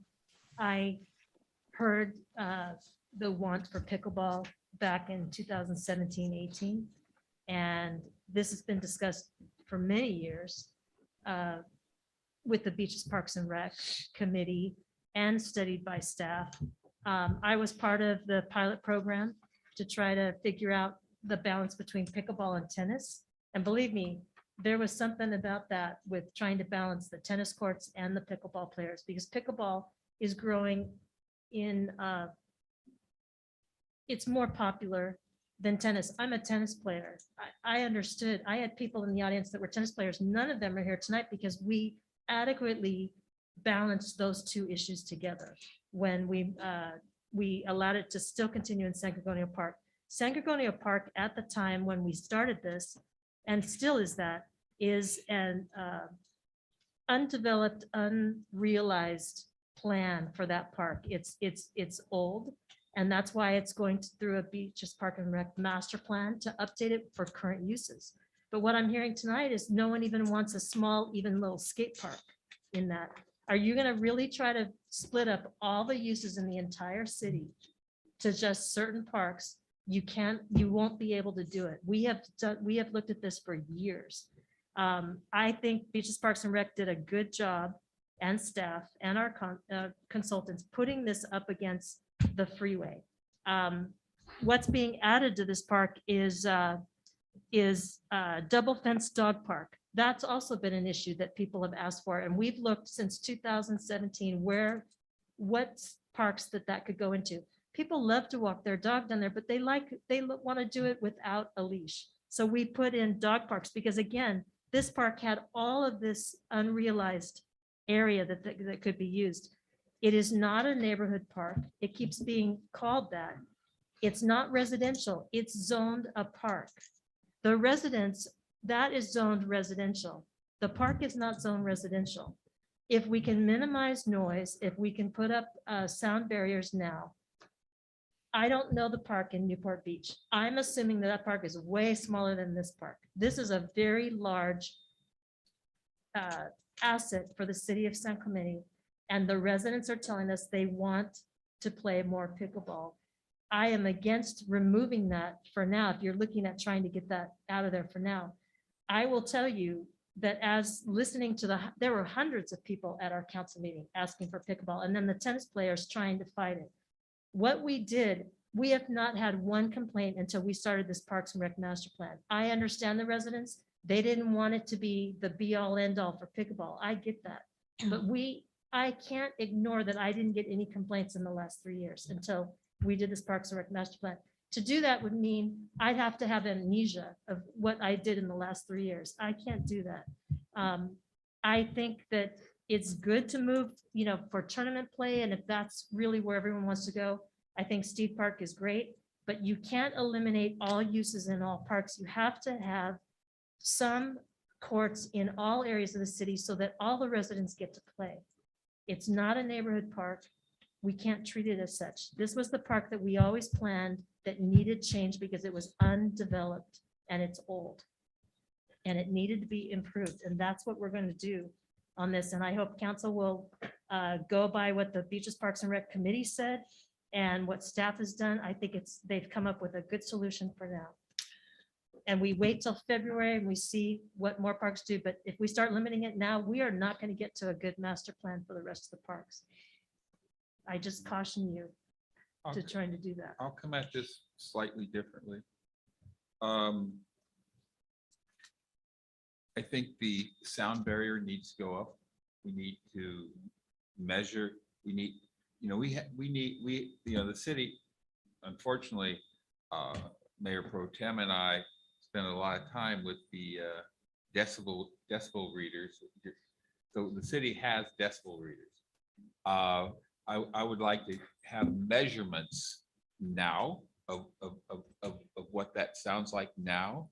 And, and not, and I'm thinking across the street, from across the street where those houses are, we need to have measurements now, and then we need to have measurements after we put up the barriers, because I want to see what impact that's going to have.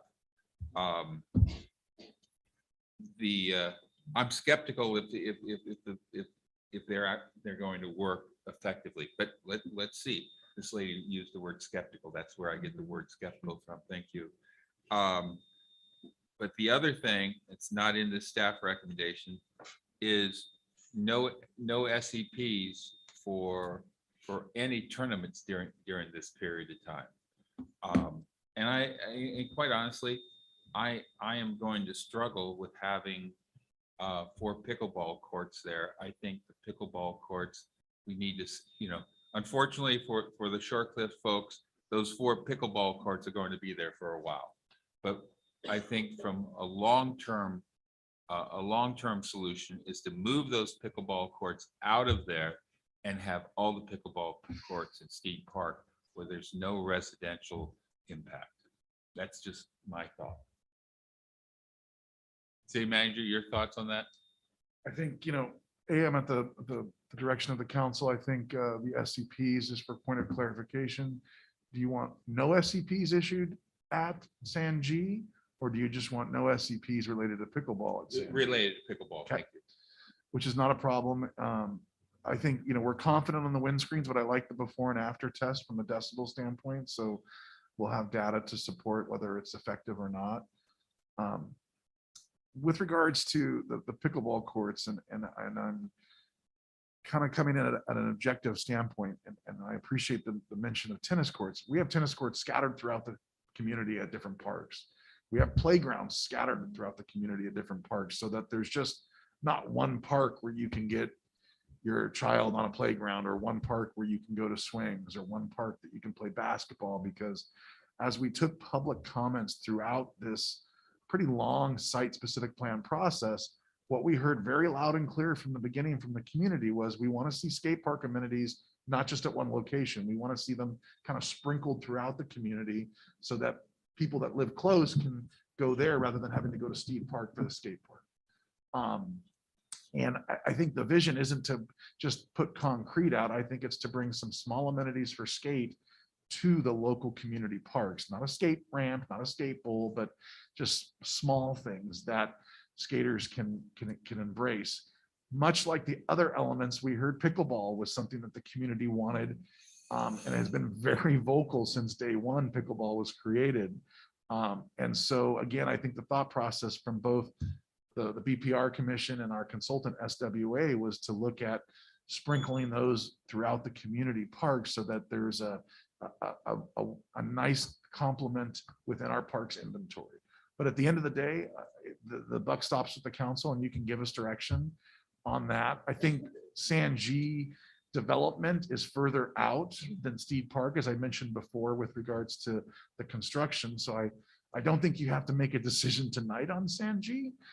Because even best case scenario, that would be design in 22, 23, and that would still have to go back to the Beaches Park Commission, and it would still have to come back to you for award of that contract for that construction design. So we would build the Steed Park pickleball courts before we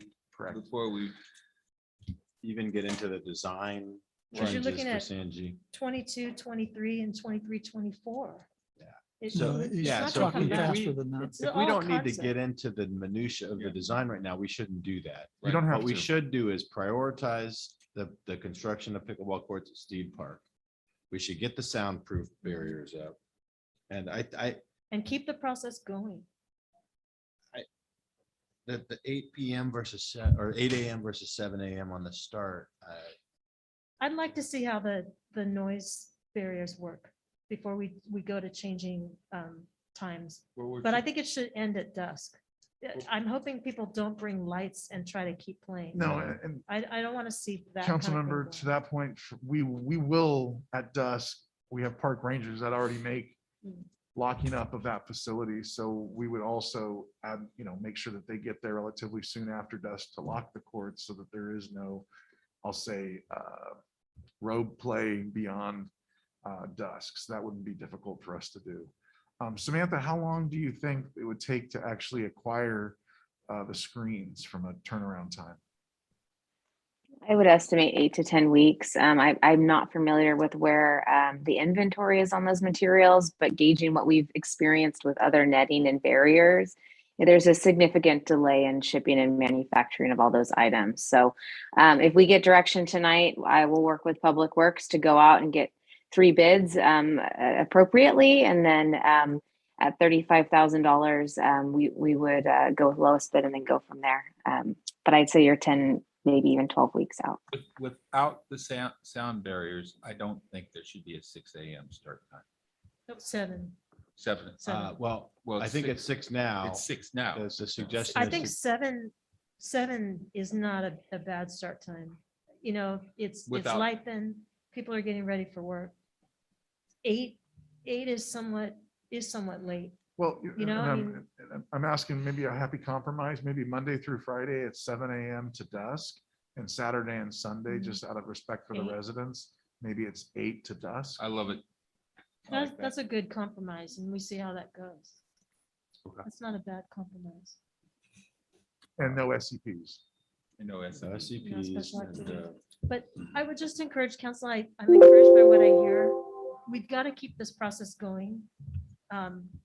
And I think staff and Beach Parks and Rec is coming up with good solutions. I really do, but we can't limit what could go in a park right now. We've really got to see where our assets lie. If you're trying to divvy up into the parks, we're not going to make anyone happy. So Well, you have- children's you have- playgrounds and. I tennis have, is a before lot different than we have a pickleball. motion, Yes. I If You're had, talking about sprinkling throughout town. You don't It's have still any. a tennis court. Yeah, you It's don't like a have any, tennis you're court. not having any consideration for these people's no. quality of life and I sanity. am, and I've been on the council since all right. 2014. Councilmember Noblock? question of staff. Number one, I like the decibel reading before and after the sound. I think that's crucial. What I'd also like to know is what you mentioned, Adam, the exemption that the city enjoys by virtue of us being a body politic. We're not subject to the same rules, standards, and noise standards as citizens. My question is, what is that? I'd like some numbers on the standard noise levels. If we didn't have an exemption, what are our noise standards? Are we exceeding it now if we didn't have an exemption? That's a difficult question to answer, Councilmember Noblock, but I appreciate the question. Typically, when we do get complaints about city facilities, we're looking at the impact similar to how we look at noises generated on private properties, which would be somewhere in the range of 55 to 65 decibels if it's depending on the time of the day. But certain activities are typically at around 80 decibels in terms of the source. However, the distance to the nearest residence makes a dramatic difference in the actual volume of sound. I will say there are some noises that are just simply more obnoxious than others. Volleyball is a great example of that. It's generally a loud ping, and so that noise at a lower decibel tends to be more of a nuisance than some other. I appreciate that. My question specifically was, do you have any measurements, and can you get them of what, forgetting our exemption, but measuring the sound that the neighbors currently have to live with? That is something we can definitely get. I know we've done some sound measurements in the past. I don't know what the decibel level was. If we could include those measurements as well, just for information. I think my philosophy is we ought to be living by the same rules that we impose on everyone else. So if those numbers are greatly exceeded, that's important. So I like the sound barrier. I like the decibel readings. And I like the idea of fast tracking Steed Park with the courts there to see how that works out. Maybe that'll solve a citywide issue. All right, I'll try the Is there a motion. I move that we direct city staff to take decibel readings around the pickleball courts currently at San G before and after installation of noise reducing windscreens, that we approve a supplemental appropriation of $35,000 from the unassigned fund balance to parks maintenance and other facilities account 001-635-43470 purchase noise reducing windscreens, that we adjust the hours of pickleball play to 7 a.m. to dusk Monday to Friday and 8 a.m. to dusk Saturday and Sunday. And we direct staff to incorporate site-specific master plan updates to San Gorgonio Park and Richard T. Steed Memorial Park related to pickleball improvements into the fiscal year 2022-2023 CIP budget, and that we direct staff to prioritize the construction of at least 4 pickleball courts at Steed Park ahead of any other construction in the parks for the city parks. Just a friendly amendment to that, and those decibel readings should be taken at the property lines Right. across the street from the court. It's whatever our ordinance is for measuring noise, right? I think it's from it's from so many feet of the curb line. I Okay, believe. I'll accept that. One additional friendly amendment, if I could. Could we look at the location of the pickleball courts by the freeway? Could we get some analysis on the potential impact of the noise? Because what I hate to do is go down that road, have them ultimately installed and find out we've got a nuisance issue again. That is, so I think that we came to the conclusion that's down the road. We're gonna It get is into down the road, but I want to make sure development. that down the road, we have that information. that Yep, It's included That's in not the a problem. analysis. That's not a problem. As part of the design elements of that, when we get to that point, we can take that into consideration when it's brought back to the city council to be approved before implementing any construction contract. Yeah, that's important because I sympathize with the nuisance factor. It's unbearable, that noise in the hours that it has to go, that people have to live with it now. And if we do the 4, ultimately in the future, maybe we could avoid it if we have some good analysis on the noise. So I appreciate including that. Motion by Mayor Pro Tem Duncan. Do I have I'll a second? second. I'll second. Second by, And I have a Councilmember Ward. substitute up motion. sure. Due to the comments from our resident, who's a mechanical engineer, has a master's in mechanical engineering, saying city shouldn't spend its money on these because she's skeptical they won't work. And also that Newport Beach didn't work out. They spent a lot of money. And we only got one example of a city where it worked, and that was Carlsbad. So it's not enough assurance for me that these work to spend the money. So I would like to make a substitute motion to immediately remove pickleball courts from San Gorgonio Park and immediately begin constructing pickleball courts at Steed Park.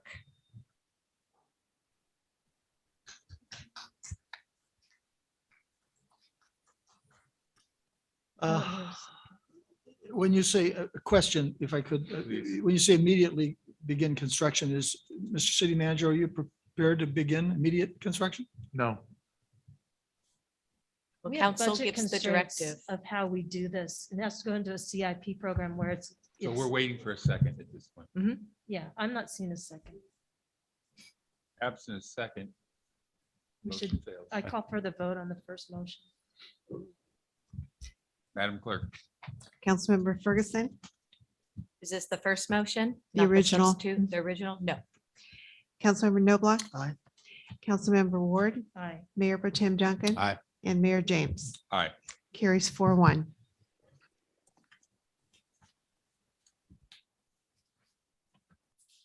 Madam Clerk. Yes.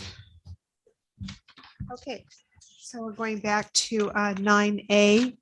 This is a code amendment regarding shopping carts and publicly stored personal property.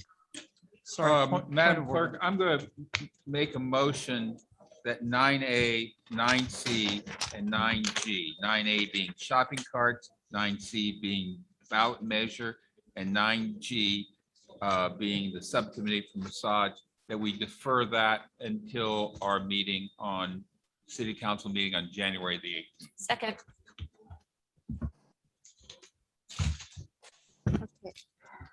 Councilmember Ferguson. Aye.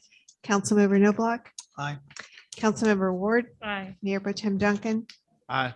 and Mayor James. Aye. Carries 5-0. Okay, so A continued, C continued. Okay. so You're by the- yourself, Josie. She's in- Okay, so the next item is item D, contract award for City Hall Council Chambers, office furniture and elevator renovation. If this is going to take a while, I'm also going to have another motion to move 9. What's the outdoor dining? E. 9E, 9E. move that ahead of 9D to get Josie out of here. Okay. Can I have a second on that? Second. Unanimous. Madam Clerk? Okay. Councilmember Ferguson, Aye. Councilmember Noblock, Aye. Councilmember Ward, Aye. Mayor Pro Tem Duncan. Aye. And Mayor Ward, or Mayor James. Aye. Carries 5-0. It takes, I think, until after Christmas vacation. to get that.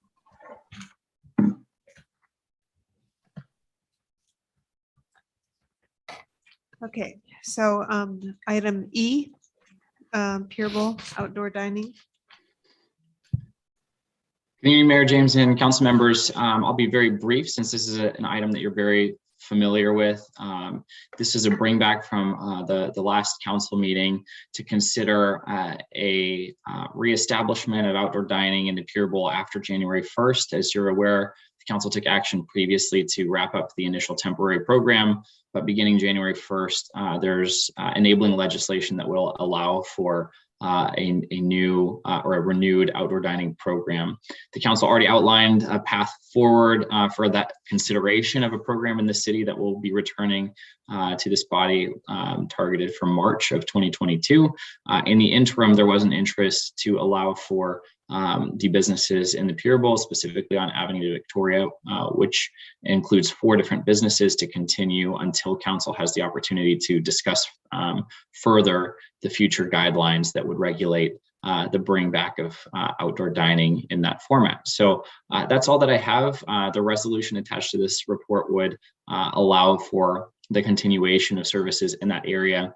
I have notified the businesses of the timeline and will continue to involve them in the path forward as we continue to discuss this topic with our design review and planning commission bodies before it comes back to you.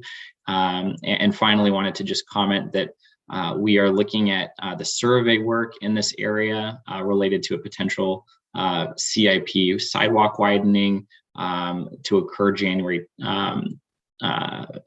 10th, I believe is the date. So I've communicated that by email correspondence to those different businesses, and they are aware that there will need to be some either removal or modification of their decks to allow this, the city's consultant to conduct that required survey work. With that context, that wraps up my comments for now, but I'm available for questions.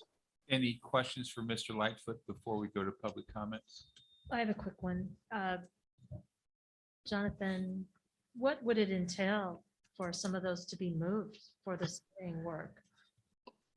That's a good question. And the initial feedback that I've gotten from the restaurants is that most likely they would do a partial dismantling as opposed to completely moving the objects. We, in consultation with Public Works, I already let those businesses know that they'll need to submit a joint application for a traffic plan if there is movement of the decks involved.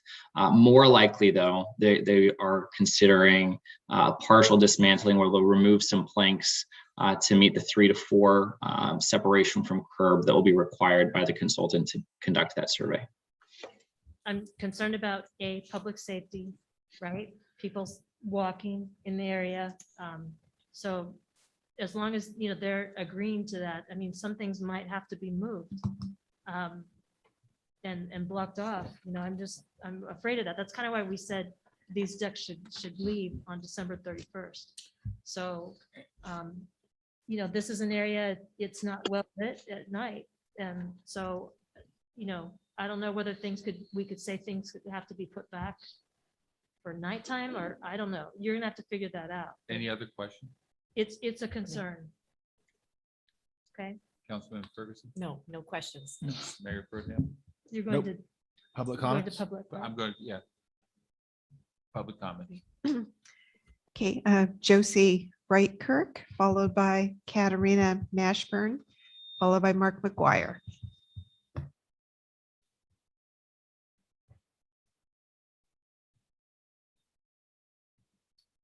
Mayor, council, thank you for having me here. I asked my son today, who is down there every day, what was the one thing he wanted me to tell you about outdoor dining? And he said, keep it simple. The people love it. So, going from there, I have to say, probably every single day, the public will ask us, are they going to let you keep it? Are they going to make you take it out? Are we going to be able to keep it? I mean, the people love the outdoor dining. They like being outside. So I went through and I just jotted down today a list of reasons we should keep it. The citizens want it. They love it. People want to be outdoors. It's created a real destination point for tourists. It's dog friendly. It's stroller friendly. It's child friendly. It helps keep the weekend trolley going because we're paying rent. And everybody, I think people like outdoor dining the best and probably the second best. They love that trolley. So the other thing I want to bring up is, the hotels, and there's probably hundreds of vacation rentals down there. We are extremely busy on the weekends. The Fisherman's probably has a 2-hour wait at any point in time in the afternoon on the weekends. We're full. Everybody has a wait. We have all these people we have to feed. I can't see taking away these tables and chairs. And I mean, the park benches are full, everything's full. People are taking food even over on the beach. There's masses of people to feed on the weekends and in the summer every day. One of the other reasons is revenue's up and your tax dollars are up. I know they're up because I'm probably paying twice as much in tax dollars as I did 3 years ago. We have to feed those people. I don't know who in their wildest dreams would have ever thought we were going to be feeding people on the street. I don't think we could have imagined that. I think cities across this country are being reimagined, and we need to be part of that process and be creative. I know I was in the city of Orange about 6-8 months ago, and one of the outdoor decks, it was open all the way around, and you looked up and we had about 4 feet of plank, hard ceiling, and then 4 feet of open and 4 feet of plank. I thought, goodness, we could slant that ceiling and put in solar, and power that whole building. Thank you very much.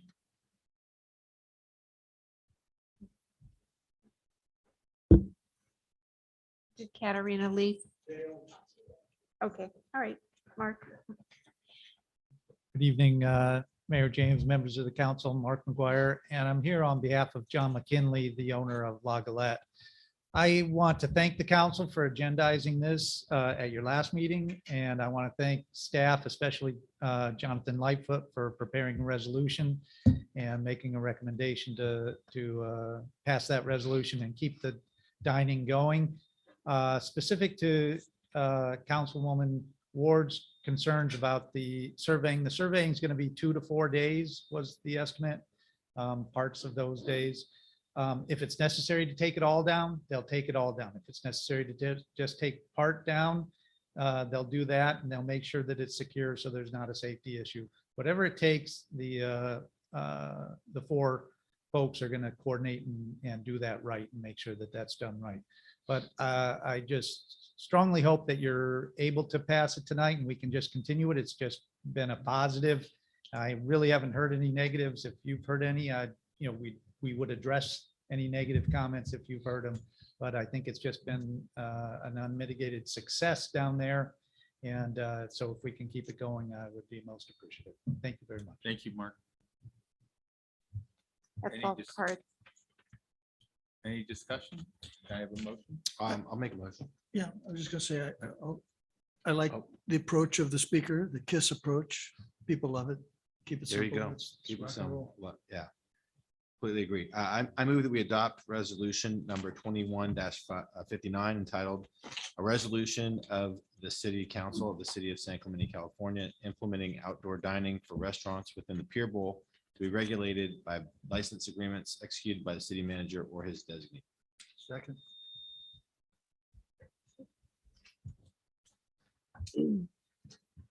Councilmember Ferguson, Aye. Councilmember Noblock, Aye. Councilmember Ward, Before I vote, can I ask the maker of a motion? In the staff report, it says that this is temporary, so I understand that, but when you look at the resolution, it says that we're implementing outdoor dining for restaurants within the Pier Bowl. I have an issue with that. It should say temporary.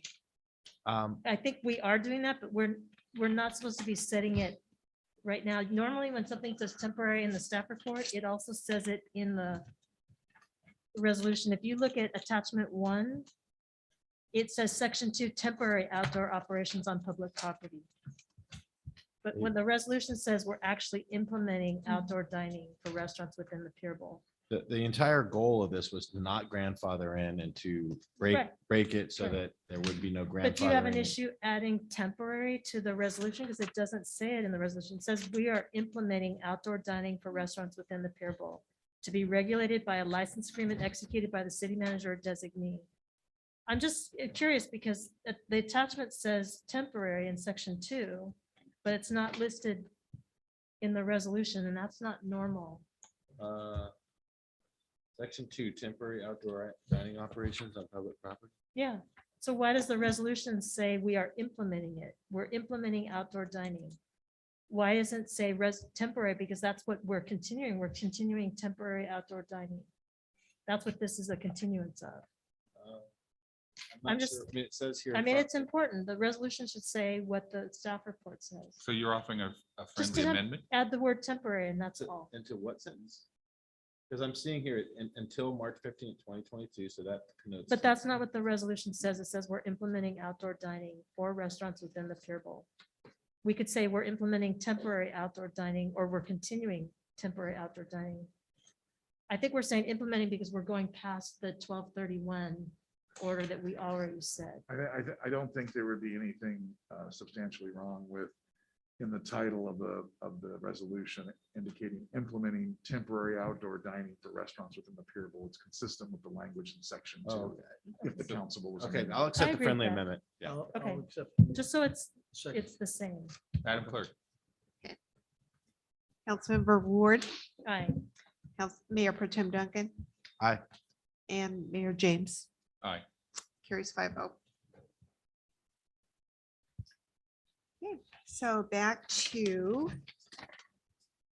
D, that's contract award for the City Hall Council Chambers, office furniture and elevator renovation. Do we need a staff report for this, council? I don't. Would you like a brief report? We have Kyle Koger, our Public Please. Works Director. Kyle, if you would, please. Thank you, Mayor and council members. Kyle Koger, Public Works Director.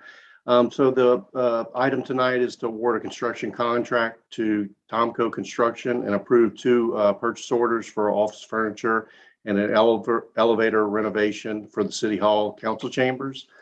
Just to kind of give you a brief overview of the scope of work, it involves the construction of new council chambers, closed session room, audio video room. The second floor renovation there at City Hall will also include a new council member dais with audio video appurtenances, public seating of about 120 folks, and also for ADA usage. New ADA compliant restrooms located in the closed session area. New audio and video equipment for broadcasting and meeting presentations. New Title 24 energy compliant lighting. Replacement of heating, ventilation, and air conditioning units, replacement and upgrade of mainline plumbing systems, new and relocated electrical wiring, new flooring, wall, and ceiling treatments. And everything that I just mentioned with the construction contract, contingencies, inspection, elevators, furniture, permits, comes up to a total cost of just under $2.5 million. I'm happy to answer any questions, and also have our senior civil engineer, project manager, Sean Ryan, who can also answer questions. Any questions, council? One quick question. Thanks, Sean, for hanging out for this whole time. This is for Kyle or Sean, I guess. Is the money that we're going to use for this project coming from American Rescue Plan funds? Yes, we have roughly $2 million that would be allocated from the disaster relief fund. And we also have a local cable infrastructure fund. I believe that's the money that Cox Cable pays us as a franchise fee. As part of that fee, the city can use that funding for educational broadcasting purposes, which it fits right in with what we're doing with all the audio, video, and that type of stuff. So.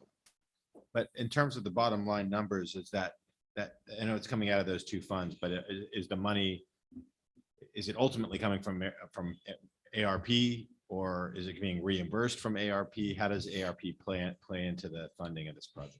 I believe $2 million is coming from ARP, and then about $500,000 would be coming from the local cable infrastructure fund. Okay. If I answered your question. Okay, so when it says disaster relief, that's ARP money. Yes. Just one quick question, Kyle, regarding the audio visual equipment that we have. Are we going to continue these Zoom meeting audio visual when we get into the new facilities? That's a really good question. I'm not sure I can answer it. Yeah, I don't know. You know, I guess it could depend on the pandemic, or, you know, what the council decides as far as, you know, being available to the public type of thing. I can address that. You will be going back to your normal format with cameras that are part of the audio visual upgrade within this contract. So you won't be using this thing anymore in that environment once it's complete. Any other questions or comments? I would just like to say I can't wait until this is built. Yes. I think staff did hit it out of the park. Mayor James, you know, you got the sheriff's substation built, and I think this is just a natural fit for the second floor, and have to have better audio visual and better cameras and microphones and public participation. This is just a great project. And so I just commend staff for all their work on it. Do I have a motion? I don't think we need to read it. So can we just move to approve the staff recommendation for item D? D1 through 96. Right? That's just the pages. That's. Oh, yeah. I think you have to read it, right? I don't think so. No, just- not a no? resolution title or Okay, ordinance. good. Your Approving second? Items 1, 2, and 3 of the staff recommendations. There's 4 and 5 too. on 1 the through other side. 5. Yeah, all 5 of the staff recommendations. I'll second that. Okay. Madam Clerk. Councilmember Ferguson. Aye. Councilmember Noblock. Aye. Councilmember Ward. Aye. Mayor Pro Tem Duncan. Aye. And Mayor James. Aye. Carries 5-0. And if I may, very quickly, Mayor, and I know that Councilmember Ward touched on this, Sean Ryan, who was the force behind this, getting it done. I want to give him a huge shout out, but I also want to congratulate him. He has accepted a position with the city of Vista.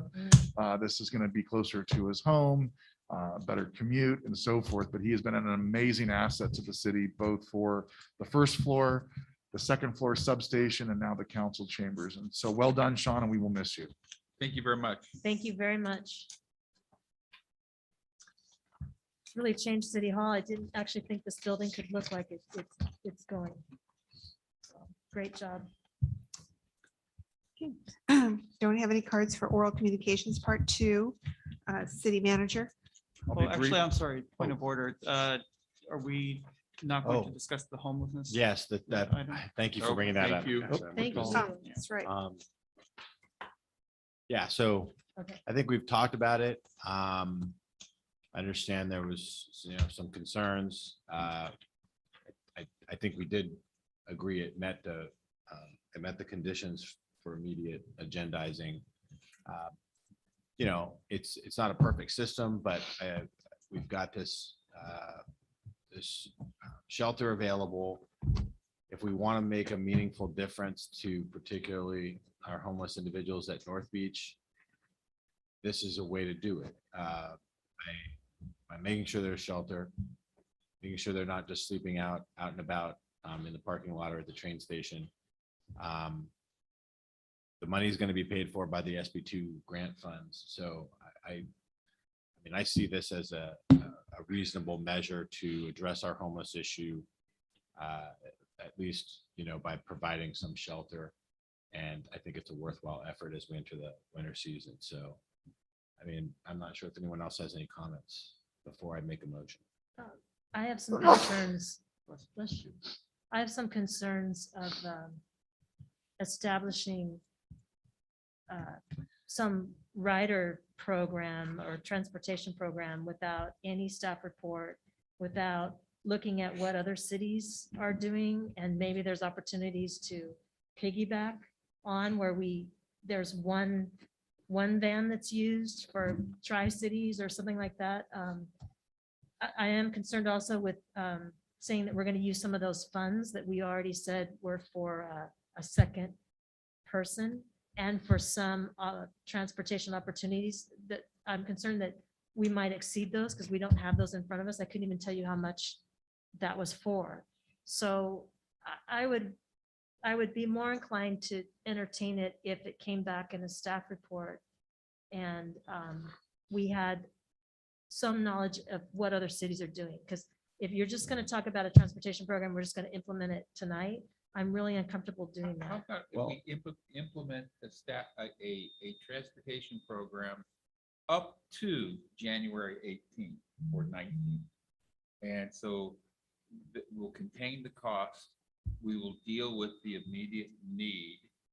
And we can have a staff report on January the 18th. But how do we even determine what you're asking staff during, they're going off as of Wednesday, I believe, and maybe even tomorrow. Okay, today's Tuesday. Today's the 21st.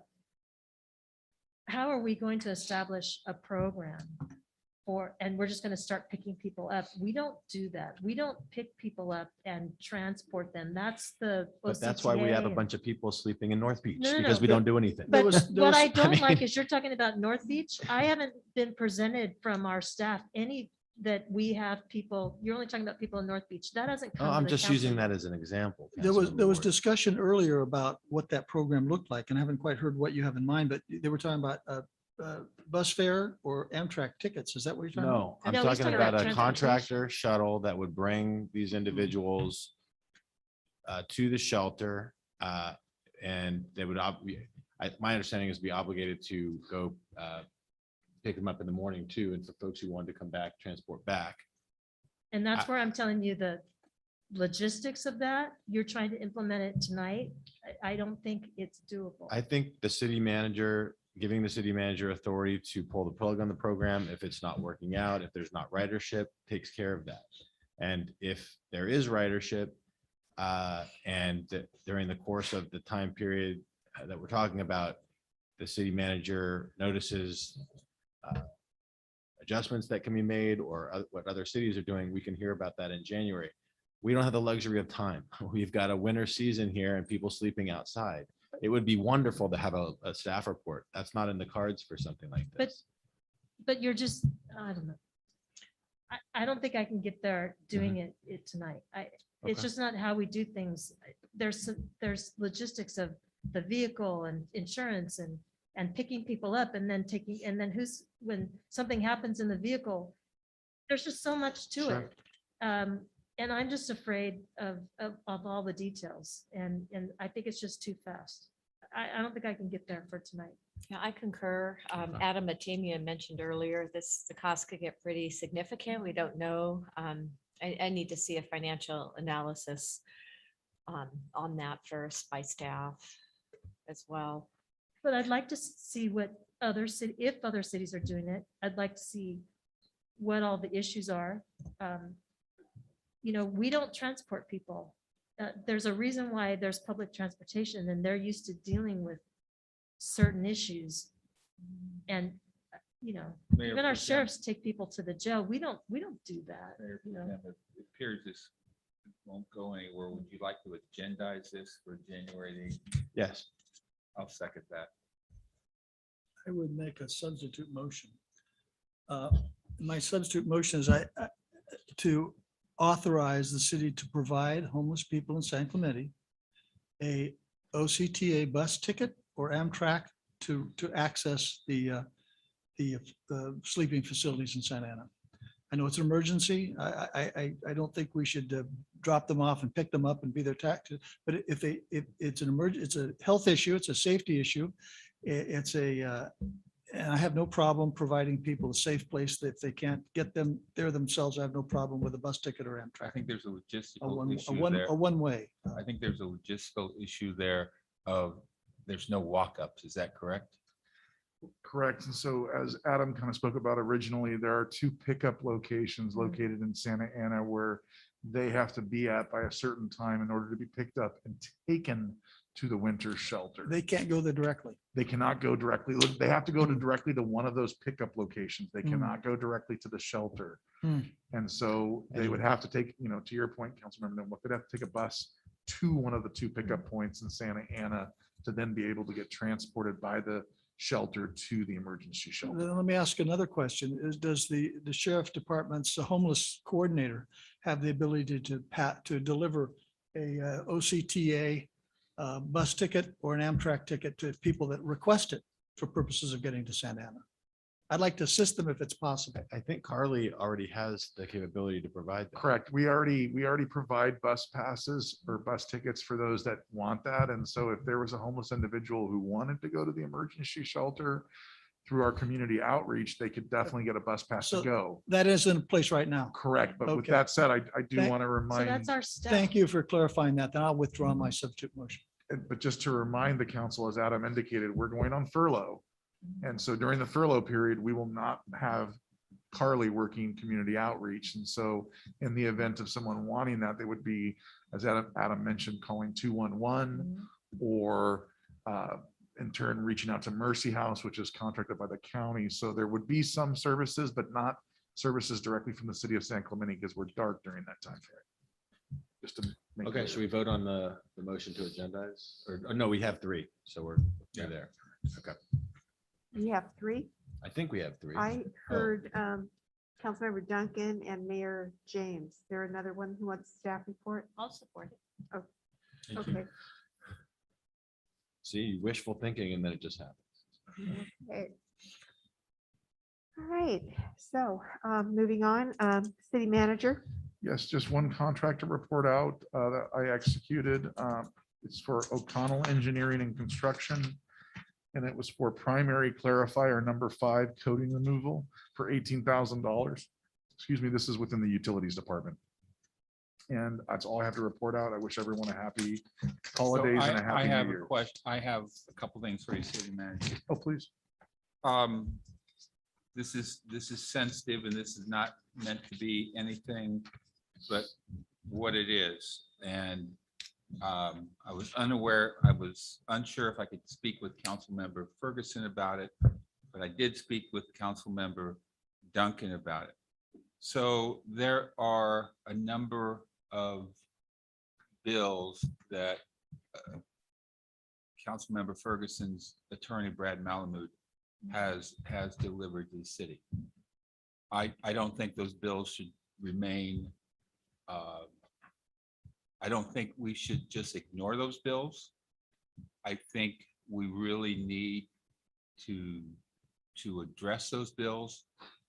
I would like to agendize and have a staff report on those bills. I'm unsure whether it's 65,000 or 85,000, or if there's a $65,000 and $85,000 bill totaling 150,000. I don't know. And you don't have the authority to pay those bills. And additionally, there's a lot of BB&K legal work that has been done in response to inquiries Mr. Malamud has made. I would like to understand how those have caught, what the cost has been, how much the cost has been, what we can do to put an end to this, if you will. I think we need to put it behind us. We're getting ready to go into a new year. Excuse me, City Attorney, I think he's getting carried away. This is an item for a future agenda. And we need to get it on the agenda. He Okay, needs someone to let's- support him to place on the agenda. We're You- talking you- legal you've made- bills. you've made for- I made my point. Mayor James, so Thank you. let's. I'm just trying to help. I Otherwise, thought we were on I'm council gonna have comments. to. Are we on council not on comments or is the council city comments? manager? Well, I was City on. manager's done. No, but he can propose an item. Anyone can at any time So during the I meeting. will save it for council comments. Well, I mean, Which- we could vote on whether to agendize this or not. You've made that. Okay, it's my motion to essentially. Is there a agendize. second? And let me understand the motion. Is it the 66-page letter we got from Brad Melba that included the bill? Is that what you're talking about? Or is Yeah, it I think something so. else? I think so. Can I add, am I able to add to that if it's going to be a staff report? The staff Request? report will be if there are 3 people who get behind it, right? Right, Right. So. yeah. Do we have To- 3 for that? Just a Yeah, staff I'll report? support that. But to agendize it. Yeah, Yeah. yeah. Okay, so I would support it also. Okay. But in addition, there's been multiple PRA requests. I'd like to know what those costs have been in addition to the legal billings that have been mentioned. And for any of that. Include it whatever he's all. talking about. This is all in response to what the city manager did in terms of investigating me. So Okay. wouldn't Well, have ever now had we're to going off happen topic. had he not done that. We're So going off topic. So that's So what in I would my ask motion, too, I will include. because that, that's costs. The PRA. I'd like to see what they are. So this is going to be a discussion. Now we have 3, so there's a staff report. Staff in the staff report report. Okay. of the what next those meeting. costs are. Yes. for the next meeting. Okay. And the next thing I'd like to have from the city manager is, where do we stand with masks? What, is the city going to enforce the state mandate? I hope not.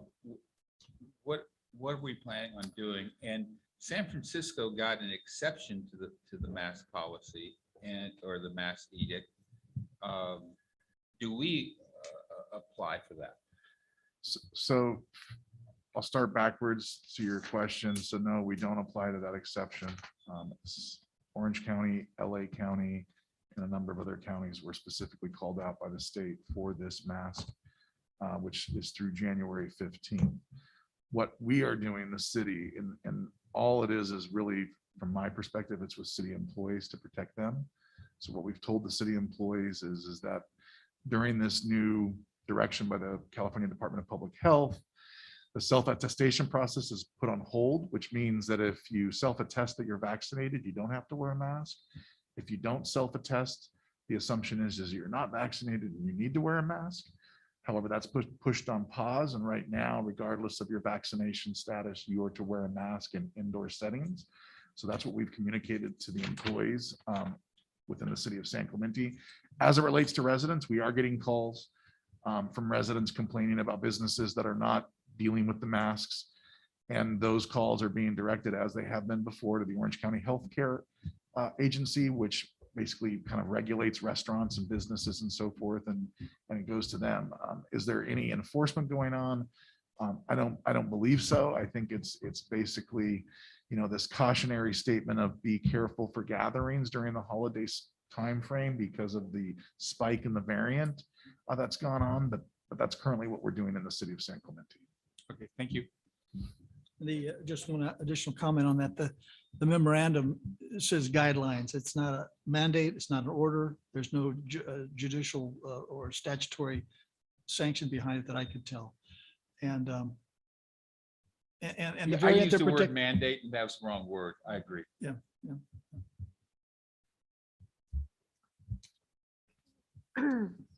City attorney. I have no report. Thank you. Okay. Right. Next item is update to council appointees. Did we finish council? We have none council member None comments. council yet. Okay. I have one comment. This city for a number of years has looked at the intersection of Palizada and Estrella, the Arco gas station that's right across from Valera. I understand that there's been a lot of discussion over the years and we haven't made any progress with Arco or the current owner. And I'd like to, as a city, I'd like to see us move forward. That is a real bottleneck intersection. It's extremely difficult coming off the freeway. The lanes are limited. I'd like to see us really do a full court press with the owner. And if the owner's not willing to talk or do anything, I really think we ought to consider maybe an eminent domain action to do something with that lot. So I just want to bring it up just to throw it out there and see if anyone wants to talk about it, agendize it, So Mayor, direct staff. I think that that's something that he should ask to be agendized, but not say what he thinks or. Well, that, I or just, Okay, well, actually- that's where my request. Is there support to agendize it? I'll second that. Okay, and I guess we don't Do need a have staff. third? I don't know that we need a staff report. I don't know what they could report on because No. You agendize it for discussion. I'll agendize it for discussion. Okay, very good. One other thing I have is just wanted to ask on the desalinization issue. I've had a briefing with the Orange County, South County Water District. I'd like to see the council begin to think about moving forward and not moving forward with that project. And I don't know the status of the other meet and greets with the Water District. I don't know if that's occurred, but I'd like to see if it's possible, some analysis in that direction. Is that the one I missed? You have a rescheduled one. I have it believe. rescheduled. So when those meetings are done, I'd like at least to have a discussion among us to whether we need to move forward or not. I think it's important, but I want to know what my colleagues think. Yeah. Mayor Pro Tem. Yeah, 2 points as we head into the new year, sort of procedurally, that I'd like to get support to potentially agendize. One is a strategy session where we set the city's priorities for the year. We come together, it's going to be public. Other cities do this. If we could identify, the strategies that we're going to focus on for a year, it would really help, I think, be a good framework for staff to work under. It'd be a good discussion point when we're discussing any item. How does this fit into the priorities that we're focusing on? If it doesn't fit into the priorities we're focusing on, should we be talking about it or going down that route? I just think it's a good proactive way where we can avoid just sort of being reactive and putting out fires and instead kind of get ahead of it and think about the things we want to accomplish, in this case, next year. So we would have this early in the year, it'd be open to the public. We would be discussing and coming to conclusions. We might use a whiteboard and figure out, use dots or whatever to try and get, support for different things. But I'd like to see if anyone would get behind that as a way of kind of making a more systematic approach to what we're going to try to accomplish next year. I think it's a great idea. Yeah, that's a good plan. We used to do that here till about 8 years ago. It was very effective. Yeah, before Miss Ward was on council. No, I've done it. It's always part of the long-term financial plan, I believe, in the budget. it And was so you could ask actually- for that to come back, but it's Yeah. always, when we do it, as we're looking at the CIP projects and things like that, and we used to prioritize the Yeah. CIP project. It was called Vital Few Priorities Workshop. It was done on a Saturday. It was excellent. Different from LTFP. I think we just need to agendize now the discussion about what that might look like. So that's all I'm looking Yeah, for. I'll that- second. I saw, okay, Very good. good idea. The second thing is sort of along the same lines. I think we can do things to streamline our meetings by maybe reorganizing a little bit, maybe even getting an agenda with timeframes so people know when their issues are going to come up. So that they only come, they have a better idea of when they can show up for their given items.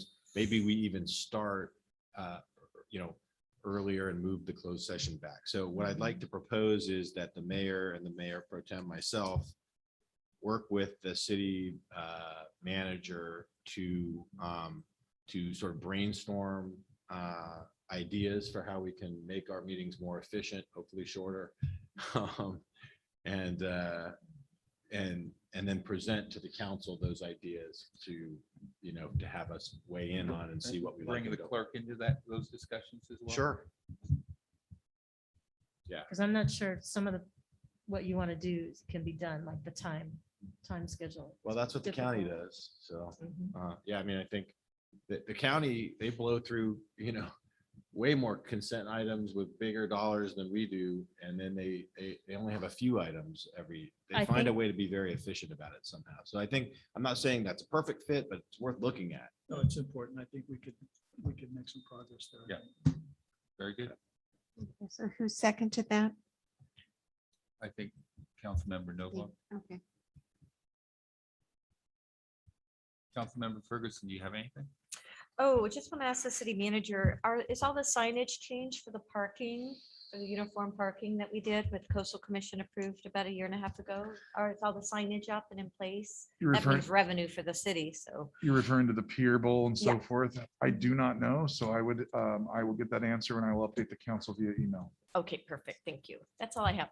Thank you. Councilmember Ward. No, I don't agendize things. That's how we keep the meetings down.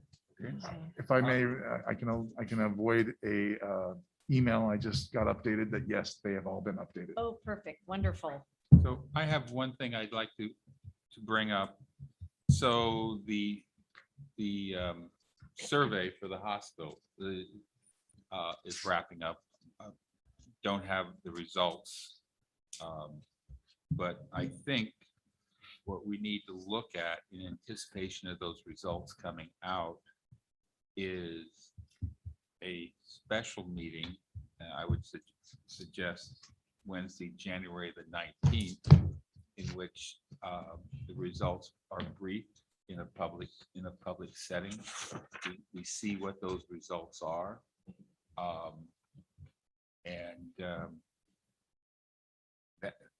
That's my motion to in anticipation of the survey results, have a special meeting, discuss to be briefed on those results, understand those results, and formulate a plan on what we're going to do with those results. I think that's probably a good idea. If I could request a copy of that survey, I've had comments from lots of constituents about it. I haven't seen it. And so if there's a copy of it floating around somewhere, ask staff for it and they didn't have it available. So Mhm.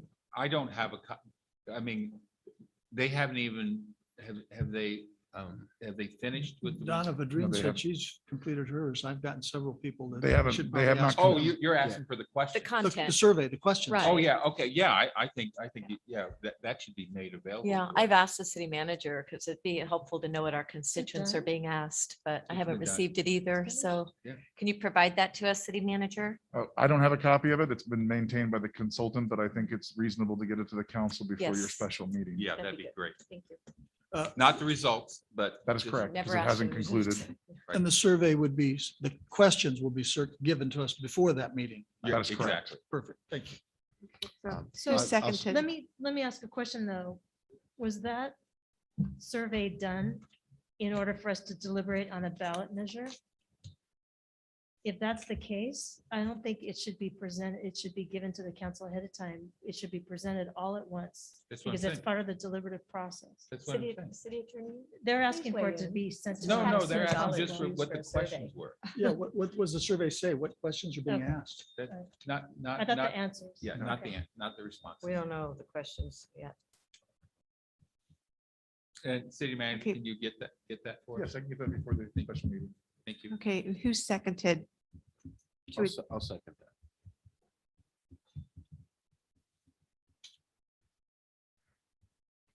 We still have several ordinances to get through that we have to read. No. Now appointments. Just one question though, that wasn't on the agenda. So we're agendizing it. The next meeting would be January 18th. The special meeting Yeah. would be on January 19th. Do we really need a special meeting? Can't we not do that at a council meeting? Is there so much on January? I think There there's- shouldn't be. I 'cause think there's we gonna be a haven't lot been- of public comments. I would, People aren't going to be ready in January to comment on it. It's just letting you know. They're coming out of the holidays. It's not bad to have it. I Yeah. just don't think that should be the only meeting we have public comments on. well, People are going to be out of town. I have people contacting me that have had strokes and want to know what's coming up. I just don't think they're going to be ready by January 19th. The 19th is on a Wednesday. We have a Wednesday. meeting Tuesday. okay. And make it- January 19th would be a planning commission meeting Oh. too. So that's another. Okay, so what about January the 20th? Thursday, the 20th. That gives us the 24 hours notice on special meeting. I might have a OCFA meeting, but I'm not sure. This When is, is that? this Thursday? is something that this is, I think It's important. this is very important. We had talked about that Friday before the meeting Mm. as a possibility. In the afternoon. January 7th, I think. or the No, not it the would be 7th, but 14th, maybe. The 14th. 14th, yeah. But the reason why we don't have any council meetings is because staff is off starting from now until January 3rd or so. Well, this is not particularly going to require much staff work. This is the vendor putting together the survey. It's part of the process. We'll be getting the survey results and digesting them and Yes, seeing where maybe we go talk- from maybe there. Talking about what they mean, yeah. May I suggest, Mayor, Monday, January 17th? The day before. Rather than have Oh, a it's special, federal holiday. It's MLK. Mr. Mayor, rather than having a special meeting, if we're just getting the survey results and discussing sort of how we move forward, couldn't we just put it on the regular agenda? And it's How- important and it'll take a lot How of about time. we but- have a special meeting on Tuesday before our council meeting? Madam Clerk, would that work? Works for me. You could do that. So So there's January a 11th. So we of no start at closed 4 PM. That gives us a 2-hour meeting. Well, the closed session would be at 5, so maybe 3, if you wanted to. Start at 3. 2 hours before. I just think this is, once we have these results in hand, we need to move forward. So 3 o'clock on the 18th 3 o'clock on the 18th. works for me.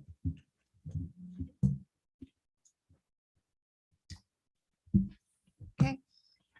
So next item are the council appointees to regional commissions, committees and boards. Council updates this list every year. So if you would like to go through and make any changes, and I will say that Councilmember Ward is currently the city's representative to the Orange County Fire Authority. If a change is made to that appointment, that particular appointment needs to be done by resolution.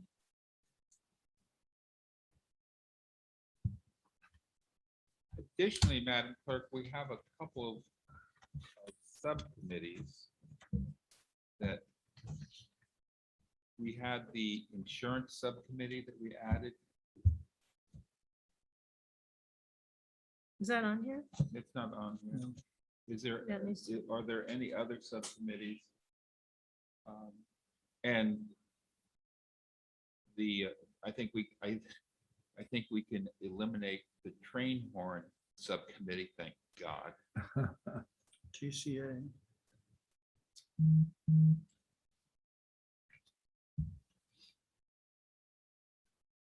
Do you want to go through them in order? Make any changes? I will ask the clerk, we're about 2 minutes away from 11 o'clock. Yeah. And so it does require a vote of the council to continue, just as a matter of protocol. Do we have to do these appointees? Can we, No. can we defer these appointees? Yes, you can. We can bring them back on the 18th. So I move, we move this. to- Well, let's put, does anybody want to change? I mean, We usually talk about it. I know, but I just want to note a revision if we're going to talk about this, the SCAG, General Assembly. There's no, I just want to make sure that it's changed. There's no annual fee for that. I attend the meeting, but there's no pay. Just please, just no pay. Thank you.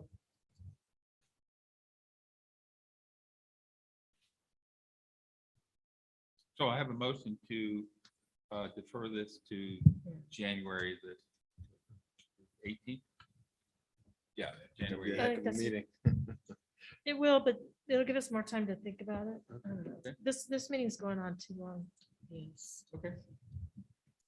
I'll make the motion, the Lois Lundberg motion to extend. Is that, there you go. is that in order? Do we pass the other motion to defer? Only, yeah. I We have think some we other are. items. Yeah, Only to extend it to do the resolutions, so extended ordinances. for 15 minutes to do the rest. the ordinances. The that's it. ordinance. But we haven't done the motion on deferring this item. No, I know. I'll second it to defer it to January. You know, we added tonight we added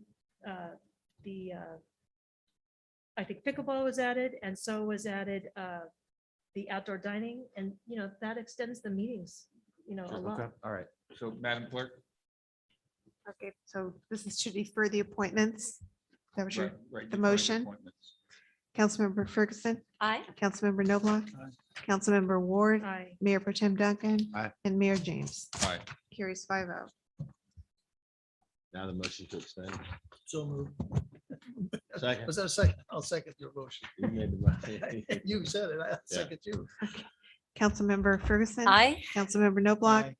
Councilmember Ward, Aye. Mayor Pro Tem Duncan. Aye. Mayor James. Aye. Carries 5-0. And Mayor, I'll take the first one. Okay. I move that we adopt ordinance number 1720 entitled an ordinance of the City Council of the City of San Clemente, California to approve and adopt amendments to the City of San Clemente Municipal Code Title 17, zoning, updating erroneous permitted use table placement and definitions for consistency with the general plan and state and federal law. Second. Madam Clerk. Councilmember Ferguson, Aye. Councilmember Noblock, Aye. Councilmember Ward, Aye. Mayor Pro Tem Duncan. Aye. And Mayor James. Aye. Carries 5-0. I'll move that we adopt item 12B, ordinance number 1721, the second reading, water discharge pretreatment and source control program, pages 12B1 through 12B60. And that we adopt resolution 1712, an ordinance of the City Council of the City of San Clemente, California, amending chapter 13.28 of the San Clemente Municipal Code related to waste discharge pretreatment and source control program. Second. Councilmember Ferguson, I just wanted to note it's ordinance 1721, not 1712, but I'm an aye. Councilmember Noblock, Aye. Councilmember Ward, Aye. Mayor Pro Tem Duncan. Aye. And Mayor James. Aye. Carries 5-0.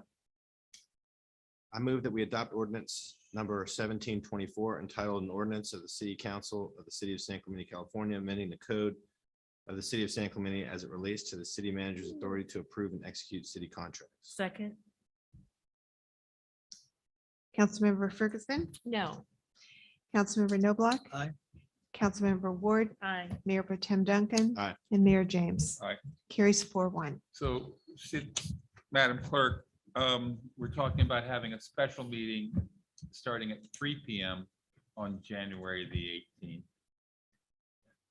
You want me to read that into the motion? Yes, that would make it an adjourned regular meeting. So you're adjourning to an adjourned regular meeting to take place on January 18th at 3 PM.